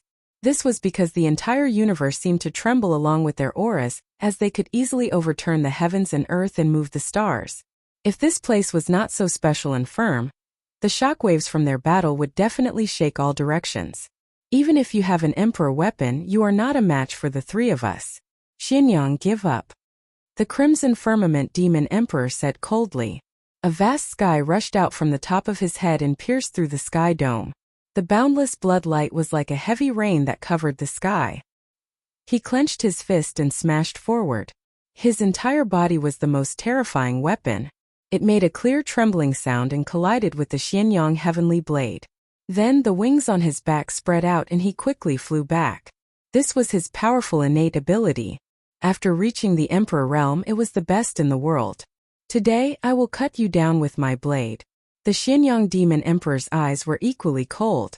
He charged forward, took out the Xianyang Heavenly Blade, and slashed across the infinite distance. At this moment, the Xianyang Heavenly Blade seemed to be recovering. A peerlessly powerful aura appeared, turning into a blade chi that covered the sky. This blade seemed to be able to split the universe. Seeing this scene, the Crimson Firmament Demon Emperor's expression changed. At the same time, he was furious. He had been at a disadvantage because he did not have a weapon in hand. This feeling made him sullen. He felt that the Xianyang Demon Emperor had an unfair advantage. However, he was not a simple person. With a roar, he took out his other weapons. Even though it couldn't compare to an Emperor artifact, its power still couldn't be underestimated. Then they attacked with everything they had to stop this attack. However, it was futile against the Xianyang Heavenly Blade's attack. The black heavenly saber slashed down. His weapons, laws, divine abilities, Dao techniques. All of them collapsed and cracks almost appeared on his body. Are you forcing me? After suffering such a big loss, the Scarlet Firmament Demon Emperor's face was very cold. He quickly appeared in the distance. He was using a forbidden art. Even at the Immortal Emperor realm, it could be considered a forbidden art. From this, one could see how terrifying it was. The next moment, Wang Yang's aura filled the space between his eyebrows. Then a golden light appeared. Your primordial true feather. Seeing this, Xianyang Demon Emperor's expression changed slightly. I didn't expect you to have a trump card. In addition to the Scarlet Firmament Spear, you even refined your hardest primordial true feather into a weapon. The Scarlet Firmament Demon Emperor sneered. I started refining this thing 1,000,000 years ago and have never really shown it to the world. Because once it appears, it will definitely be stained with Emperor blood. As his words fell, a golden feather broke out from between his eyebrows. There were all kinds of ancient and complicated patterns on it. It was very primitive, as if it contained all of his cultivation and comprehension. This aura descended between heaven and earth, as if it was going to shatter the sky. Chi! Then the golden feather was like a peerless immortal sword. Its brilliant power was vast and shocking. It slashed toward the Xianyang Demon Emperor as if it was going to kill him here. Even with the Xianyang Heavenly Blade, it was still quite difficult for him to resist. His arm spasmed and collapsed because of the power, and bone fragments fell out. At the same time, his forehead cracked open, and his skull was almost pierced through. This was refined from the hardest primordial true feather in the Scarlet Firmament Demon Emperor's body. It was indestructible and closely related to him. Its power was terrifying and even had the effect of killing one's primordial spirit. The Xianyang Demon Emperor looked solemn. He had underestimated the Scarlet Firmament Demon Emperor's means. This is a good thing. Gu Chang'e, who had been paying attention to the battle between the two, could not help but squint his eyes when he saw the golden feather. He was somewhat interested in it. Even with his insight, he could feel that it was a good thing. It could only mean that this golden feather was indeed extraordinary. The Scarlet Firmament Demon Emperor's many divine abilities were condensed on it. The moment it was used, it was impossible to guard against. However, he did not pay much attention to it. He even watched the battle from a distance. At this point, the Xianyang Demon Emperor and the Scarlet Firmament Demon Emperor were fighting to the fullest. The Xianyang Demon Emperor thought that with the Xianyang Heavenly Blade in hand, victory was in his grasp. However, he did not expect the Scarlet Firmament Demon Emperor's means to be so extraordinary. Many years ago, he began to refine his primordial true feather into a weapon, although it was still far inferior to a real emperor weapon. In a short period of time, the two did not fall into a disadvantage. They continued to exchange injuries. Emperor blood splattered across the sky. Their injuries were shocking. At this time, the Serene Moon Demon Emperor, who was fighting the Blood Demon Emperor and the other Demon Emperor in the distance, suddenly spat out a mouthful of blood. His face was pale and he was severely injured. He was no match for the two together. Just now, the other Demon Emperor and the Scarlet Firmament Demon Emperor were working together to deal with the Xianyang Demon Emperor. However, when they saw that the Scarlet Firmament Demon Emperor did not need any help, they turned to attack the Serene Moon Demon Emperor. Although the Serene Moon Demon Emperor was a boundary emperor, her cultivation was far inferior to the two. She could barely hold on in a one-on-one battle. However, if she was attacked by the two together, she would be severely injured in an instant. At this time, she was in a dangerous situation. She was constantly coughing out blood and was severely injured. Although she was using her strongest technique, she was helpless against the attacks of the two and was constantly sent flying. The Serene Moon Demon Emperor's strength is the weakest among them. It is said that she is the sworn sister of the Xianyang Demon Emperor. It was also thanks to the Xianyang Demon Emperor that she was able to break through to the boundary emperor realm. Gu Chang'e's gaze swept across the void. He had just placed many jade talismans and hidden them. At this time, everyone was fighting, so it was naturally difficult to find them. However, he still did not choose to attack. It was not the final moment yet. None of the 5 emperors were easy to deal with. He could see that although the Serene Moon Demon Emperor was constantly coughing out blood, her aura was not chaotic. This meant that she was not panicking. She was very calm and was waiting for the right time to strike. In order to prevent the 5 emperors from escaping, Gu Chang'e was still at the gate of life. He was using his innate god's will to guard the Great Tao treasure bottle. From the beginning, the 5 emperors had no chance of winning this shocking chess game. Rumble! An unimaginable battle continued. Evil winds howled and waves of blood filled the sky. The aura of the entire heaven and earth changed. Many divine skills were displayed and many supreme divine skills were being used. The Xianyang Demon Emperor and the Crimson Heaven Demon Emperor were covered in blood. They were crazed from the battle and did not look like emperors at all. Now is the time. The Serene Moon Demon Emperor, who was constantly coughing out blood, had a cold look in her eyes. She finally found the opportunity to display her supreme technique. Endless divine light was faintly discernible. A huge black shadow flew across the sky, roaring and shaking the sky. Then the azure dragon, the white tiger, the vermilion bird, and the other peerless ferocious beasts released their divine fire and rushed into the 9 heavens. Her expression was cold as she formed hand seals. Although she was covered in blood, it could not hide her ruthlessness. A black whirlwind swept through the sky. A terrifying aura filled the air, making the Blood Demon Emperor and the other Demon Emperor feel uneasy. In the eye of the whirlwind stood a giant beast. A terrifying divine deer was looking down on them. A phantom image appeared, intimidating everyone. Don't be scared by her. Let's fight it out with her. She is not our match. The Blood Demon Emperor's expression was cold. He knew how terrifying this move was, but he did not care at all. His body shone, and a large hand pushed forward. However, the other Demon Emperor was not having a good time. His body cracked open. He was almost penetrated by the Serene Moon Demon Emperor's attack. His sea of laws boiled and was eventually drowned out. Kill her. He rushed out from within, letting out a low roar. His face was cold because of the pain. Under this attack, his body was almost penetrated. He continuously coughed out blood as he was sent flying. At this time, everyone's hair was dyed red.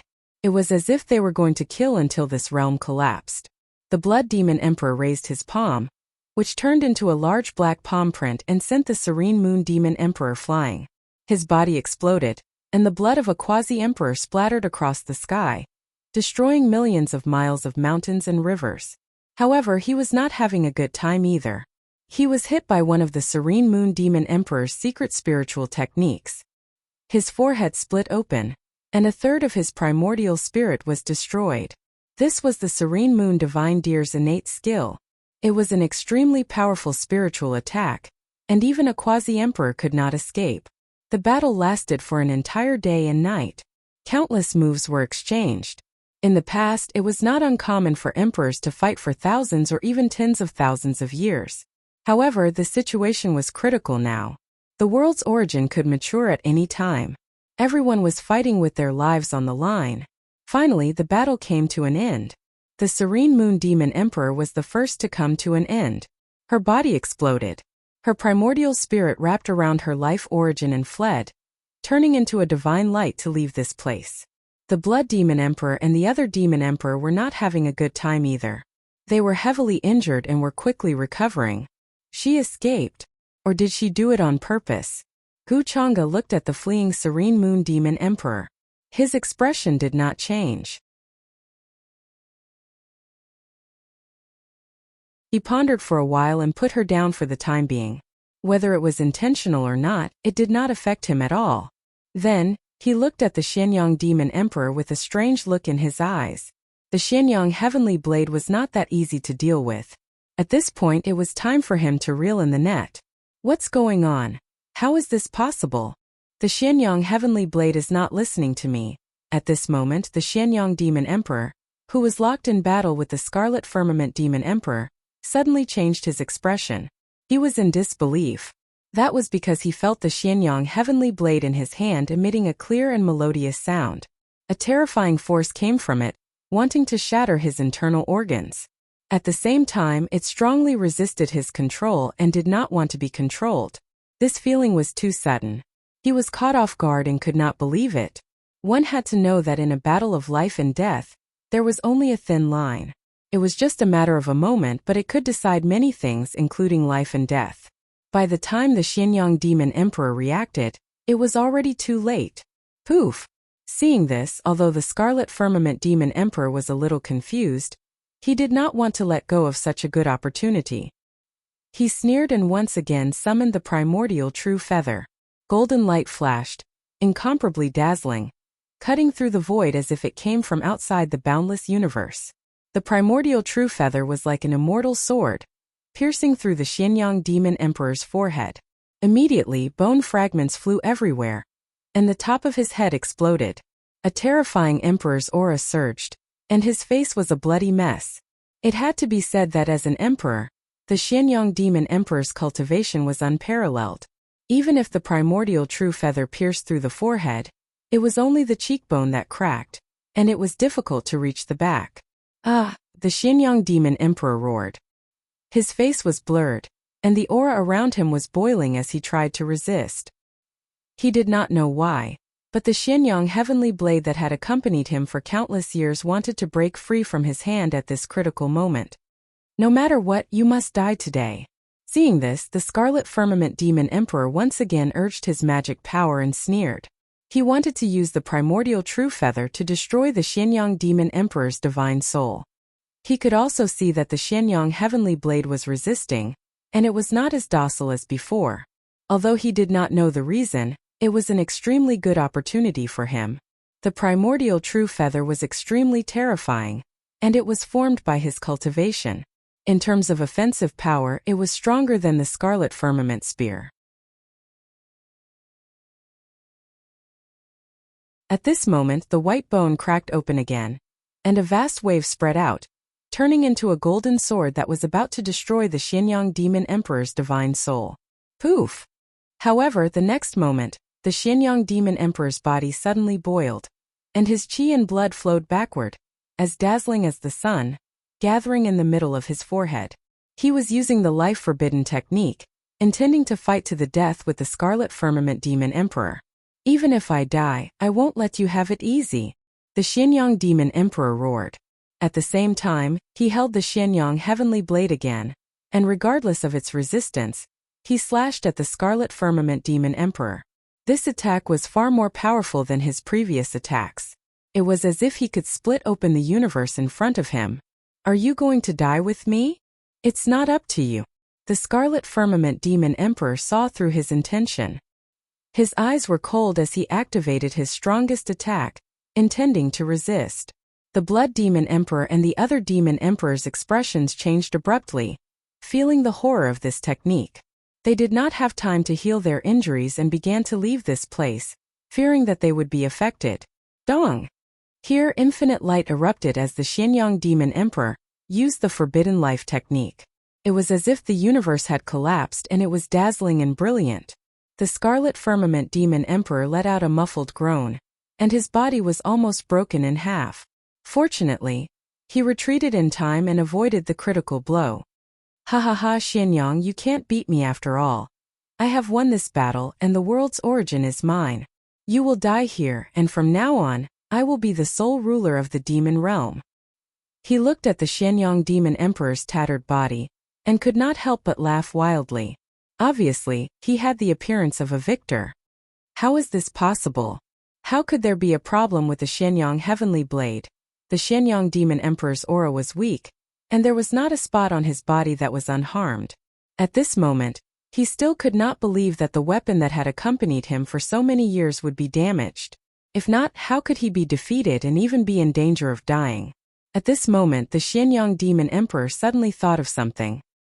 He turned his head with difficulty and looked in a certain direction, as if he was looking for a figure. Puff! Suddenly, a black halberd appeared in the void, surrounded by the aura of destruction and the great Tao. Demonic chi filled the sky and pierced through heaven and earth. Suddenly, the Scarlet Firmament Demon Emperor, who was laughing wildly, was pierced through the void. A terrifying bloody hole ran through his body, almost tearing him apart. I don't think so. You'd better stay here and accompany the Xianyang Demon Emperor. A young man's voice sounded with a hint of mockery. The Scarlet Firmament Demon Emperor's laughter came to an abrupt halt. Blood continued to spurt out, accompanied by the light of the Emperor realm. He turned his head in disbelief and his eyes widened. He could not believe that someone would attack him at this time. A terrifying chill swept through his divine soul. Even if he had an emperor body, it was indestructible. But under the black halberd, it was as fragile as a piece of paper and was easily torn apart. This kind of power was horrifying and unimaginable. Who the hell are you? The Scarlet Firmament Demon Emperor's face was extremely ugly. Before this, he had actually noticed Wuxia, but he did not pay much attention to him, thinking that he was in cahoots with the Xianyang Demon Emperor. Although Wuxia's cultivation was extraordinary, in front of an emperor realm existence, what was the use? However, he did not expect that when he was at his most careless and was seriously injured, it was Wuxia who suddenly attacked and gave him such a fatal blow. Young Master Gu, you also tampered with the Xianyang Heavenly Blade. You are so calculating. From the beginning you have been scheming against us. To think that I actually trusted you. Seeing this scene, the Xianyang Demon Emperor also understood, and a chill appeared on his back. From the beginning to the end, Wuxia had been concealing his purpose, deceiving them, and making them lower their guard. Even the Xianyang Heavenly Blade was tampered with. including him and the Scarlet Firmament Demon Emperor. They were all schemed against by Guchanga, but unfortunately, they were unaware of it. Senior Xianyang Demon Emperor. It's not too late to understand. This junior will accept your source energy. Guchanga smiled faintly, but his eyes were deep and unperturbed. This kind of thing that was predestined from the beginning could not cause the slightest change in his heart. Hearing this, the Scarlet Firmament Demon Emperor, whose body was pierced by the 8 Desolation Demon halberd, also understood the whole story. It turned out that not only him, but even the Xianyang Demon Emperor was also schemed against by this young man in front of him. This made him laugh out loud, full of self-mockery. As an emperor, even at this moment, he had a kind of temperament that made people admire him. I didn't expect that we, who have been invincible in the demon realm for a lifetime, would fall in the hands of such a junior in the end. How ironic!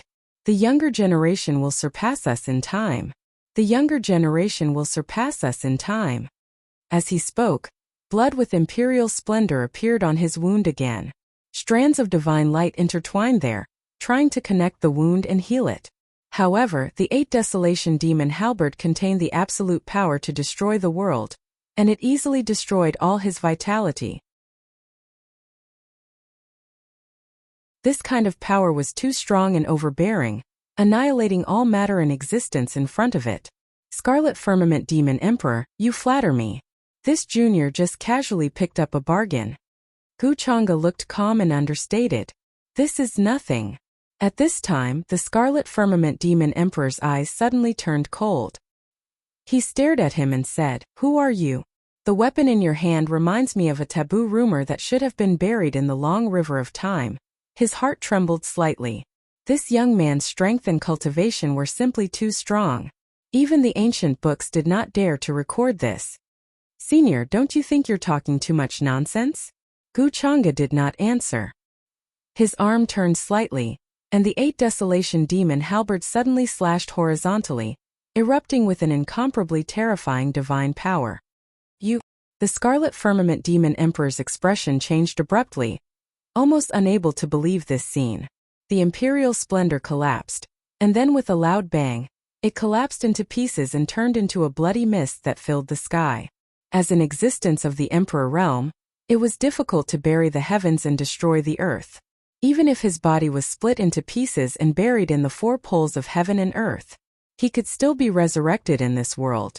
However, under the destructive aura of the 8 Desolation Demon halberd, the Scarlet Firmament Demon Emperor's aura was instantly annihilated. "It's your turn, Senior Xianyang." Guchanga's expression did not change. He looked at the Xianyang Demon Emperor, whose expression had changed abruptly. The 8 Desolation Demon halberd was surrounded by bloody light, and its fierce aura covered the heavens, as if the dome of heaven was about to collapse. If the two of them were not seriously injured, it would be difficult for him to deal with them. Whether it was the Xianyang Demon Emperor or the Scarlet Firmament Demon Emperor, their cultivation was unfathomable. Even if they were not as strong as the Violet Mansion Great Elder, they were not far away.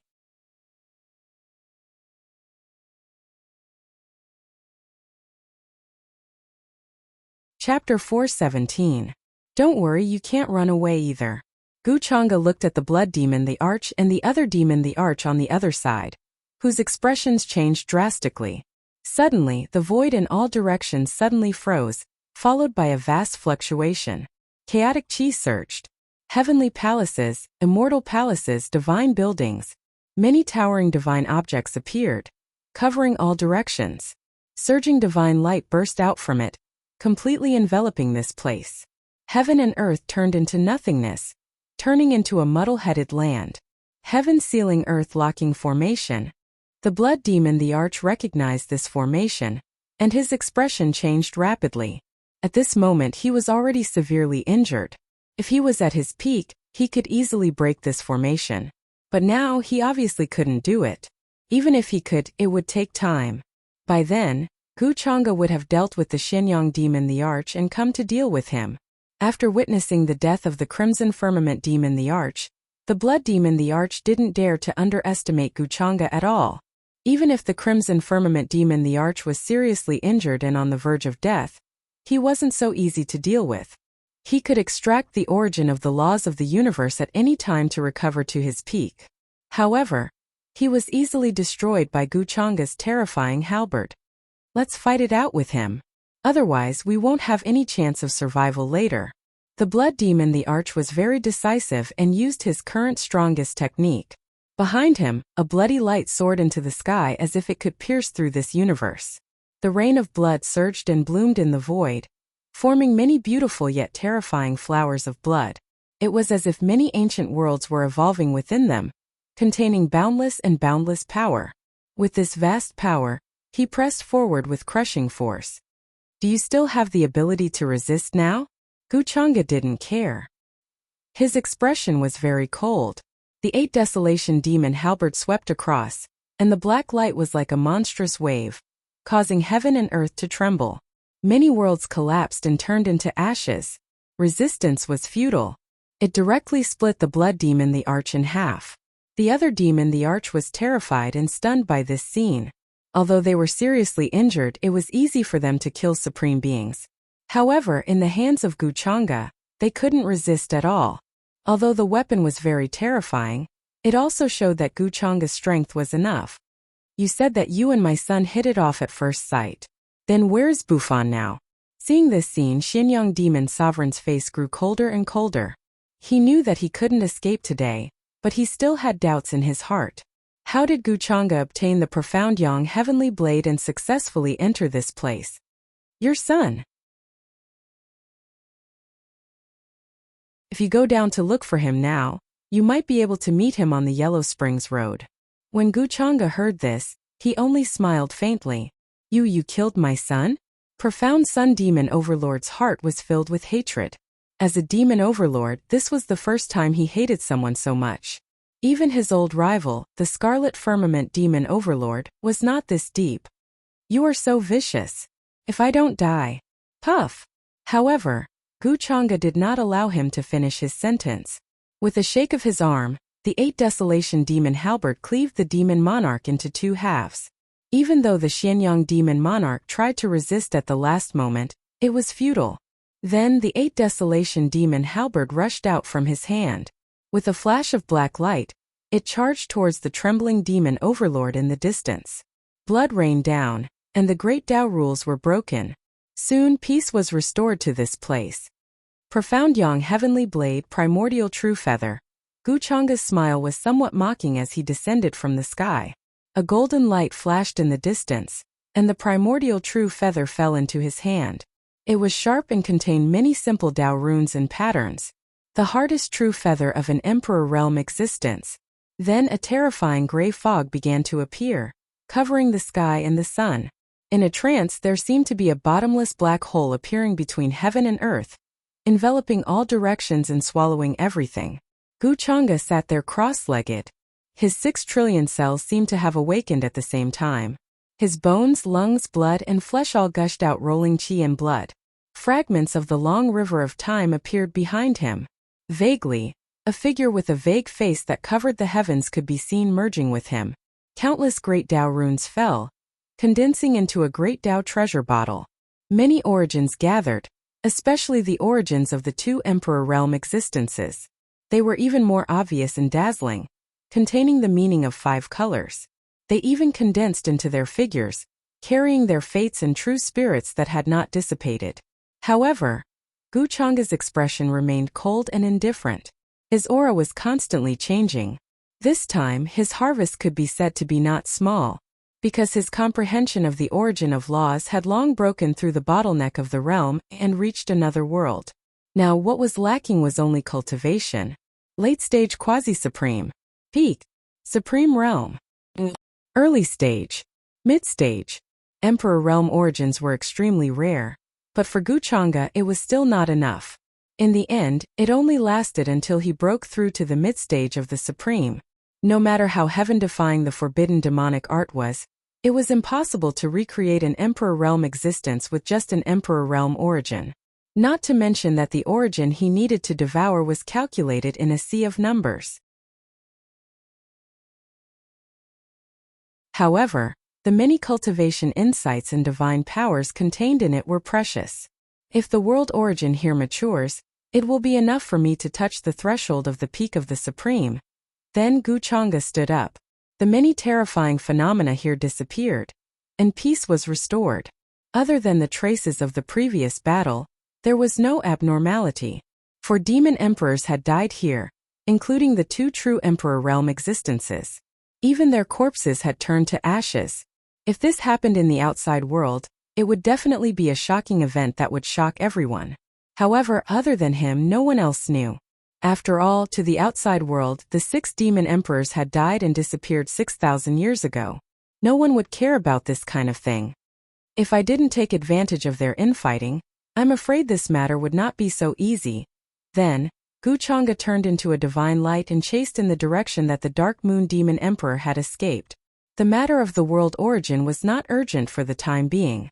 After all, he was the only one in the huge mirror world. In Guchanga's eyes, the Dark Moon Demon Emperor was now a dead man. At this moment, in the stone cave that was overflowing with multicolored light, the Dark Moon Demon Emperor's face was a little pale, but her eyes were unusually calm. She sat there cross-legged and began to heal her injuries. With her strength, there was no need for her to be in such a sorry state when she was besieged by 2 people. However, in order to let the Xianyang Demon Emperor, Qi Shao Demon Emperor, and the others let down their guard, she had no choice but to do so. After all, her cultivation was at the bottom of the pile in everyone's eyes. The Qi Shao Demon Emperor and the others naturally did not see her as a big threat. Only by maintaining their strength and trump cards could they have a share of the spoils when the world origin matured. If not, she had a chance to leave this world and escape through the gate of life. Brother Xianyang, don't blame me for abandoning you and escaping. With my strength, I couldn't help you much even if I stayed there. If anything happens to you, I will help you take care of your child Jun Bufan after I get out. However, you have the Xianyang Heavenly Blade in hand. I'm sure they can't do anything to you. The Dark Moon Demon Emperor sighed faintly. If not for the fetters in her heart, she would not have done this. Then a light appeared in between her eyebrows. A sealed palace appeared, and a dazzling immortal robe fell out. Many rules flashed on it. It was sacred and had an aura of immortality. This was an immortal robe.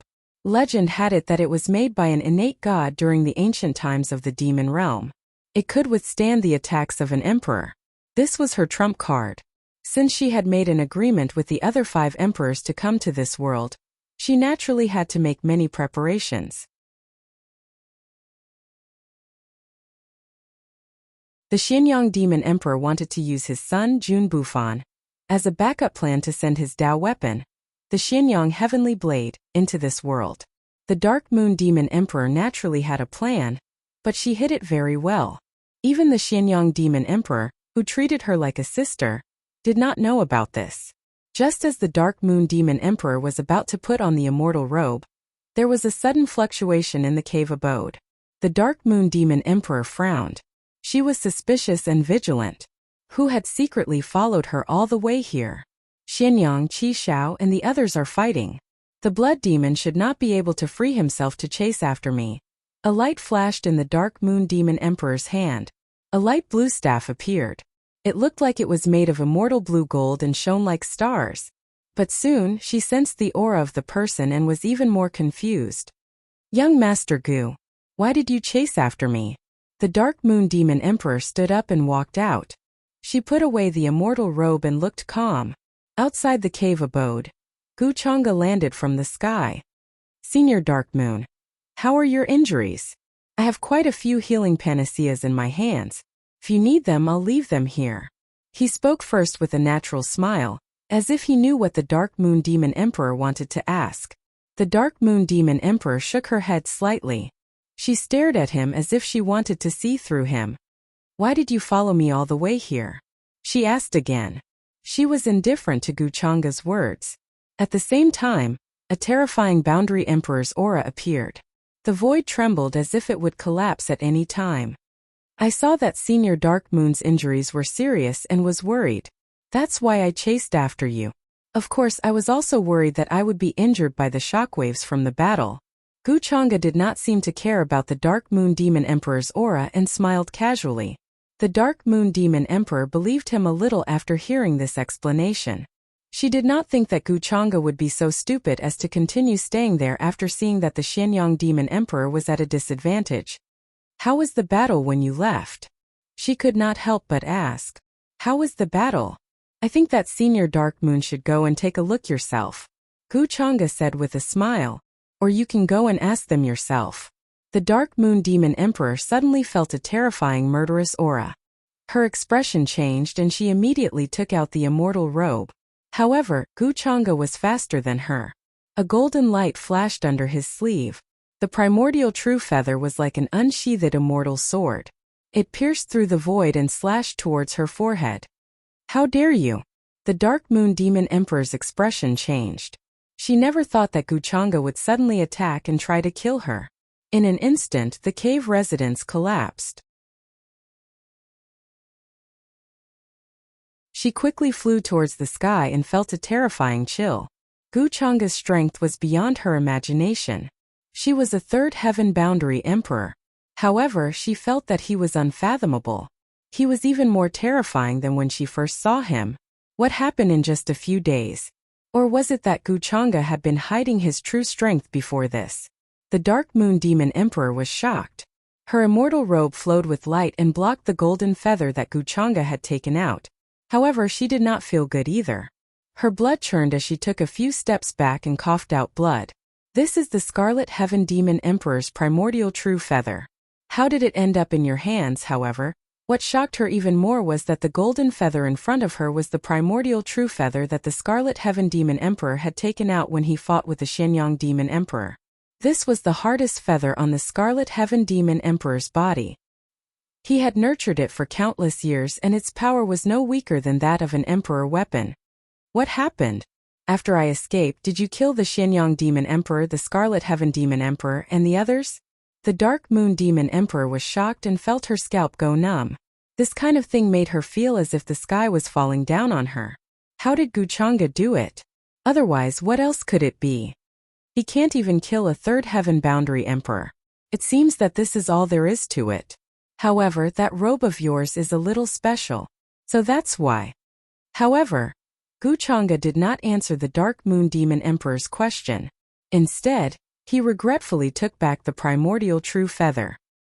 His gaze fell on the immortal robe that was emitting a hazy glow. The Dark Moon Demon Emperor felt a chill run down her spine and her divine spirit trembled. This was the first time she felt fear from a young man. Are you going to kill yourself or do you want me to help you? Guchanga glanced at her and said in a light tone, as if she was asking a trifle whether she wanted to eat or not. The Xianyang Demon Emperor, the Scarlet Heaven Demon Emperor, and the others all died at your hands? The Dark Moon Demon Emperor's voice trembled uncontrollably. She did not dare to imagine how such a thing had happened. Even if Guchanga had unfathomable means, it was impossible for him to kill two emperors. This was simply a fantasy story. However, the Scarlet Heaven Demon Emperor's primordial true feather was in Guchanga's hands. If you want to know, go down and ask them. The Xianyang Heavenly Saber appeared in Guchanga's hand again. With a clang, the terrifying saber chi seemed to be able to split open the universe. I have no feud with you. Why do you want to kill me? The Dark Moon Demon Emperor felt a chill run down her spine. She circulated many laws and was not sure if the immortal robe could block Guchanga's attack. Do I need a reason for this? Guchanga swung his saber down. The Dark Moon Demon Emperor coughed out blood again. The light on the immortal robe dimmed, and many runes were destroyed. All the methods she used were reduced to ashes at 760, and all her efforts were in vain. The scene made the Dark Moon Demon Emperor despair. She had already recovered from most of her injuries. However, in front of this young man she could not resist at all. He was so powerful that it made her despair. I can offer my neck and give you this undying divine robe, but can you promise me one thing? Otherwise, I'd rather self-destruct and destroy the robe than let you have it. The Dark Moon Demon Emperor gritted her teeth. At this point, this was the only way she could think of. She believed that as long as Guchanga was not stupid, he would know what was good for him. What is it? Guchanga said calmly. He was indeed interested in the immortal robe. It was a defensive attribute, supreme treasure that could fight against emperors. It was rare even among the many imperishable sects and supreme Taoist orthodoxies. Although he had no use for it, Yu Mingkong would like it. This should be a simple request for you. I just want to ask you to help me pass a message to my daughter, Xiao. For the past 6,000 years The Dark Moon Demon Emperor smiled bitterly. She seemed to have accepted her fate and stopped struggling. What she wanted the most now was to leave this place and tell her daughter everything she had done for the past 6,000 years, and ask for her forgiveness. No need. Gu Chang'e frowned and interrupted her. You can say those words to her yourself. He did not like to leave anyone alive. The secrets of the 6 emperors should be buried here. Although the Dark Moon Demon Emperor was Xiao's mother, she was just an insignificant passerby in his eyes. Empress Xiao was at most a tool to him. Gu Chang'e would not waste too much emotion on her. However, sometimes, he would still consider Xiao's feelings.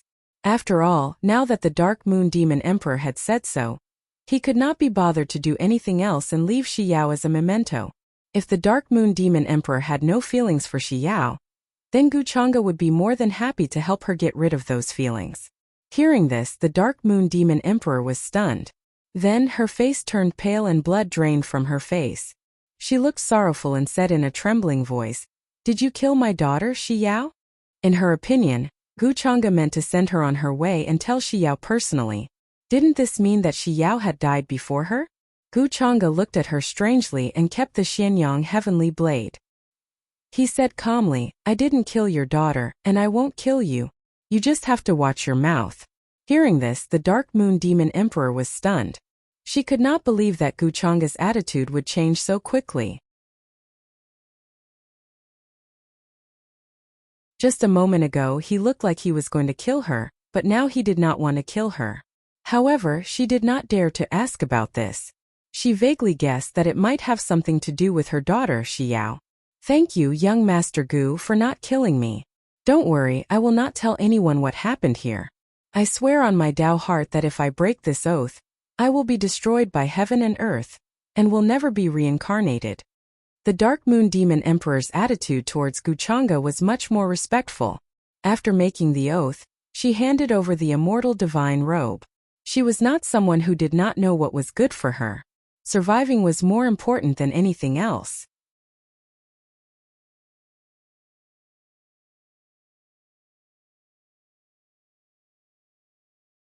Chapter 418. Gu Chang'e was not very interested in the Dark Moon Demon Emperor's oath. The Dark Moon Demon Emperor was not stupid. She had no evidence to say that the other demon emperors had died at the hands of Gu Chang'e. On the contrary, she could not explain this matter and might as well continue to hide it. Moreover, the consequences of offending Gu Chang'e did not need to be said. On the other hand, although the Dark Moon Demon Emperor would not gain any benefits from this, she would be the only demon emperor left in the vast demon realm. This was a good thing for Empress Xiao. For 6,000 years, she had used the name of the Dark Moon Demon Emperor to intimidate and quell many rebellions. However, as time passed, she might arouse suspicion. "Wait for me at the gate of life." Gu Chang'e did not let the Dark Moon Demon Emperor follow him. After he finished speaking, he went alone to the abyss where the world's origin was. Yes. The Dark Moon Demon Emperor nodded and heaved a sigh of relief after seeing Gu Chang'e leave. She had never dared to imagine trembling in fear because of a junior. She did not dare to disobey Gu Chang'e's orders, so she turned into a divine rainbow and went to the gate of life. She was worried that she would arouse Gu Chang'e's suspicion if she followed him to the world's origin. This was good. Speaking of which, it was all thanks to Xiao this time. The young master of the Gu clan obviously let me go because of Xiao. She sighed faintly, not knowing whether to rejoice or laugh bitterly. Gu Chang'e stopped in front of the abyss. He raised his eyebrows slightly as he watched the void in front of him begin to collapse with a vast force emerging from it.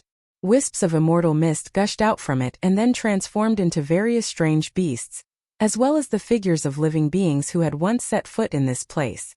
However, these were only scenes of the past and did not exist in the present. It was unknown how long ago they had been there. Is this the power of the world's origin? Gu Chang'e was a little surprised. She felt that all her cells were somewhat restless at this moment.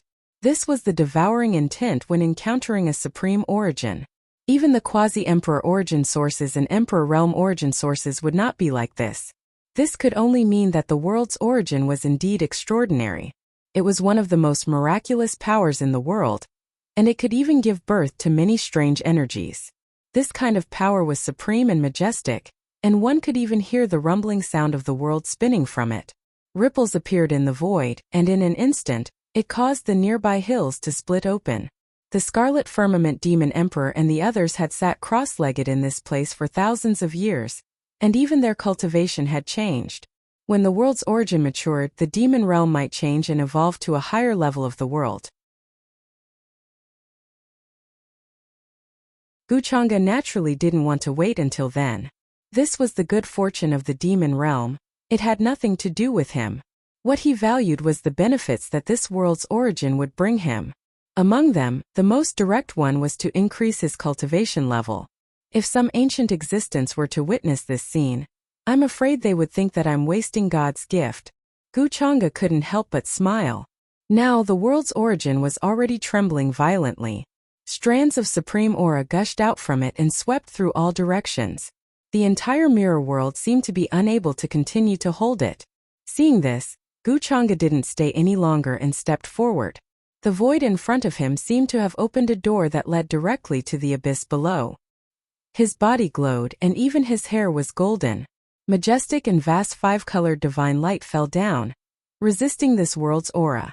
Even the Scarlet Firmament Demon Emperor and the others didn't dare to go in under this pressure.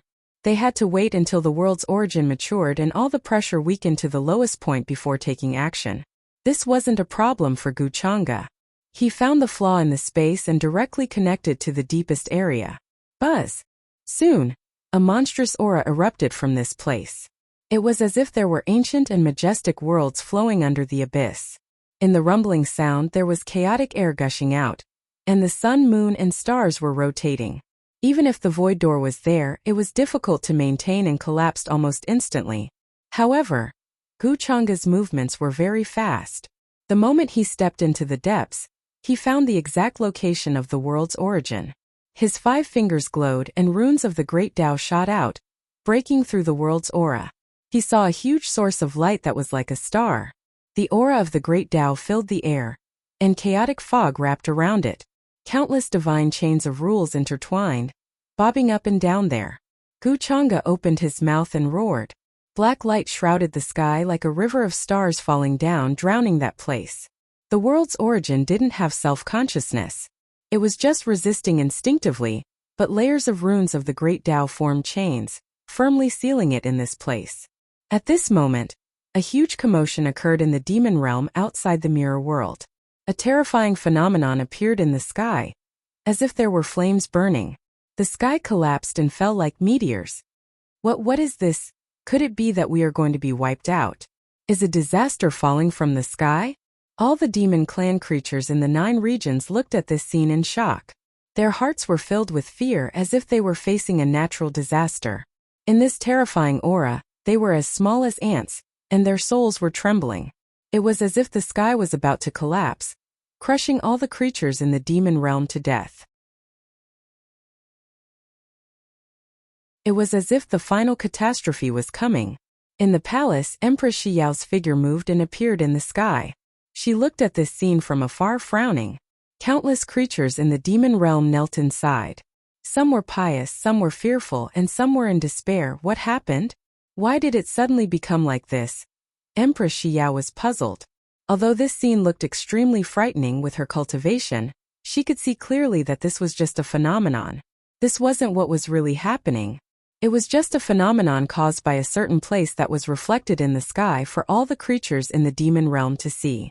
Could it be related to Wuxia's purpose in coming to the demon realm? Her first reaction was that it had something to do with Wuxia. Wuxia had disappeared for half a month. In this half a month, she followed his instructions and didn't interfere in anything. She dealt with her memorials and state affairs obediently. But at this moment, Empress Xiao couldn't help but feel shocked. She faintly felt that this matter had something to do with the secret of the demon realm. This phenomenon appeared very quickly, but it lasted for a full half a month.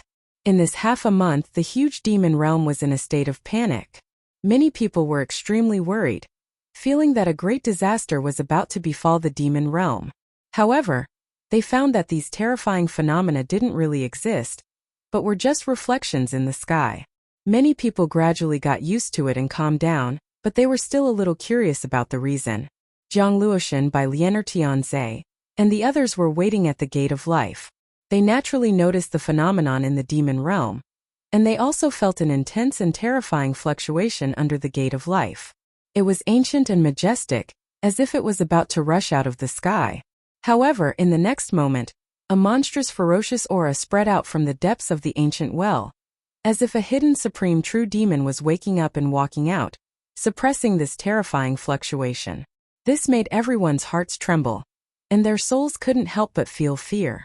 Under this monstrous aura, even Bai Lian, who had reached the peak of the quasi-supreme realm, felt like she was an ant that could be crushed at any time. While they were shocked, they couldn't help but guess what Guchanga had left behind. After waiting for a few days at the gate of death and not seeing Guchanga leave, they turned back to this place, feeling that he might come out in the end. Now, feeling the ferocious aura under the ancient well, no one dared to get close and stayed very far away. Sister, what is under the ancient well? Is it really the exit of that world? Jun Fan's face was pale, and his heart was full of despair. During this period of time, he had thought of many ways to escape, but Bai Lian saw through them all. Moreover, he had a bad premonition that something bad was going to happen to his father. Father gave this place to me and told me to guard it. I feel that if father wants to leave, he will come out in the end. Let's wait a little longer. Jun Ruashi's expression was very calm. In fact, she had already released Guchanga's seal in the past few days, because Guchanga didn't care too much at that time. She relied on the uniqueness of this place to secretly release the seal, and even Jun Fan didn't know. Now she was waiting for the time to give everyone a surprise attack and save Jun Fan. Hearing this, Jun Fan nodded, but his heart was already full of despair, and he couldn't find any other way. Just as everyone was feeling different, a fluctuation suddenly came from under the ancient well. At the same time, a divine light pierced through the sky, and it was incomparably terrifying. This scene made Jun Fan and Jun Ruashi feel hopeful, and they couldn't help but look over. He's come out. Bai Lian raised an eyebrow. They had waited here for almost a month. Calculating the time, regardless of whether Guchanga succeeded or failed, he should have come out. Jiang Luoshan, Tianze, Song Yue, Jun Yao, and the others all looked over.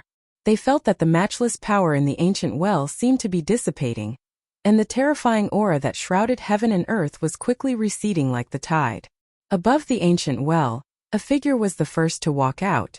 He was wearing a long moon-colored robe and had a terrifying quasi-emperor aura around him. Demon Emperor Yue. Jun Fan and Jun Ruashi recognized him and were somewhat delighted. Since the Demon Emperor Yue had come out, then wouldn't their father, the Xianyang Demon Emperor, be behind him? Jun Ruashi, the Demon Emperor Yue didn't expect that there would be so many people outside the ancient well, especially Jun Ruashi, whom she recognized. The young man beside her must be Jun Bufan. However, she sighed faintly in her heart, and her expression returned to indifference, as if she didn't see them. This scene made Jun Ruashi and Jun Fan's expressions change. They felt that something was wrong. This is Empress Shi Yao's mother, the former Demon Emperor Yue. Jun Yao and Song Yue's expressions were somewhat incredulous. They didn't know what was hidden in the ancient well. Now the Demon Emperor Yue, who had disappeared for more than 6,000 years, had walked out. What's wrong? Are you very surprised? Guchanga's figure followed behind the Demon Emperor Yue. At this time he also came out of the ancient well. He swept a glance at everyone, and finally landed on Jun Fan and Jun Ruashi. Guchanga, where's my father? Jun Fan's pupils shrank, and his expression turned cold. The premonition in his heart grew stronger. Why did the Demon Emperor Yue come out, but not his father? You ask me, how would I know? Didn't the Xianyang Demon Emperor die 6,000 years ago? Guchanga shook his head slightly, and his tone was somewhat helpless and regretful. It's a pity that I didn't have the chance to see the Xianyang Demon Emperor. Otherwise, I would have been able to see his invincible demeanor and see how he used to look down on the demon realm. Jun Fan's expression was incomparably ugly.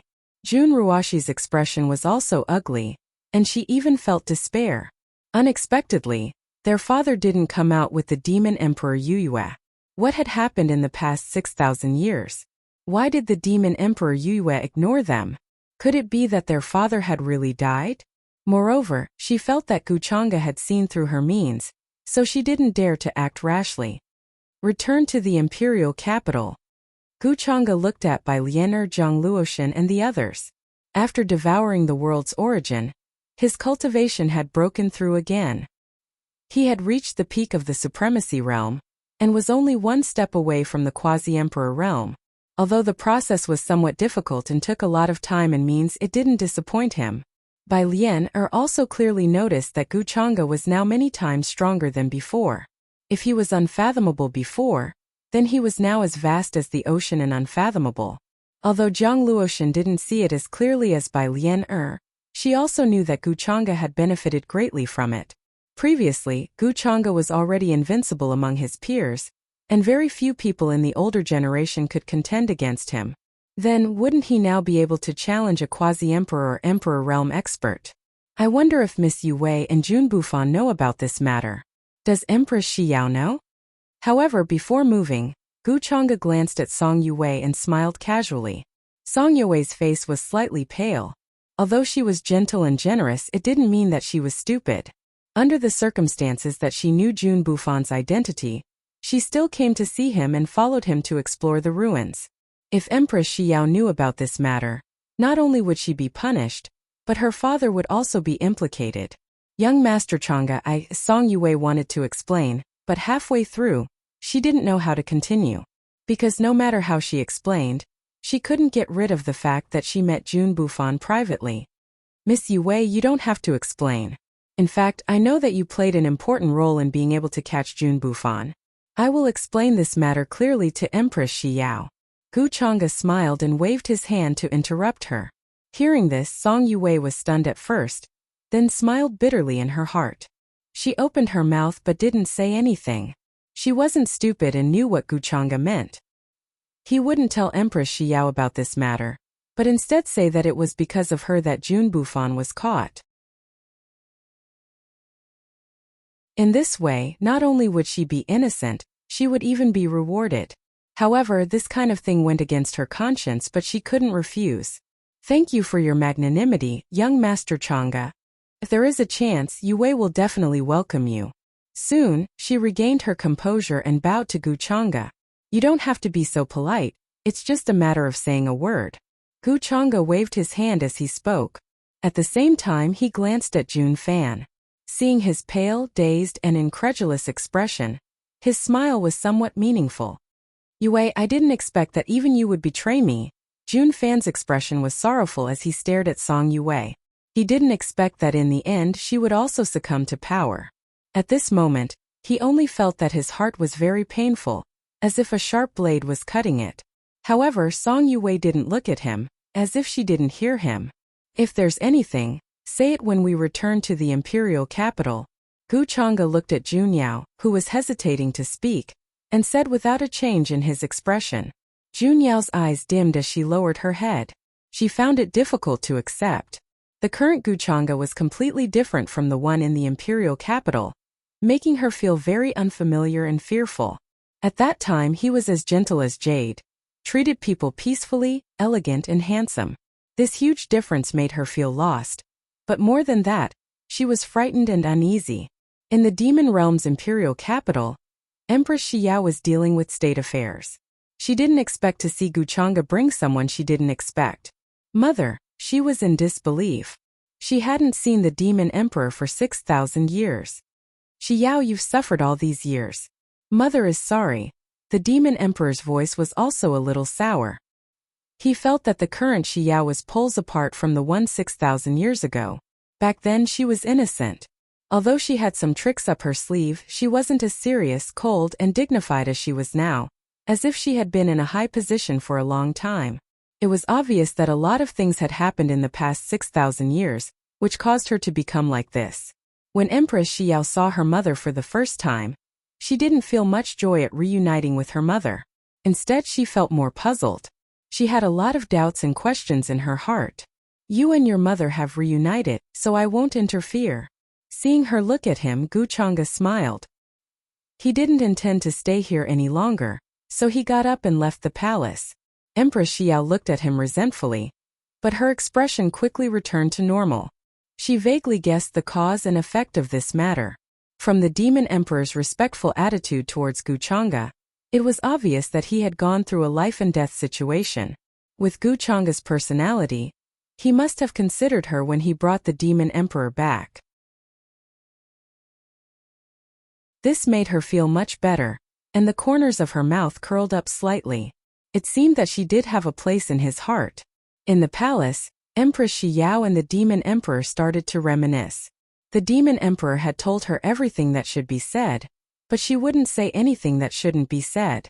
Empress Xiao was also very tactful. She knew that many things weren't for her to know, so she didn't ask too much.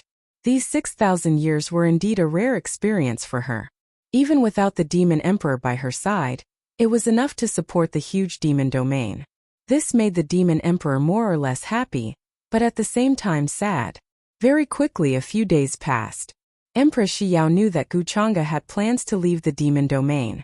She went to see the Jun siblings who were locked up in the heavenly prison.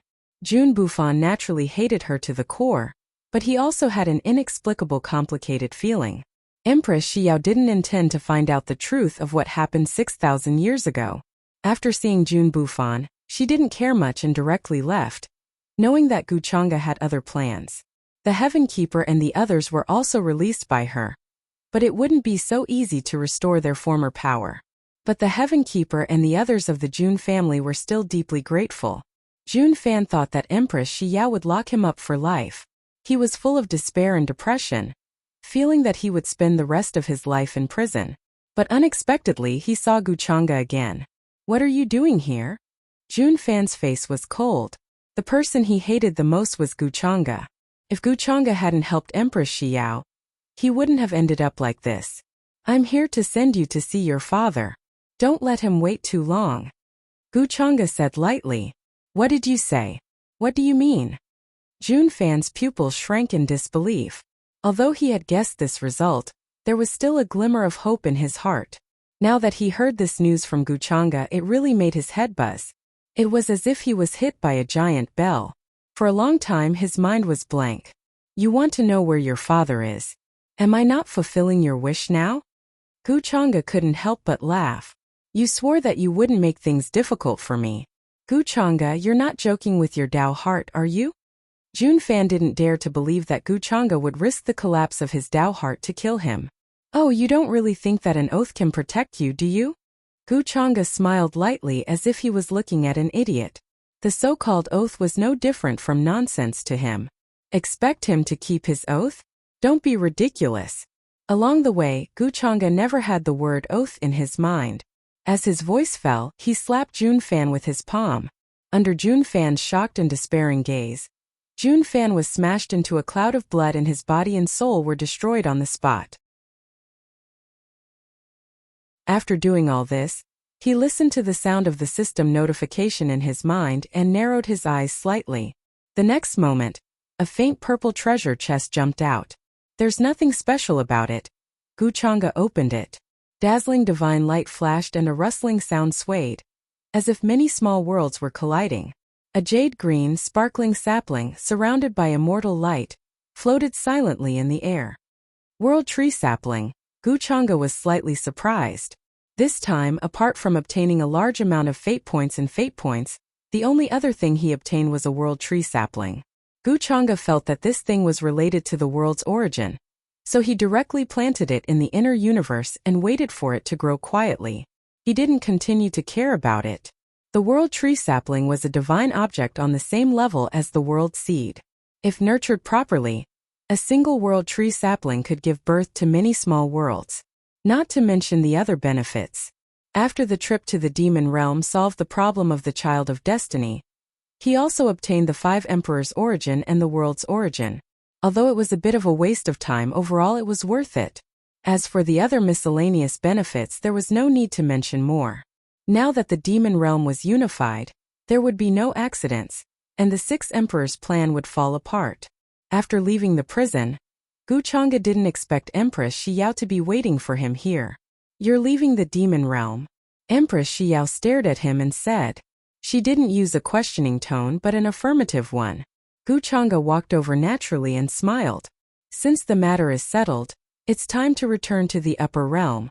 Empress Xiao suppressed the reluctance in her heart and said with a calm expression, Take care. If you want me to stay, I can consider it. Guchanga looked at her with a smile. Really? Empress Xiao was a little happy. She suddenly looked up, and her eyes lit up as she stared at him. Of course it's fake. Guchanga replied casually. How can you believe such words? You. Empress Xiao was a little angry, but she didn't say anything, and her expression was a little gloomy. But for your sake, I've decided to stay a little longer. Guchanga smiled and took the opportunity to hold her soft hand. If you want to leave, just leave. The demon realm isn't far from the upper realm. You'll reach there in a short while using the teleportation formation. Why do you have to make fun of me?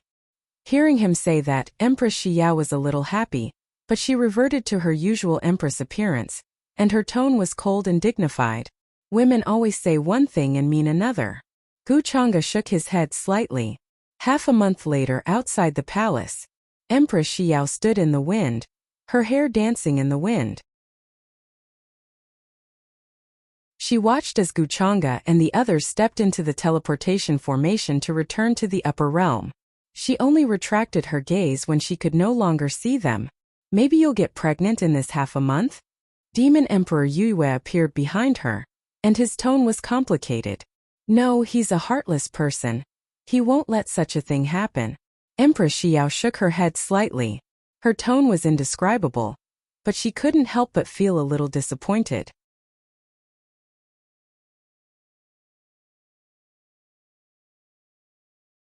Chapter 419. After returning to the upper realm, Guchanga and Zhang Luoshan separated and did not make things difficult for her. During this period of time, although she was treated as a servant girl, her identity was still the princess of the Great Void Divine Clan and the future divine emperor of the Great Void Divine Clan. Zhang Luoshan was still a little stunned by Guchanga's straightforward attitude. She did not react at first and was somewhat in disbelief. Although she was used to being ordered around by Guchanga, was freedom not good? You can't go back on your promise to me. Zhang Luoshan's golden eyes were full of suspicion. During this trip to the demon realm, she had seen through Guchanga. There were some things that he said were good, but when it came to doing it, he could not be expected to keep his promise. The matter of Jun Bufan was a complete example. When have I ever gone back on my promise? Guchanga raised his eyebrows, feeling that this girl did not trust him too much. Although he was very untrustworthy sometimes, that was when dealing with an enemy. Zhang Luoshan looked at him with a see if I believe you expression. You are my little servant girl, why would I lie to you? Guchanga's tone seemed to be slightly disappointed. Little servant girl? Why am I a little servant girl? Zhang Luoshan was a little dissatisfied, but when she said that, she felt that something was wrong. Was this a disguised admission that she was his servant girl? Guchanga smiled and said casually, Of course it's because there's still a head servant girl. Zhang Luoshan felt that she was at a disadvantage and could not help but correct him. Who is your servant girl? Guchanga, don't think that just because you ordered me around for a while, I am your servant girl. This is a deal between you and me. Okay, I understand, little servant girl. Guchanga nodded. You. Zhang Luoshan felt a burst of anger in her heart. She almost clenched her teeth and wanted nothing more than to grab his mouth. However, she also knew that she could not dissuade Guchanga, so she could only give up with the title of a servant girl. Let's go. Soon, her expression returned to its usual indifference as she led her people back to the Great Void Divine Tribe. Afterwards, Guchanga ordered Tianze and the others to return to the chaotic star regions and various clans of Immortal Ancient. Meanwhile, he brought Bai Lianer and Bai Hua back to the Longevity Gu family. Don't worry. Since I promised to let your father go, I won't go back on my words. Guchanga said. Bai Lianer appeared in the air with a bang. She snorted and said, I hope so. After witnessing Guchanga's methods, she could only hope that Guchanga would not go back on his word. Otherwise, if Guchanga went back on his word, there was nothing she could do. Bai Hua followed behind him timidly. Although he hadn't been tortured by Guchanga during this period of time, he was still afraid of him to the bone. I want you to work for me. Naturally, I won't lie to you.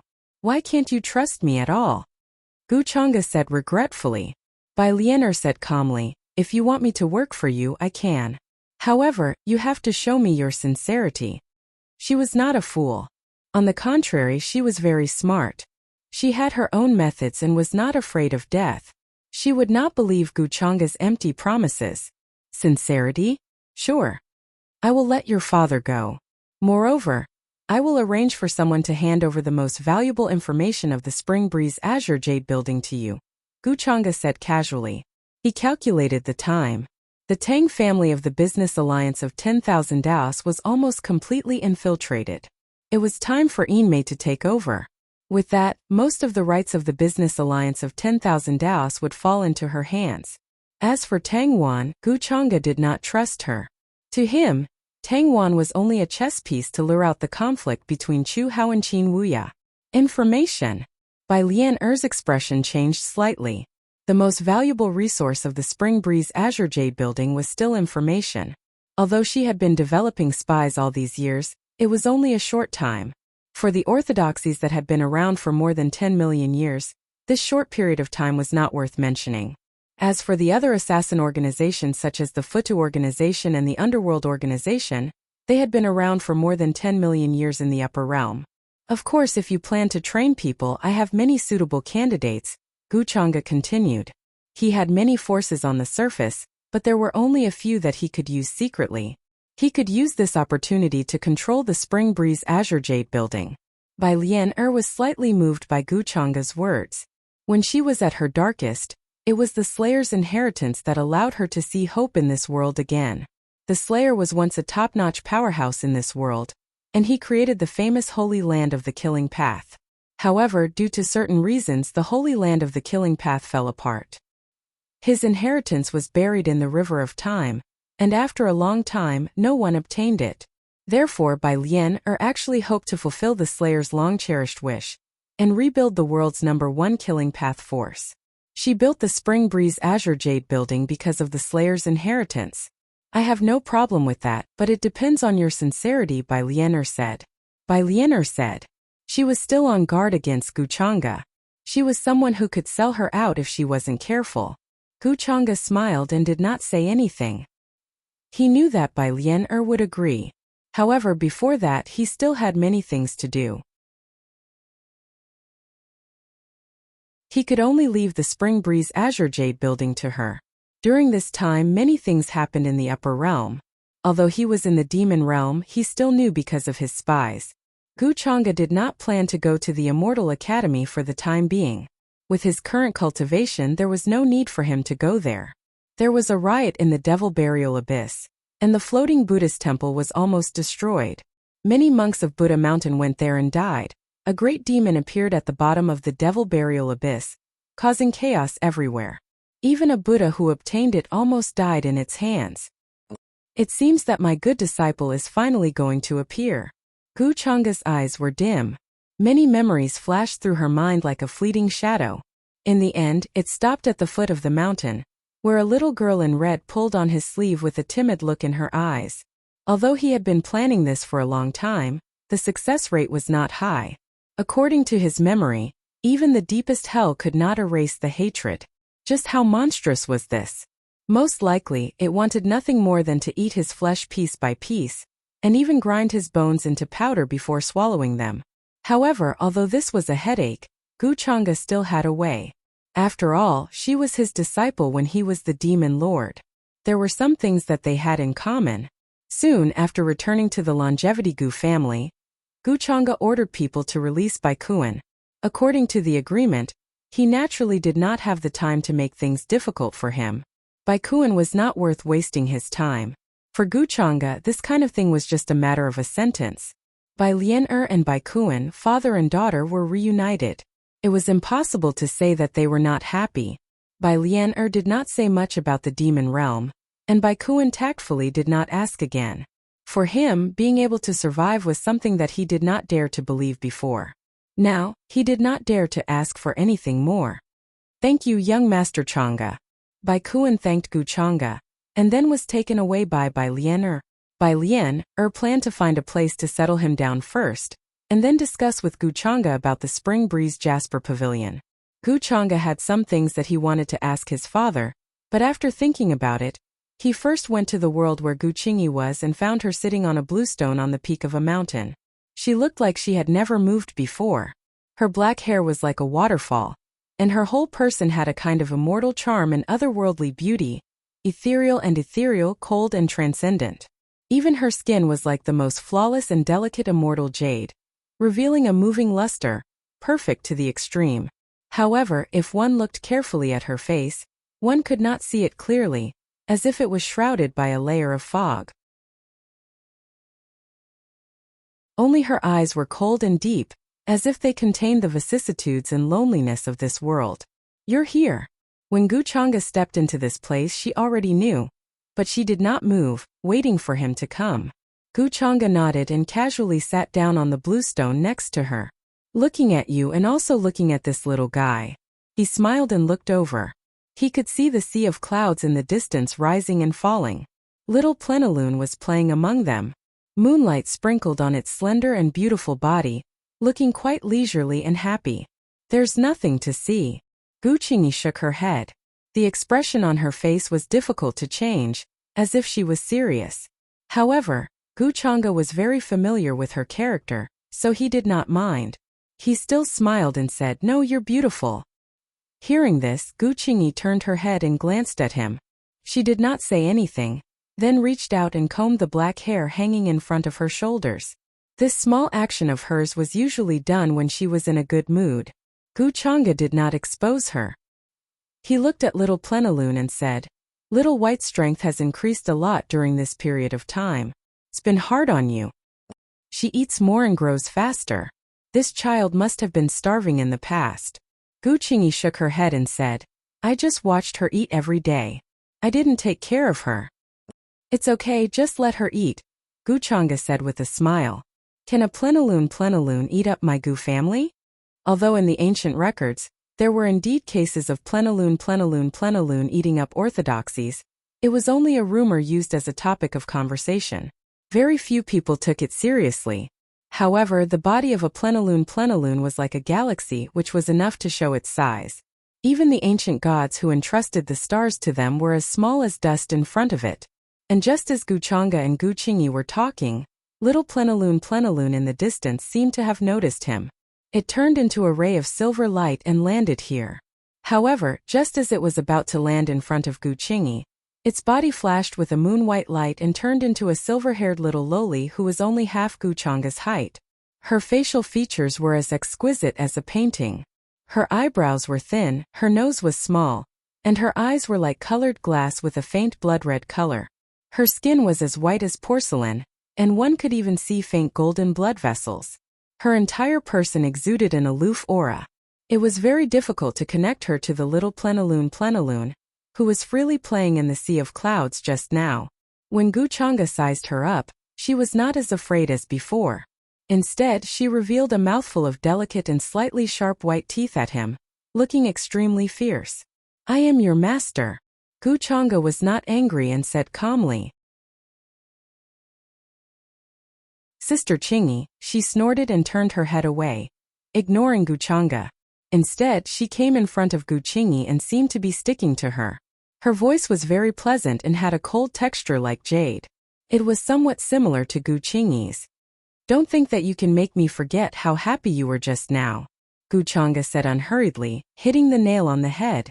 The silver-haired little loli clenched her teeth tightly. Her porcelain-like face was a little red. Suddenly, she was a little flustered and exasperated. "You're the one who was happy." "I was happy. What's the difference?" Gu Chang'e asked. "How is there no difference?"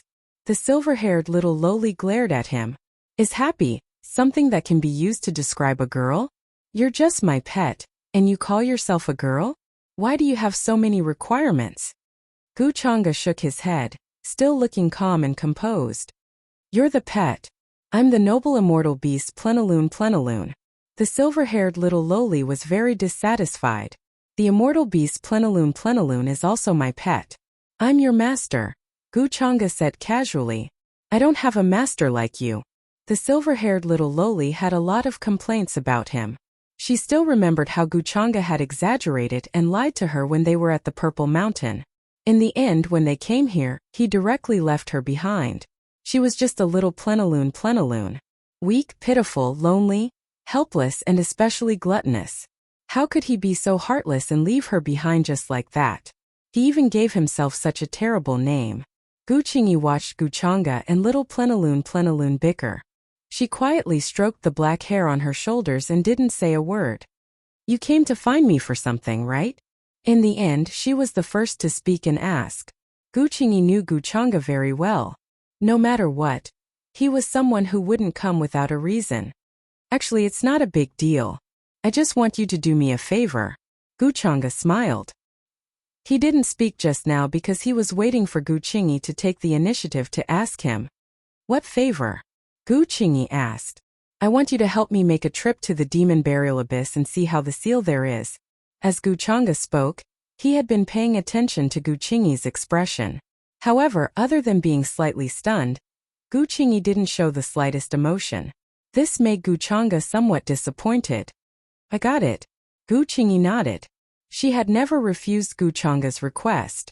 It was like this in the past and it was the same now. Then I'll leave first. By the way, these are some rare things I saw in the demon realm this time. You've been here all this time, so you probably haven't seen them before. Guchanga got up and left. But before he left, he took out a lot of small things from his arms.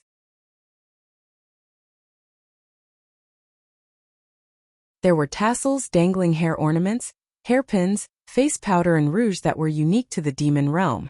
They weren't anything precious or rare, but they could only be found in the demon realm. Because the raw materials came from the demon realm, they couldn't be found anywhere else. Guchingi watched Guchanga's figure disappear before her gaze finally fell on these small things. Then she gently picked up a wooden comb. Usually, except for cultivation, she would never leave this place. She wouldn't come into contact with anyone or anything from the outside world. She was like an untainted immortal in an ancient book, cut off from the world. So it was Guchanga who would occasionally bring her some small things. After all, she wasn't a mortal herself, so she didn't have the habit of coming into contact with things from the mortal world. After leaving this world, Guchanga went straight to the main hall to find his father.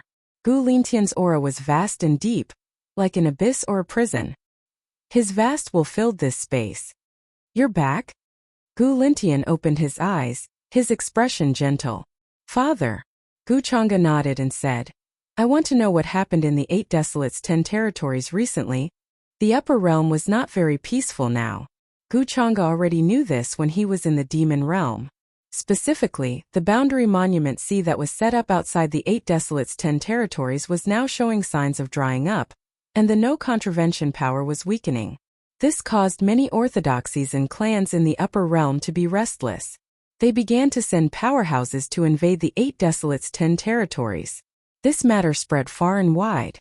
All orthodoxies and clans in the upper realm couldn't avoid it. The 8 Desolates 10 territories was a world very similar to the upper realm. It was also vast and ancient. The difference was that many eras ago, a war broke out between the two places, and the 8 Desolates 10 territories lost. In the end, they had no choice but to retreat, leaving behind many territories. The strongest beings in those territories joined forces and set up the boundary monument sea outside the borders. It contained the no contravention power. Even those who had attained the Tao would find it difficult to cross it. This also became a natural barrier for the 8 Desolates 10 territories, protecting that side for many years. These years there were occasional conflicts between the two sides, and there were casualties on both sides. However, in general the upper realm still had the upper hand. The 8 Desolates 10 territories. From the name, one could tell that the environment there was not as complete as here. This also caused the strongest beings there, even if they broke through the Emperor realm, to find it difficult to live for countless years. Compared to here, their lifespans were shorter. Moreover, the cultivation environment there was more difficult.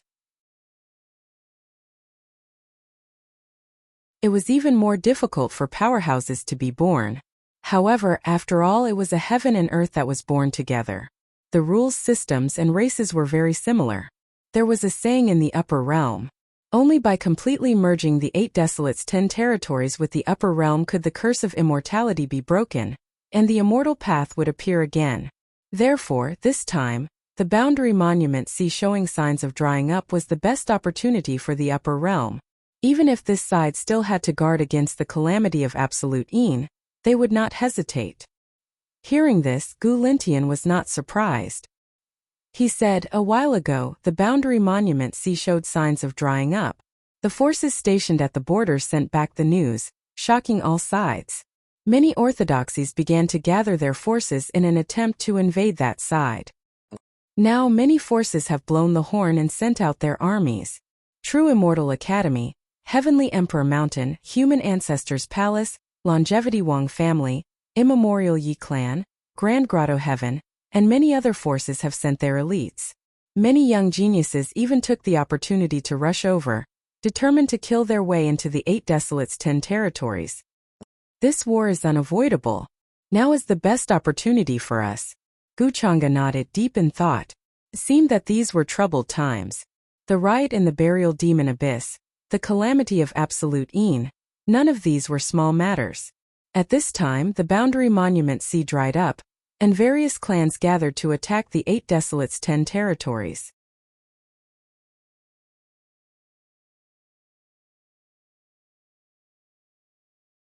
Chapter 420. The 8 desolates 10 regions was located at the easternmost shore of the upper realm. It was a desolate place with many deserts and hills. It was adjacent to many worlds and was also the intersection of many lower realms. It was like a choke point. Although it was not as prosperous as the inner area, it was a mixed bag of good and bad people. Many ancient beings lived in seclusion there. Outside the boundary monument sea, there were many broken ancient universes. They were all worlds destroyed during the war between the upper realm and the 8 desolates 10 regions. Today there were many terrifying beings hiding there. The boundary monument sea was so strong that ordinary cultivators dared not set foot there. All the forces of the upper realm have sent their troops there, planning to cross the boundary monument sea. The leaders are all the imperishable sects and supreme orthodoxies. Some of them even went there personally to pave the way. Gu Lintian sat cross-legged at the head of the table.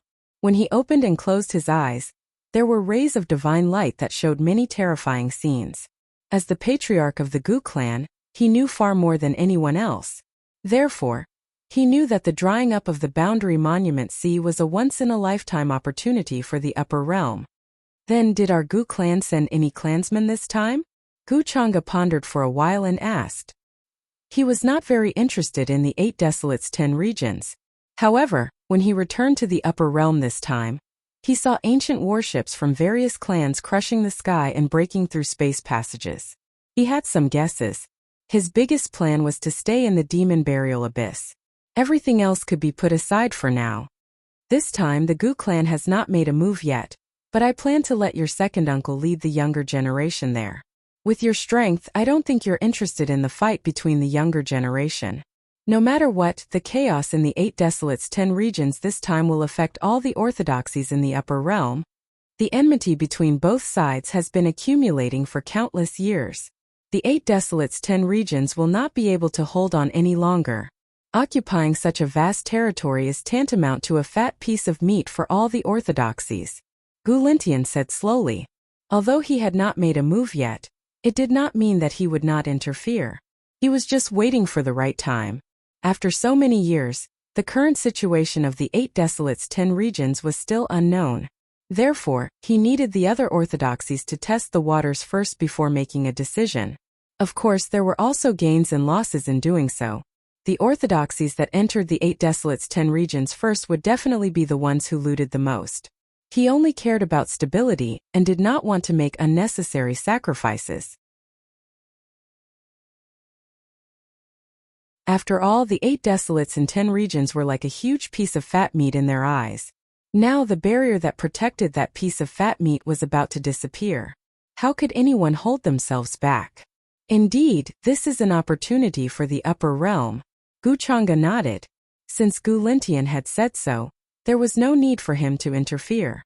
When the time was right, the Gu clan would definitely send their clansmen over. During this time, he could settle his own matters first. The battle between the Upper Realm and the 8 Desolates 10 regions was definitely the most intense one in the past. After that, he and Gu Lintian talked about a few more things before he got up and left. Now that the immortal path was no longer visible, and the boundary monument sea outside the 8 Desolates and 10 regions had dried up, many orthodoxies of the Upper Realm saw this as a sign. Only when the 2 realms merged would the precepts of heaven and earth be complete, and the immortal path that had disappeared for a long time would reappear. At that time, the true immortal ascension era would be ushered in.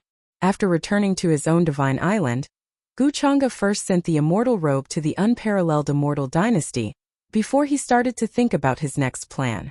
From Gu Lintian's words, he already knew what the various clans and orthodoxies were doing. Near the boundary monument sea were many neighboring lower realms, and the situation was quite complicated.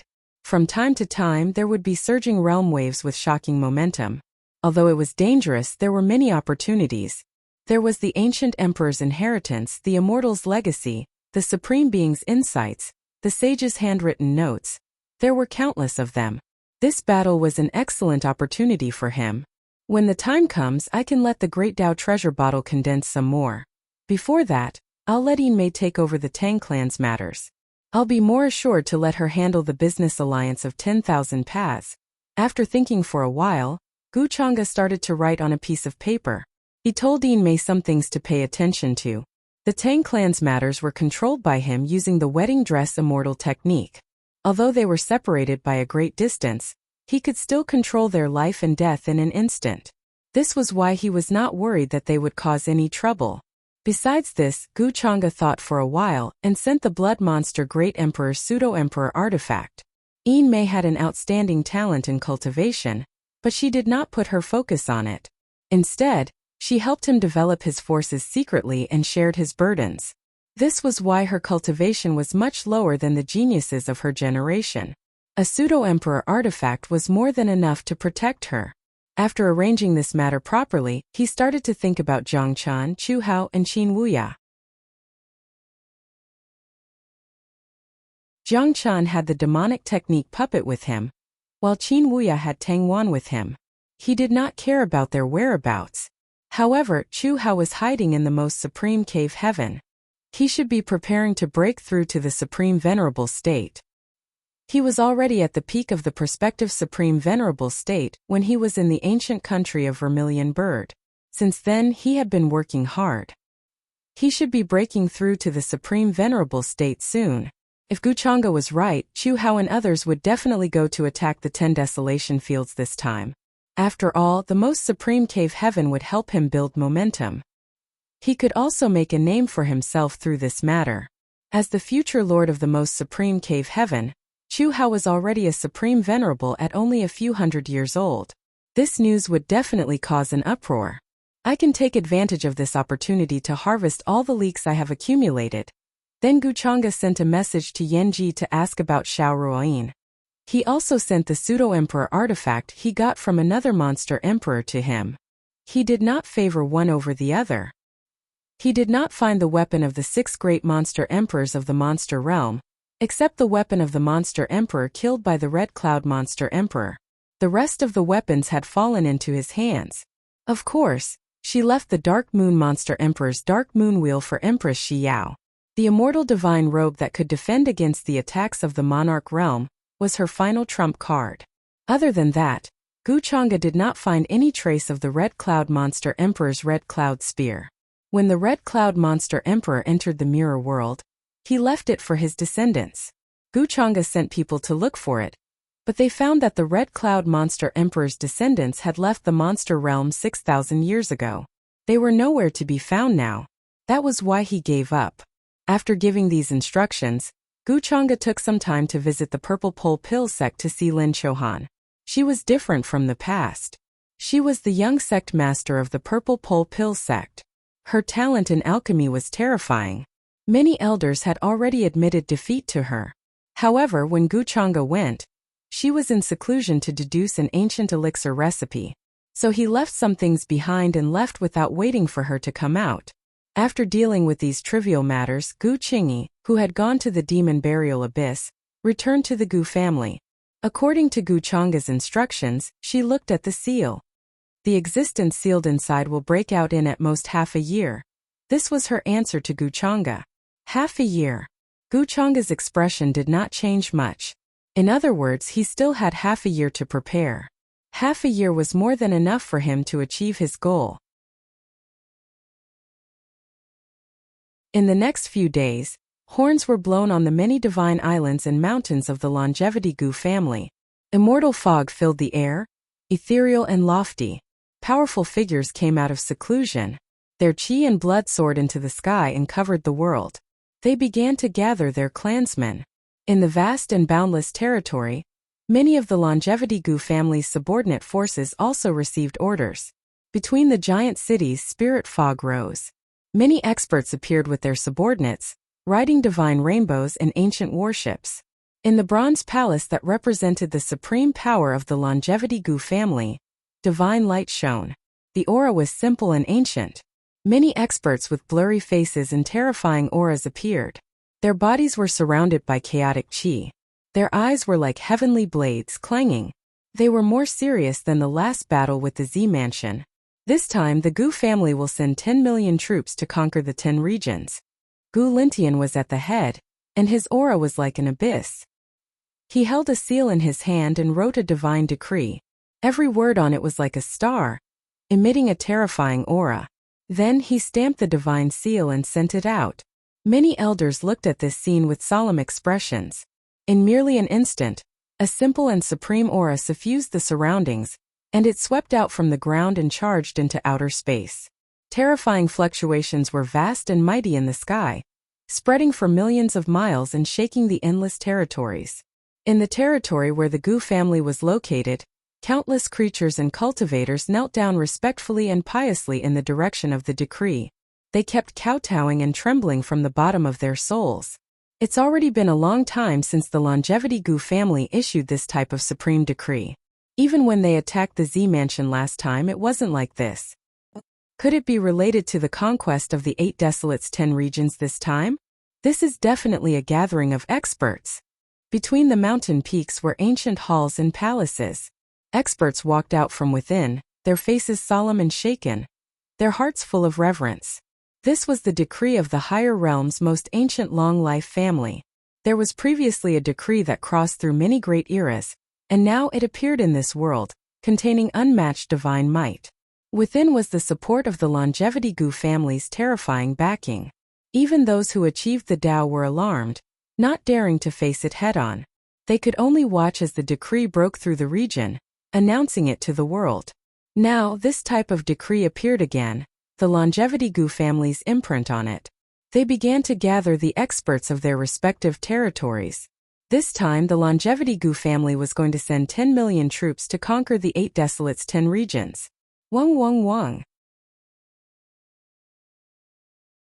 Between the divine islands, streaks of resplendent gates of light opened one after another.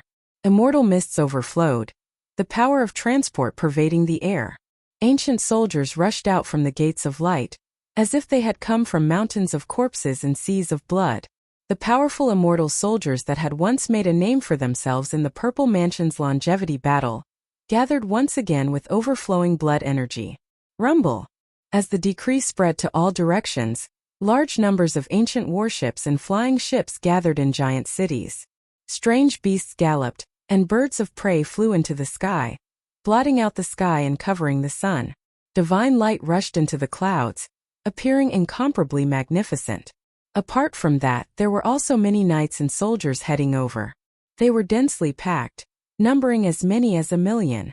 These were all the death warriors and warriors nurtured by the Gu family's many subsidiary forces. Woo, asking for fresh flowers. In the sky, whistling sounds could be heard and horns sounded. Huge purple bronze ancient warships crossed the horizon, speeding quickly, approaching the Gu family's territory.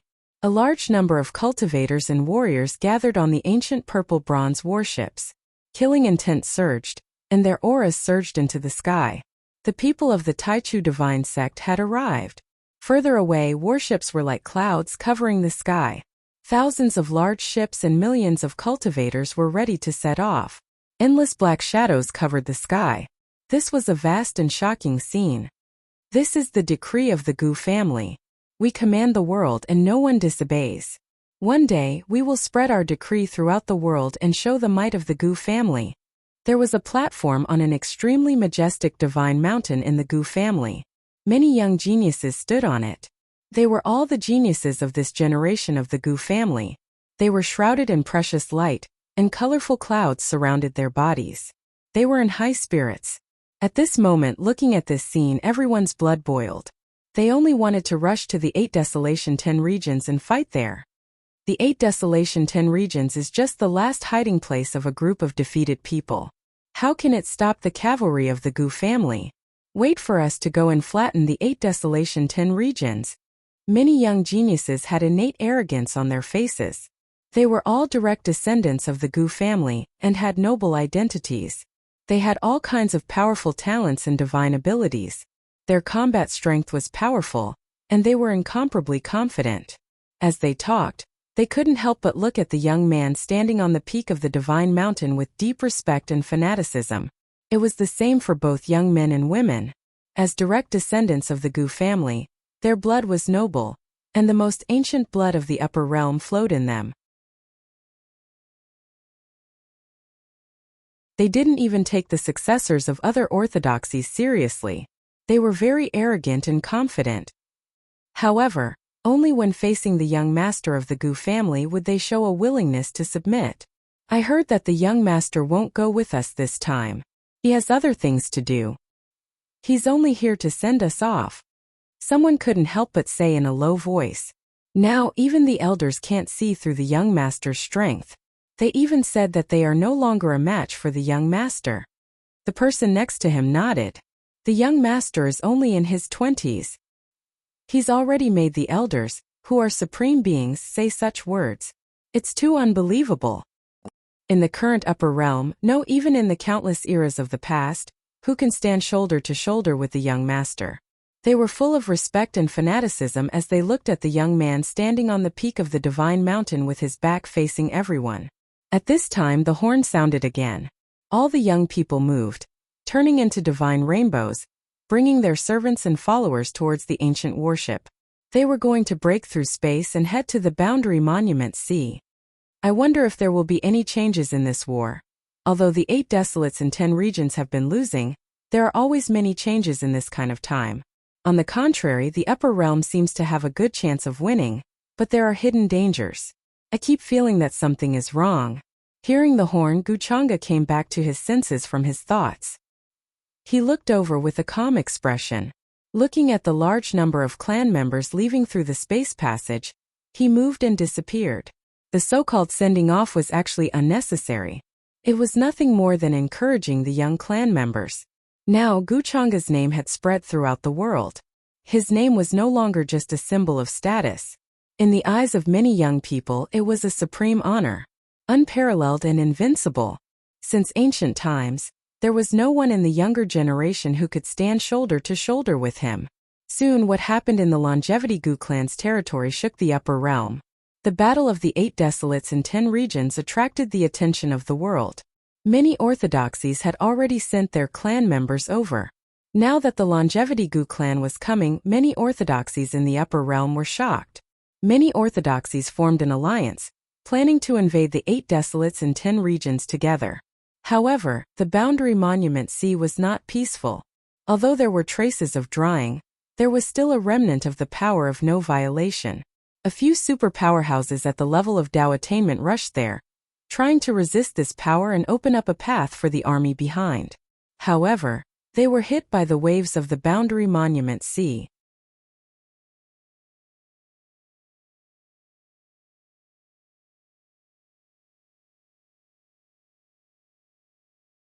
Chapter 421. During this period of time, Guchanga was thinking about the demon burial abyss. He wanted to go to Peach Village and ask Peach Demon about it. At the same time, he wanted to see his disciple Yao Yao. However, Gu Xian was not in the clan. It would be inappropriate for him to go alone. Although he could use the excuse of going to see Yao Yao, who knew what those old guys would think if they did not see Gu Xian. Therefore, Gu Chang'e decided to wait for Gu Xian to come back after she dealt with her own affairs. She would arrange everything properly, by the way. However, Gu Chang'e received a piece of news that surprised him. Young master Miss Xian has been away from the clan for half a year. There is still no news from her. The subordinate said respectfully. In this half a year, she did not send back any news? Gu Chang'e frowned slightly. He did not understand what this girl was doing. He knew that she had something on her mind when he was in the Taishu divine tomb. However, she did not mention it, so Gu Chang'e did not ask. With Gu Xian'er's personality, if it was something she could solve herself, she would not trouble others. Especially since her parents were involved in this matter. No, Miss Xian did not give any orders when she returned to the clan. She left alone and did not ask the clan to send any experts to follow her. The subordinate replied. Got it. You may leave. Gu Chang'e nodded. His fingers tapped the table unhurriedly. He planned to wait for Gu Xian to come back and bring her to Peach Village with him. That would give him a suitable excuse. Now it seemed that he could not wait for her. It took half a year to deal with such a small matter. Who knew how much more time she would have to waste? The Tianlan realm is not far from the boundary monument sea. The war with the 8 desolates in 10 regions may affect it. Speaking of which, her grandfather went there to hunt for her in an attempt to refine the precious blood. However, he was unfortunately hit by the waves of the boundary monument sea. He was severely injured and disappeared. It just so happens that the Tianlan realm is the lower realm where Gu Xian's mother's family resides. Her parents went to look for her grandfather and haven't returned to the Gu family for more than 10 years. Gu Chang'e recalled the news he received when he ordered his subordinates to search for traces of his grandfather for Gu Xian. Normally Gu Xian wouldn't have so many problems when she went to find her parents and grandfather. After all, she had the Changxing Gu clan behind her. Even if her parents were unwilling to return to the Gu clan because of what had happened back then, they still held grudges. But it was impossible for Gu Xian to stay there forever. With this thought in mind, Gu Chang'e suddenly smelled the scent of a trap. Even if it wasn't related to Gu Xian it probably had something to do with her. Men, prepare the carriage. We're going to the endless sky realm. Gu Chang'e narrowed his eyes.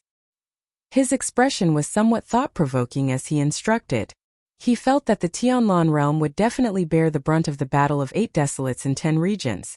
After all, the Tianlan realm could be said to be at the forefront of the lower realms that bordered the boundary monument sea. The Tianlan realm was an ancient world with outstanding people and a boundless territory. Although it was far from being as vast as the upper realm, it was definitely considered one of the best among the many lower realms nearby. The mountains and rivers were majestic and endless. If one looked down from the sky, they would find that the many giant cities were filled with spirit energy and shrouded in celestial fog. It was like a holy land on earth. In particular, the gathering places of many living beings were even more prosperous. Divine cities floated in the sky, silver waterfalls were like silk, colorful fog lingered, and clouds were rising. In the Tianlan realm, other than the many ancient clans, there were holy lands with a long history. They were high up and looked down on all living beings. In every ancient city, there were wisps of different colored divine fog lingering. There were masters in charge. There were many powerhouses and young geniuses. In this world, the level of cultivation was extremely high. In some aspects, it was even comparable to some remote places in the upper realm. Of course, if it was compared to the upper realm, it was definitely far from being comparable. Because of the heritage, the precepts of heaven and earth, these were very different. Over the years, many powerhouses from the Tianlan realm had ascended to the upper realm. Many rumors were left behind, making countless living beings and cultivators yearn for it. Sometimes, powerhouses from the upper realm could even be seen descending to this world in search of talented young cultivators to bring back to the upper realm for nurturing. Therefore, as time passed, the upper realm was no longer considered mysterious in the eyes of the living beings in the Tianlan realm. However, it still held supreme significance. At this moment, in a majestic ancient palace of the Shun clan, Many elders with powerful auras were discussing some matters here. As one of the ancient clans with a long history in the Tianlan realm, the Shun clan had an unimaginably terrifying power within a radius of millions of miles. Even the other holy lands with a longer history in the Tianlan realm were quite wary of them. This was because the Shun clan was inextricably linked to a certain terrifying force in the upper realm. Sometimes, even people from the upper realm were quite polite to them and did not dare to humiliate them. This matter was not a secret among the major forces in the Tianlan realm.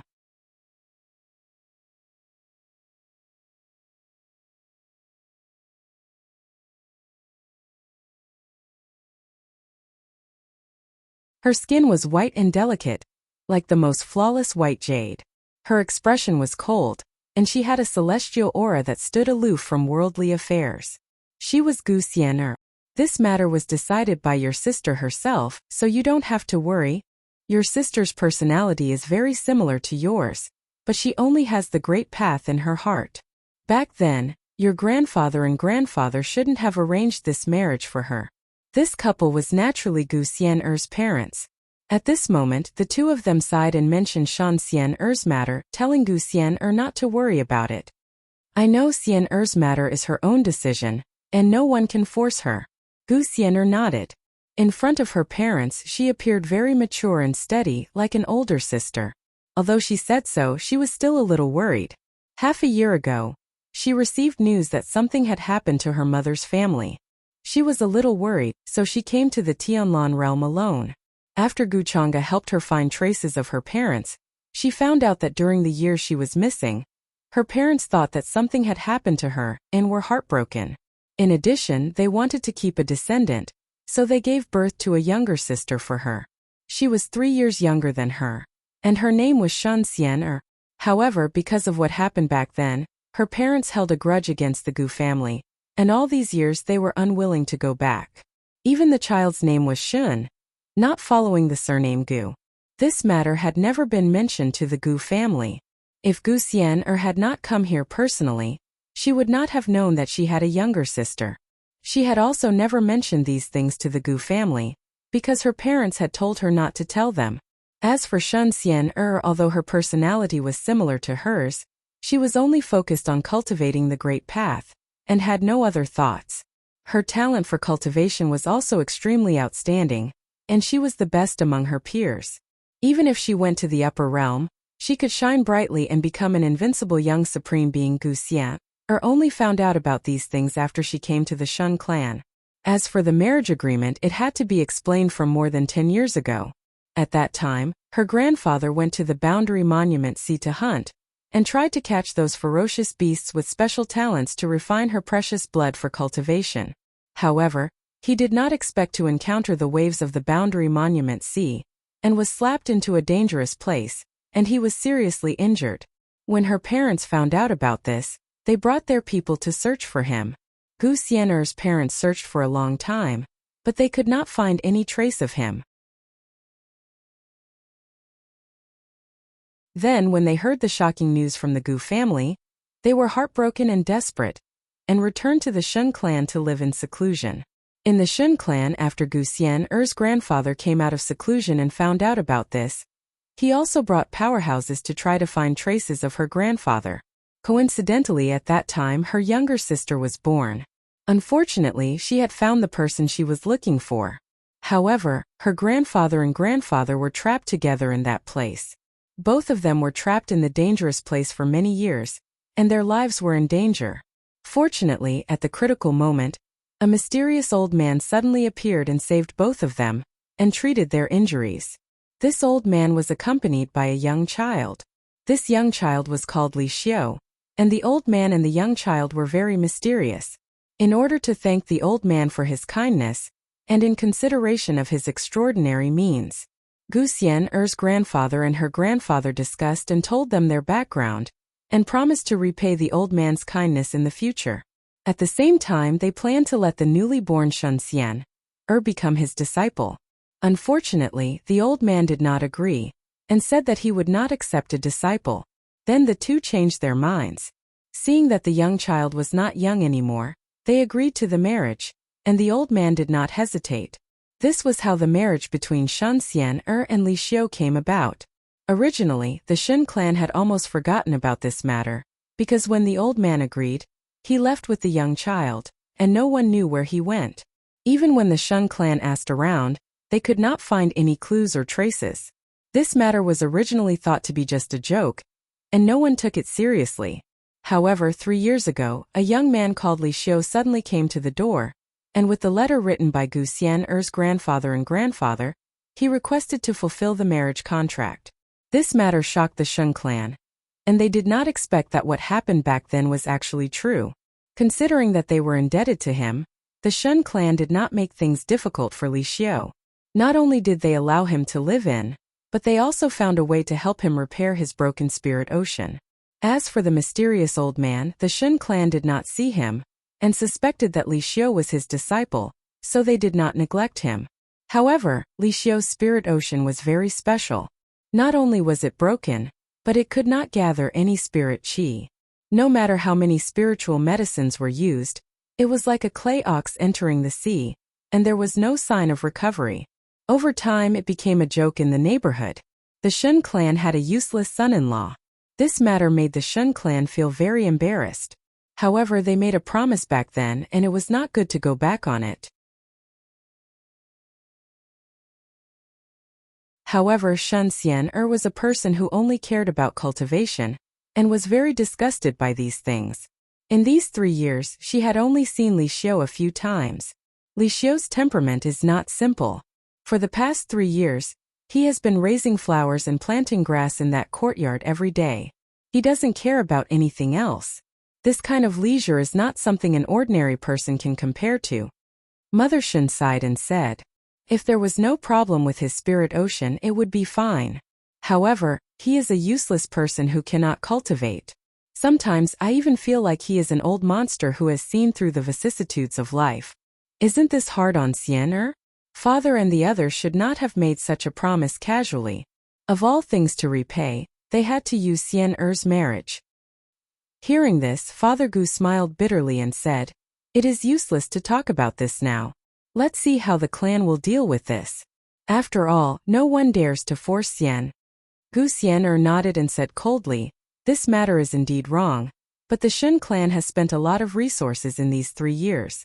In fact, we do not owe him anything. When the time comes, we will give him some compensation. If his mysterious master comes back and is not satisfied with this, we will let him propose other conditions. Her thinking was very simple. Even if they were wrong, they could not let her sister suffer. At this time, a divine rainbow descended from outside the valley. It was Shen Xian'er who had just left the palace. When she heard this, she looked at Gu Xian'er and said, thank you, elder sister. By the way, Xian'er, we have been dealing with your sister's situation. However, we do not know much about your situation. When you came last time, we did not make it clear. What do you plan to do with the Gu family? The Gu family owes you and me for what happened back then. Gu Chang'e is so young, but his mind is so cruel. Back then you were so clingy to him, but he could bear to do this. Mother Shen suddenly asked with a pained expression. When she mentioned the Gu family, there was still some resentment. Father Gu was also silent. This was also the reason why they did not return to the Gu family all these years. It was really difficult to accept this, and there was a grudge in their hearts. Gu Xian'er at such a young age had to bear this. If it were not for the fact that they were not strong enough now, they would have personally gone to Gu Chang'e and asked him why he did this. Hearing this, Gu Xian'er shook her head and explained, Mother, this is actually a misunderstanding. You don't have to worry anymore. Our family is doing very well now. Gu Chang'e is not as bad as you think. He just has his own difficulties. This matter was related to Gu Chang'e's secret. Although she knew that her parents were concerned about her, she would not expose it and cause unnecessary trouble. Elder sister, Shen Xian'er glanced at Gu Xian'er. She actually knew what happened to Gu Xian'er since she was young. She knew about her tragic childhood and sympathized with her. Sometimes she even thought that Gu Xian'er was no longer in this world. She planned to succeed in her cultivation and avenge her elder sister in the future. As for the Gu Chang'e that her parents spoke of, although she had never met him, she also felt hatred. She never thought that as a member of the same family, and as Gu Xian'er's cousin, he would do such a cruel and heartless thing at such a young age.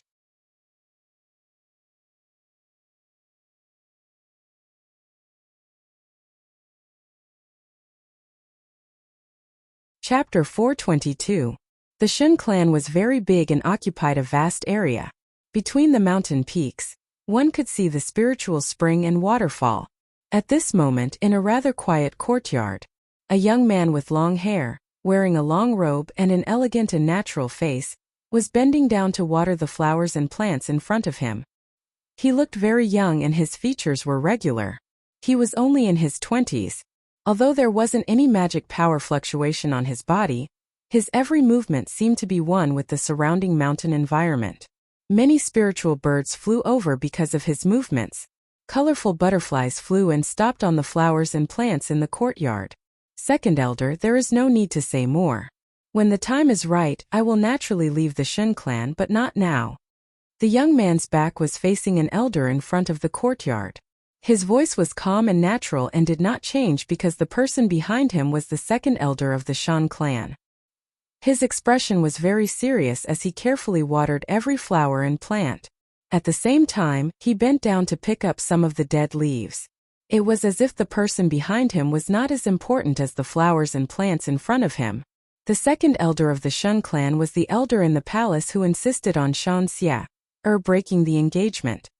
His face was dark and his lips were thin. When he heard these words, he was very angry. Li Xiao, don't be so ungrateful. What did we agree on? Now you are going back on your words? All these years, has the Shun clan ever wronged you? When your spiritual ocean is broken, who found so many spiritual medicines for you? Who found the longevity fruit for you? The young man named Li Xiao slightly shook his head and said, I did not agree to that matter. It was you who said it. Also, I have already said that when the time is right, I will leave the Shun clan. When that time comes, even if you want to keep me, you will not be able to. I did not ask you to repair my broken spiritual ocean. At that time I said there was no need to waste time. It was you who did not believe me. Also, if it was not for me, Shan Xian'er's grandfather and grandfather would have died. I am their savior.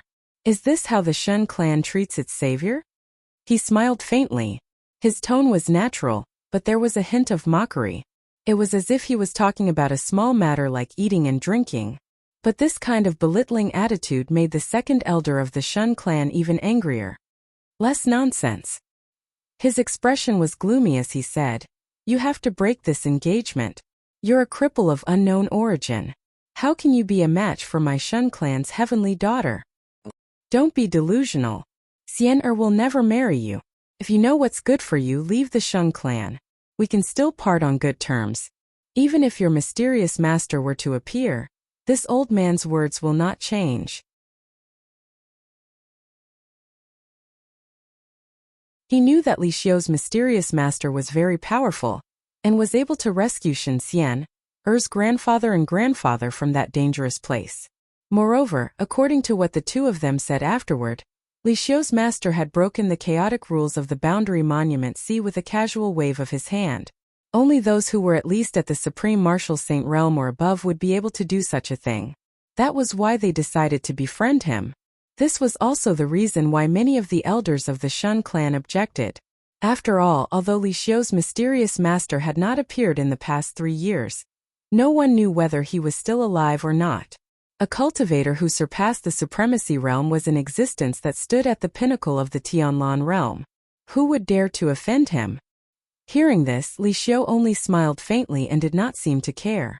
He said, I already said I have no master.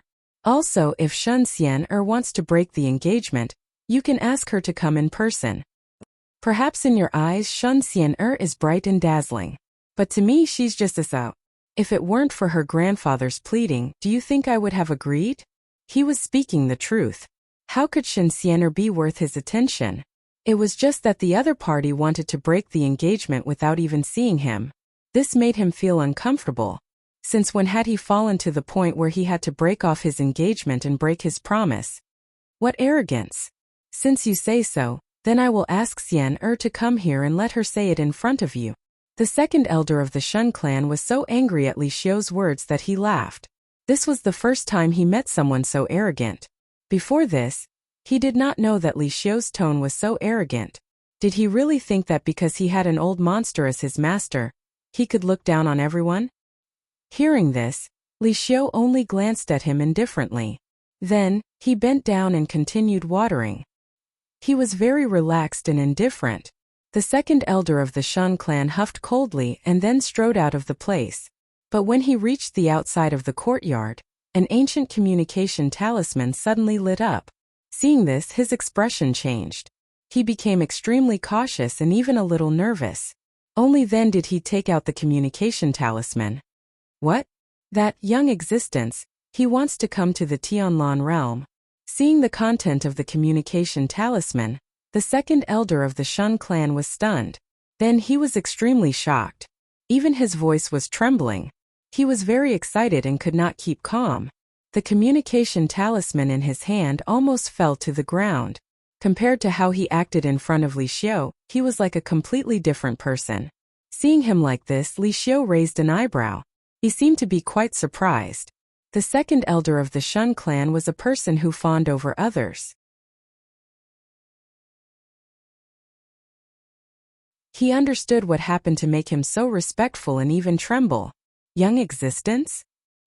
He caught the words in the second elder of the Shun clan's words and frowned slightly. Then he thought about it carefully. He had some guesses in his heart, but he did not care.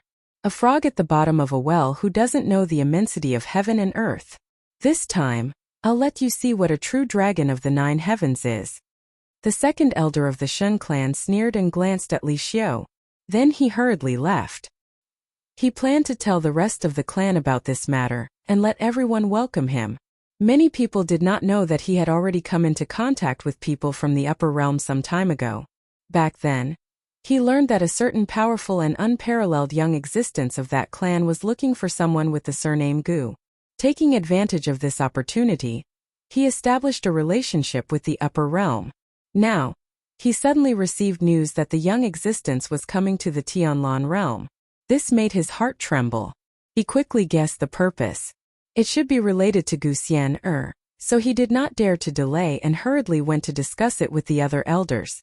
Although Shen Xian'er's parents had some grudges against that person because of what happened back then, no matter what, the blood of that clan still flowed in her body. This was a once-in-a-lifetime opportunity for the Shen clan. At the same time in the valley, immortal fog was faintly discernible. Lingji mushrooms were everywhere, and colorful clouds flowed. The stones flickered with precious light. Strands of purple multicolored light rose from all over the place. It was like a paradise. Mother Shen, Father Gu, Shen Xian'er, and a few others were still expressing their dissatisfaction with Guchanga because of what happened before. Xian'er, don't quibble for him. Mother Shen looked at her with heartache. Gu Xian'er's expression was cold. Listening to Mother Shen's words, he felt helpless and could not help but explain. Father, Mother, you've all misunderstood. What happened back then was really not Guchanga's fault. Now, he's already doing his best to make it up to me. I'm doing well in the Gu clan. The clan elders are very good to me. Some time ago, an ancestor of our bloodline appeared and almost destroyed the Ocean Palace. Actually, you don't have to do this. The clan elders miss you very much. Hearing this, Mother Shen shook her head and sighed. Xian'er, it's been hard on you all these years. I know you're saying this because you have to consider the clan. How can such a great hatred be resolved with just a few words? In her opinion, if Gu Xian'er did not compromise, how could Guchanga let her off so easily? How could he easily summon the exiled clansmen back to the clan and restore their identity and status? How heart-wrenching was the pain of having one's bone dug out. Although we haven't returned to the clan these years, we still know some things. Guchanga agreed to the clan elders to take our clan members back because he wants to become the young master of the Gu clan. Otherwise, why would he be so kind? Father Gu also spoke at this moment. Clenching his fists, he hated his own helplessness. How old was Gu Xian'er when his bone of the great path was dug out? No matter how Guchanga explained, he could not cover up this cruel truth. Father, Gu Xian'er did not know how to explain now. She felt a little uncomfortable in her heart. She knew that her parents were concerned about her, but she did not want them to misunderstand Guchanga so deeply. But what happened back then was related to Guchanga's secret. She could not explain it. She had already told them what had happened between her and Guchanga, but they still did not believe her. Sister, you don't have to say anymore. It's good that you're back in the Shun clan now. Our family of 4 will be together forever, Shun Xian'er said softly. She had been influenced by Guchanga since she was young. She had never seen him before, and felt an inexplicable enmity towards him. You're still young. There are some things you don't understand. Gu Xian'er's tone was slightly helpless. She had been saying this almost every day recently, but it had no effect. Her parents' attitude towards Guchanga was deeply ingrained. It was difficult to change it. Forget it. You don't have to worry about this matter. Let's deal with Xian'er first. Gu Xian'er saw that they were about to speak again and quickly waved her hand. She was afraid that her parents would say something inexplicable again. She felt that it was necessary to bring them back to the Gu clan and Peach village. This way their attitude towards Guchanga would change. Alright, I won't say anymore. I don't want to make you angry again. Shun Xian's mother was also helpless. She did not know what kind of magic potion Guchanga gave Gu Xian'er. Every time they mentioned Guchanga, she would be unhappy. Although she did not show it on her face, how could she hide the changes in her emotions from them? Why would I be angry? Gu Xian'er was about to deny it. Suddenly, a divine rainbow descended from outside the valley. A person came to report to Shan Xian. Miss, the soliciting moon saintess is outside the mountain gate. She wishes to see you. Soliciting moon saintess. Shun Xian'er frowned slightly. A beautiful figure appeared in her mind. She did not understand why she would come to the Shun clan at this time. Although she had met the soliciting moon saintess a few times, they were not very familiar with each other. They had only exchanged a few words. Why would she come to the Shun clan at this time and specifically ask to see her? Is the soliciting moon saintess the successor of the brilliant moon sacred ground? Why would she come to the Shun clan? Shun Xian's mother was confused. She had been living in seclusion in the valley all these years and had never stepped out. However, she had heard of some of the geniuses in the Tianlan domain. The soliciting moon saintess was an extremely dazzling genius. She was the successor of the brilliant moon sacred ground. She was powerful and famous. She was also beautiful and had many young geniuses chasing after her. Busybodies often compared the soliciting moon saintess to Shan Xian'er. She also did not understand why the soliciting moon saintess would visit Shan Xian'er at this time. Tell her that I'll be right there. Although Shan Xian'er was confused, she did not neglect the soliciting moon saintess. After all, the brilliant moon sacred ground was a force with a long history in the Tianlan domain. It had existed for even longer than the Shun clan. Its foundation was unfathomable. Moreover, there were rumors in the Tianlan domain that the patriarch of the brilliant moon sacred ground had been in seclusion all these years. He had not ascended nor passed away. After the cultivators of the Tianlan domain broke through to the supreme realm, it was difficult for them to continue staying in this domain. They would either find a way to hide from the sky or find a way to seal their qi, and slow down the aging of their qi and blood to prevent them from being detected by the laws of heaven and earth. For example, the patriarch of the Shun clan used the second method to seal his qi and blood in seclusion in the ancestral land. I'll go with you and have a look. Gu Xian'er also felt that this matter was a bit strange and said.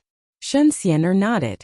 Then the two turned into divine rainbows and left the valley, heading out of the Shun clan's mountain gate. In front of the magnificent and simple mountain gate, there was a towering blue stone. There was a blue glow on it, which seemed to be very old.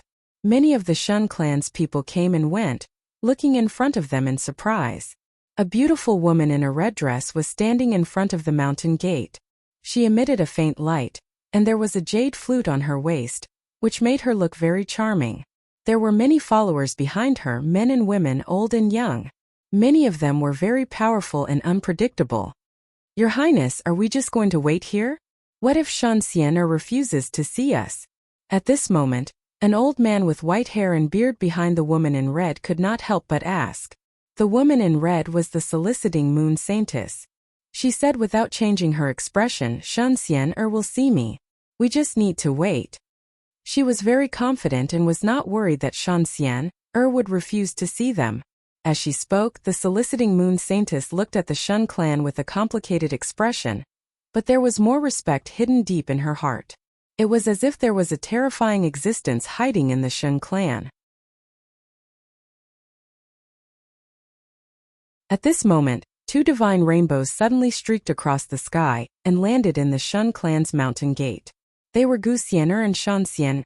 The soliciting moon saintess was a little confused by Gu Xian'er, who looked unfamiliar but somewhat similar to Shen Xian'er, but she did not ask.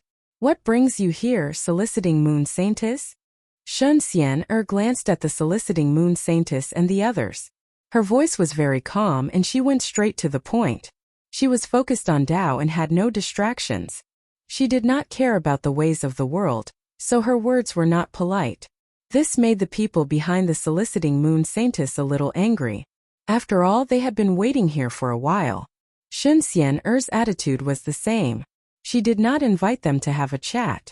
As a famous ancient clan in the Tianlan domain, it was not right for the Shen clan to do this. It would give people the feeling that they were looking down on the brilliant moon sacred ground. However, the soliciting moon saintess did not care and waved her hand. She had dealt with Shen Xian'er before, so she understood her character. She also said directly, I heard that you want to break the engagement with that useless son-in-law of the Shen 767 clan? Shen Xian'er frowned and said, How did you know about this? This news was only spread in the Shen clan. How did the soliciting moon saintess know about this when she was in the brilliant moon sacred ground? Could it be that she had a spy in the Shen clan? I don't think it's important. Seeing her expression, the soliciting moon saintess understood and could not help but smile.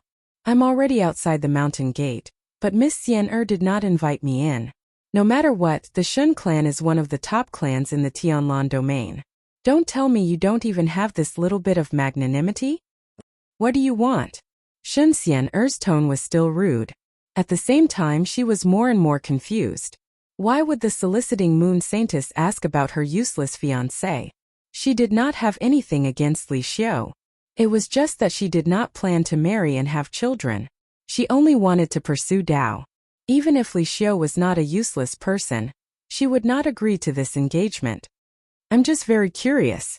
I really want to see who was invited in by your Shen clan back then, and now you want to break the engagement. The soliciting moon saintess smiled and did not say much. At this moment, even Gu Xian'er felt that something was not right. Why would the soliciting moon saintess ask about Shen Xian'er's fiancé? Since you want to see him, let's go. Shen Xian'er had no reason to refuse. After all, the soliciting moon saintess only wanted to see Li Xiu through her. Although she had no feelings for Li Xiu, she would not restrict his movements and would not interfere with other people coming to see him. Thank you, Miss Xian'er. The soliciting moon saintess was delighted, but her expression did not change. She still wore a polite smile.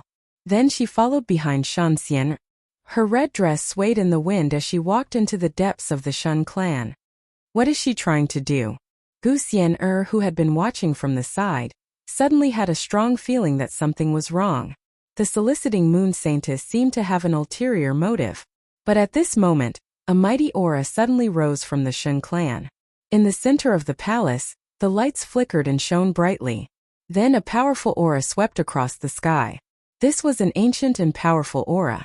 Then many figures with terrifying auras appeared and rushed out of the mountain gate. They seemed to be in a hurry. The soliciting moon saintess and the others who were rushing to Li Xiu's courtyard were confused when they saw this. What happened? Those people are the older generation of the Shen clan, right? She could not help but ask. Shen Xian'er was also confused. This was the first time she had seen such a grand scene. Many elders moved together and headed out of the mountain gate.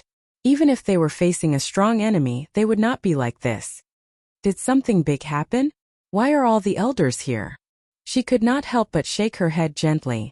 But soon she did not think too much about it. After all, this had nothing to do with her. Gu Xian'er frowned slightly. This scene reminded her of the day when she came to the Shen clan. Because she kept a low profile, Many elders of the Shun clan still came to greet her.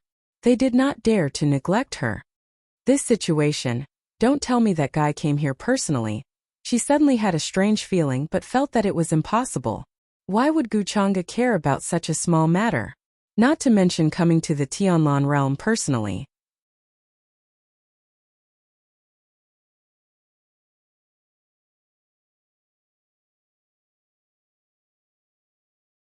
Chapter 423. Very quickly, they passed through a few mountain ranges that were shining brightly and arrived in front of a quiet courtyard. There was a simple fence around the courtyard, and there were a few simple houses with some simple flowers and plants. It looked very leisurely. A young man was watering the plants with his back facing everyone. He did not seem to notice the people outside the courtyard. After arriving, the soliciting moon saintess could not help but narrow her eyes. Her expression changed slightly, and there was a storm in her heart. She even trembled slightly, and it was hard for her to control herself. However, she was worried that Shan Xian and the others would notice, so she quickly regained her composure. Li Xiu, someone is looking for you. Shan Xian did not notice the soliciting moon saintess's strange behavior and said directly. Hearing that, Li Xiu stopped what he was doing and looked over. Are you here to break off the engagement? Shan Xian frowned. Although she knew that this was not right, there was nothing she could do. I won't marry you. If you have any conditions, just mention them. I'll try my best to satisfy you, she said. It was not the first time Gu Xian saw Li Xiu, although she could not feel any fluctuations from him. However, her intuition told her that Li Xiu was not as simple as he looked. If he was just a simple cripple with a shattered spiritual ocean, he would not have such magnanimity. However, no matter how extraordinary Li Xiu was, this was Gu Xian's life. She would definitely stand on Shan Xian's side when it came to her marriage. Conditions? Forget it. I don't need such things. Since you want to break off the engagement, I hope you won't regret it in the future. Hearing that, Li Xiu just said casually. There was not much emotion in his eyes, and he looked very calm. Shan Xian also looked calm. I won't regret it. Since you've agreed, then the engagement is off. Li Xiu did not expect Shan Xian to be so calm. Although she had the heart to pursue Dao, she was too narrow-minded. I'm really blind. He could not help but laugh. Then, he looked at the soliciting moon saintess and seemed to be sizing her up. After some thought he said, You're looking for me? You look familiar. So you're? At this moment, hearing those words, the soliciting moon saintess could not help but feel excited. Her voice trembled, and she could not keep calm like before. Yao Yu of the Brilliant Moon Holy Ground greets you. She was about to bow respectfully, but Li Xiu waved his hand and interrupted her. You don't have to do this. Yes, War. Sir. The soliciting moon saintess was a little stunned, but she still said respectfully. Her heart was filled with awe. Some time ago, the old ancestor of the Brilliant Moon Holy Ground suddenly felt like he had awakened. He summoned a group of descendants with his bloodline and asked them to find an existence. He even handed over the portrait of that existence to them. The soliciting moon saintess was deeply loved by him. After some questioning, she learned the identity of that existence from the grand ancestor. At that time she was extremely shocked. At the same time she was also extremely respectful. She had never thought that the Brilliant Moon Holy Land would have such a background. Then by chance she found out about Li Xiu's unique appearance from the people of the Shun clan. At that time she felt that he was very similar to the existence in the portrait. That was why he had come to visit the Shun clan today. Sure enough, this son-in-law of the Shun clan looked exactly the same as the one in the picture. This caused great waves to surge in her heart, and she was unable to calm down at all. Seeing this, Shan Xian frowned. She did not understand the soliciting moon saintess's actions. With her status in the Tianlan domain, why did she have to greet Li Xiu? Did Li Xiu have some other identity that he was hiding from them? However, even if she knew this, she did not feel any regret in her heart. Instead, she felt relieved. It was best that the engagement was annulled. No matter who Li Xiu was from now on, the two of them would have nothing to do with each other. No matter who he was, it had nothing to do with her. Gu Xian'er watched all this coldly and did not speak. She had felt that something was wrong before. Why would the soliciting moon saintess come to find Li Xiu out of nowhere? Sure enough, she had other intentions. It turned out that Li Xiu had such a mysterious identity. As for what this mysterious identity was, she did not care. Now that the engagement was annulled, Shen Xian'er did not need to be tied down like before. This allowed her to breathe a sigh of relief and put her heart at ease. She did not care about anything else. Li Xiu saw that Gu Xian'er and Shen Xian'er's expressions did not change at all when they saw the scene in front of them. They looked indifferent. He could not help but raise his eyebrows, then laughed. This is unexpected. I never thought that one day I would be looked down upon like this. This is really interesting. Shen Xian'er had always carried the marriage contract with her. At this moment she took it out and was about to tear it up. Hearing this, she and Gu Xian'er could not help but frown. They felt that Li Xiu was a little too full of himself. Even if he was hiding an extraordinary identity, should the two of them be respectful to him? Should they regret this? Were they thinking too much? My lord, the Shen family is blind. They don't know your identity. It's fine if we don't stay here. They will regret it sooner or later. So why don't you come back to the brilliant moon holy land with me? Our old ancestor has been sending us to look for you. He really wants to see you again. Hearing this, the soliciting moon saintess hurriedly said.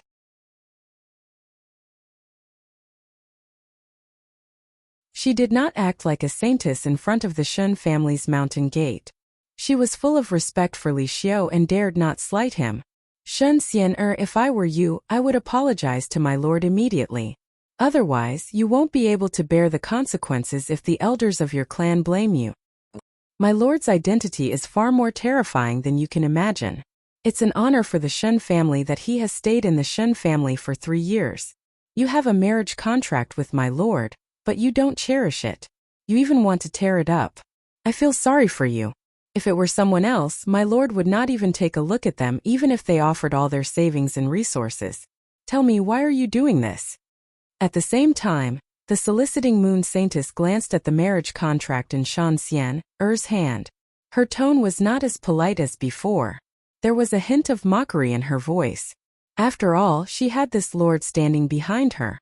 If she performed well and was appreciated by him, her future would be limitless. Hearing this, although Li Xiu did not say much, the corner of his mouth could not help but curl up slightly. With his state of mind, he should not care much about this kind of thing. However, it was inevitable that he would be annoyed by the Shen family all these years. He had to admit that it was hard for him to avoid such vulgar emotions. He could not truly avoid them. Even though Shen Xian'er did not care much about external things, she was a little angry at the soliciting moon saintess words. She held the marriage contract tightly. She did not know whether to tear it up or not. What a boastful tone. I think Xian'er will tear up the marriage contract today. Who dares to blame her? Gu Xian'er's pretty face turned cold at this moment, and her words seemed to be filled with frost. She did not expect the soliciting moon saintess to be so humiliating. She really did not take her seriously. She had planned to let Shen Xian'er handle this matter herself. She did not want to interfere. However, the soliciting moon saintess' insulting tone angered her. I know that the Shen family has the upper world behind them. You are not from the Tianlan domain. You are from the upper world. However, you should know that there is always someone better than you. Some people's backgrounds are not what you can imagine. The soliciting moon saintess was not angry at Gu Xian'er's words. Instead, she spoke casually. She seemed to be trying to persuade her, but she could not hide the mockery in her words. There is always someone better than you. I want to see who this lord you are talking about is. How dare he speak so arrogantly? Gu Xian'er's face was cold. She held her sister's hand and tried to calm herself down. Sister, Shen Xian'er looked at her worriedly. She felt that her sister was not as calm as she seemed. Say no more. Since you want to tear up the marriage contract, then tear it up.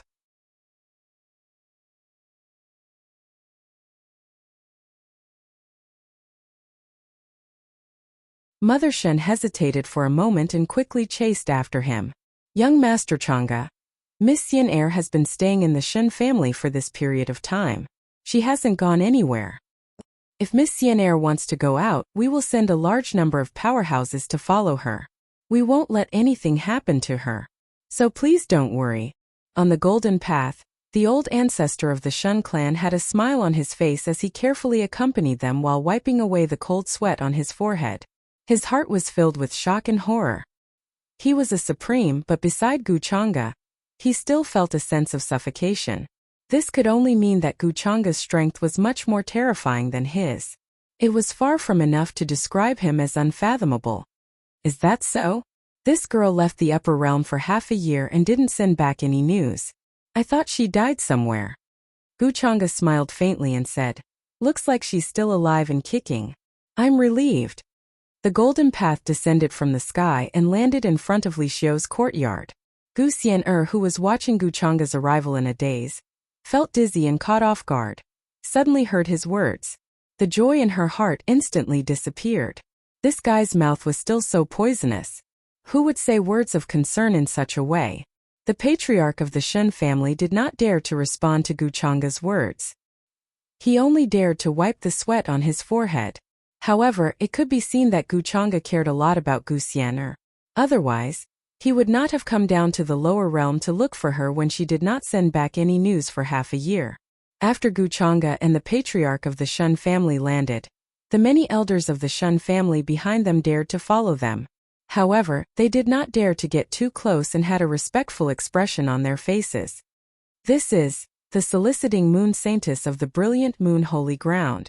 Why is she here? At this time, the elders noticed the soliciting moon saintess and the people behind her in front of the courtyard. Greetings to all the elders of the Shun family. When the soliciting moon saintess heard this, she recovered from her shock and bowed to the elders of the Shun clan. This was the first time she had seen such a grand scene. So many of the older generation were personally welcoming a young man. Moreover, one of them was the patriarch of the Shun family who had been in seclusion for many years. This was too inconceivable, and it made her very shocked. Who was this young man in front of her? Li Xiu, who always had a calm smile on his face, could not help but frown at this moment. He felt that something was wrong. He could not see through the young man in front of him. Although he had lost his spirit ocean and had no magic power, he still had the ability to see through things. Shan Xian'er also looked at Guchanga with a sizing expression.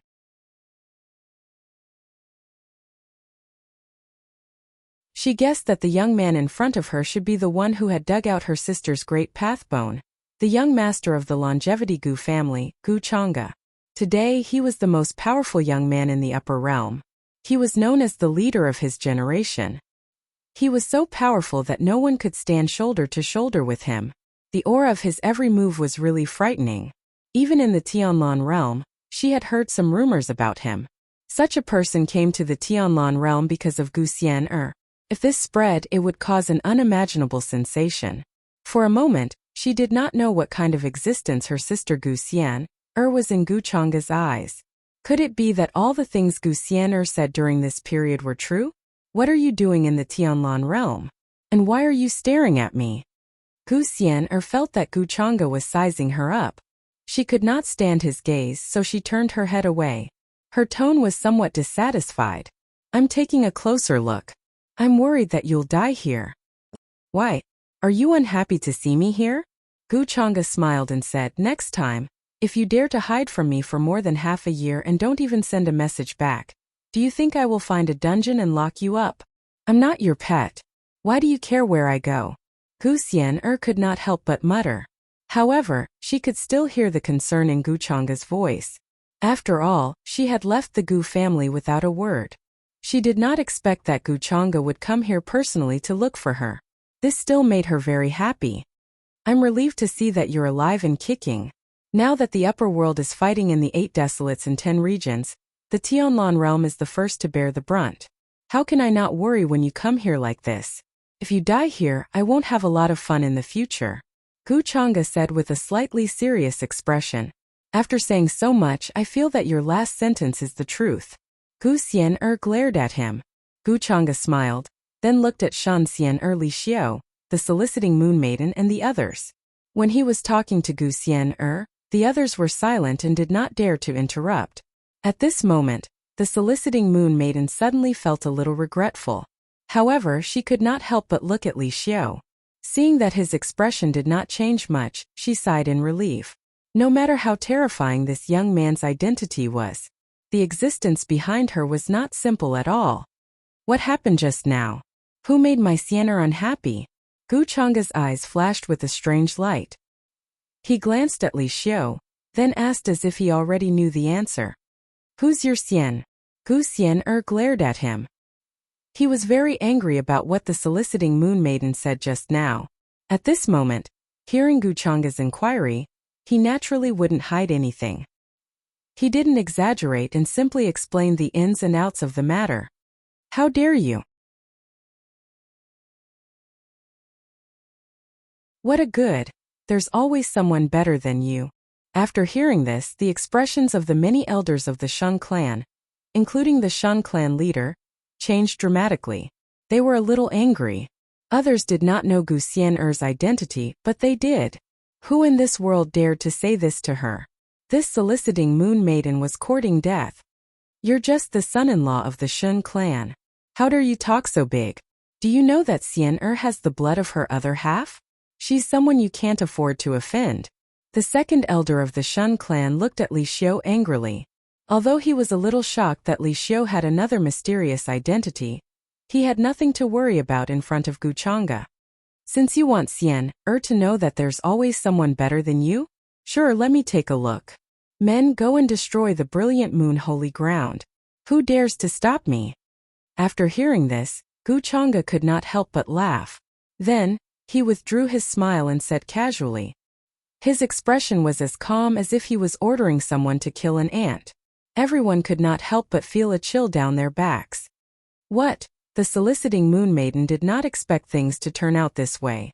Her face turned pale and her vision turned black. Her head buzzed and she almost fell to the ground. You're tuning in to the Li Mei's Wuxia Whispers YouTube channel. We're so grateful for your support, and don't forget to subscribe to join us on this incredible journey through captivating stories. Your generosity through donations truly makes a world of difference, as it's the primary source of revenue that allows me to expand and enhance this channel for you. Thank you from the bottom of my heart for being a part of this adventure.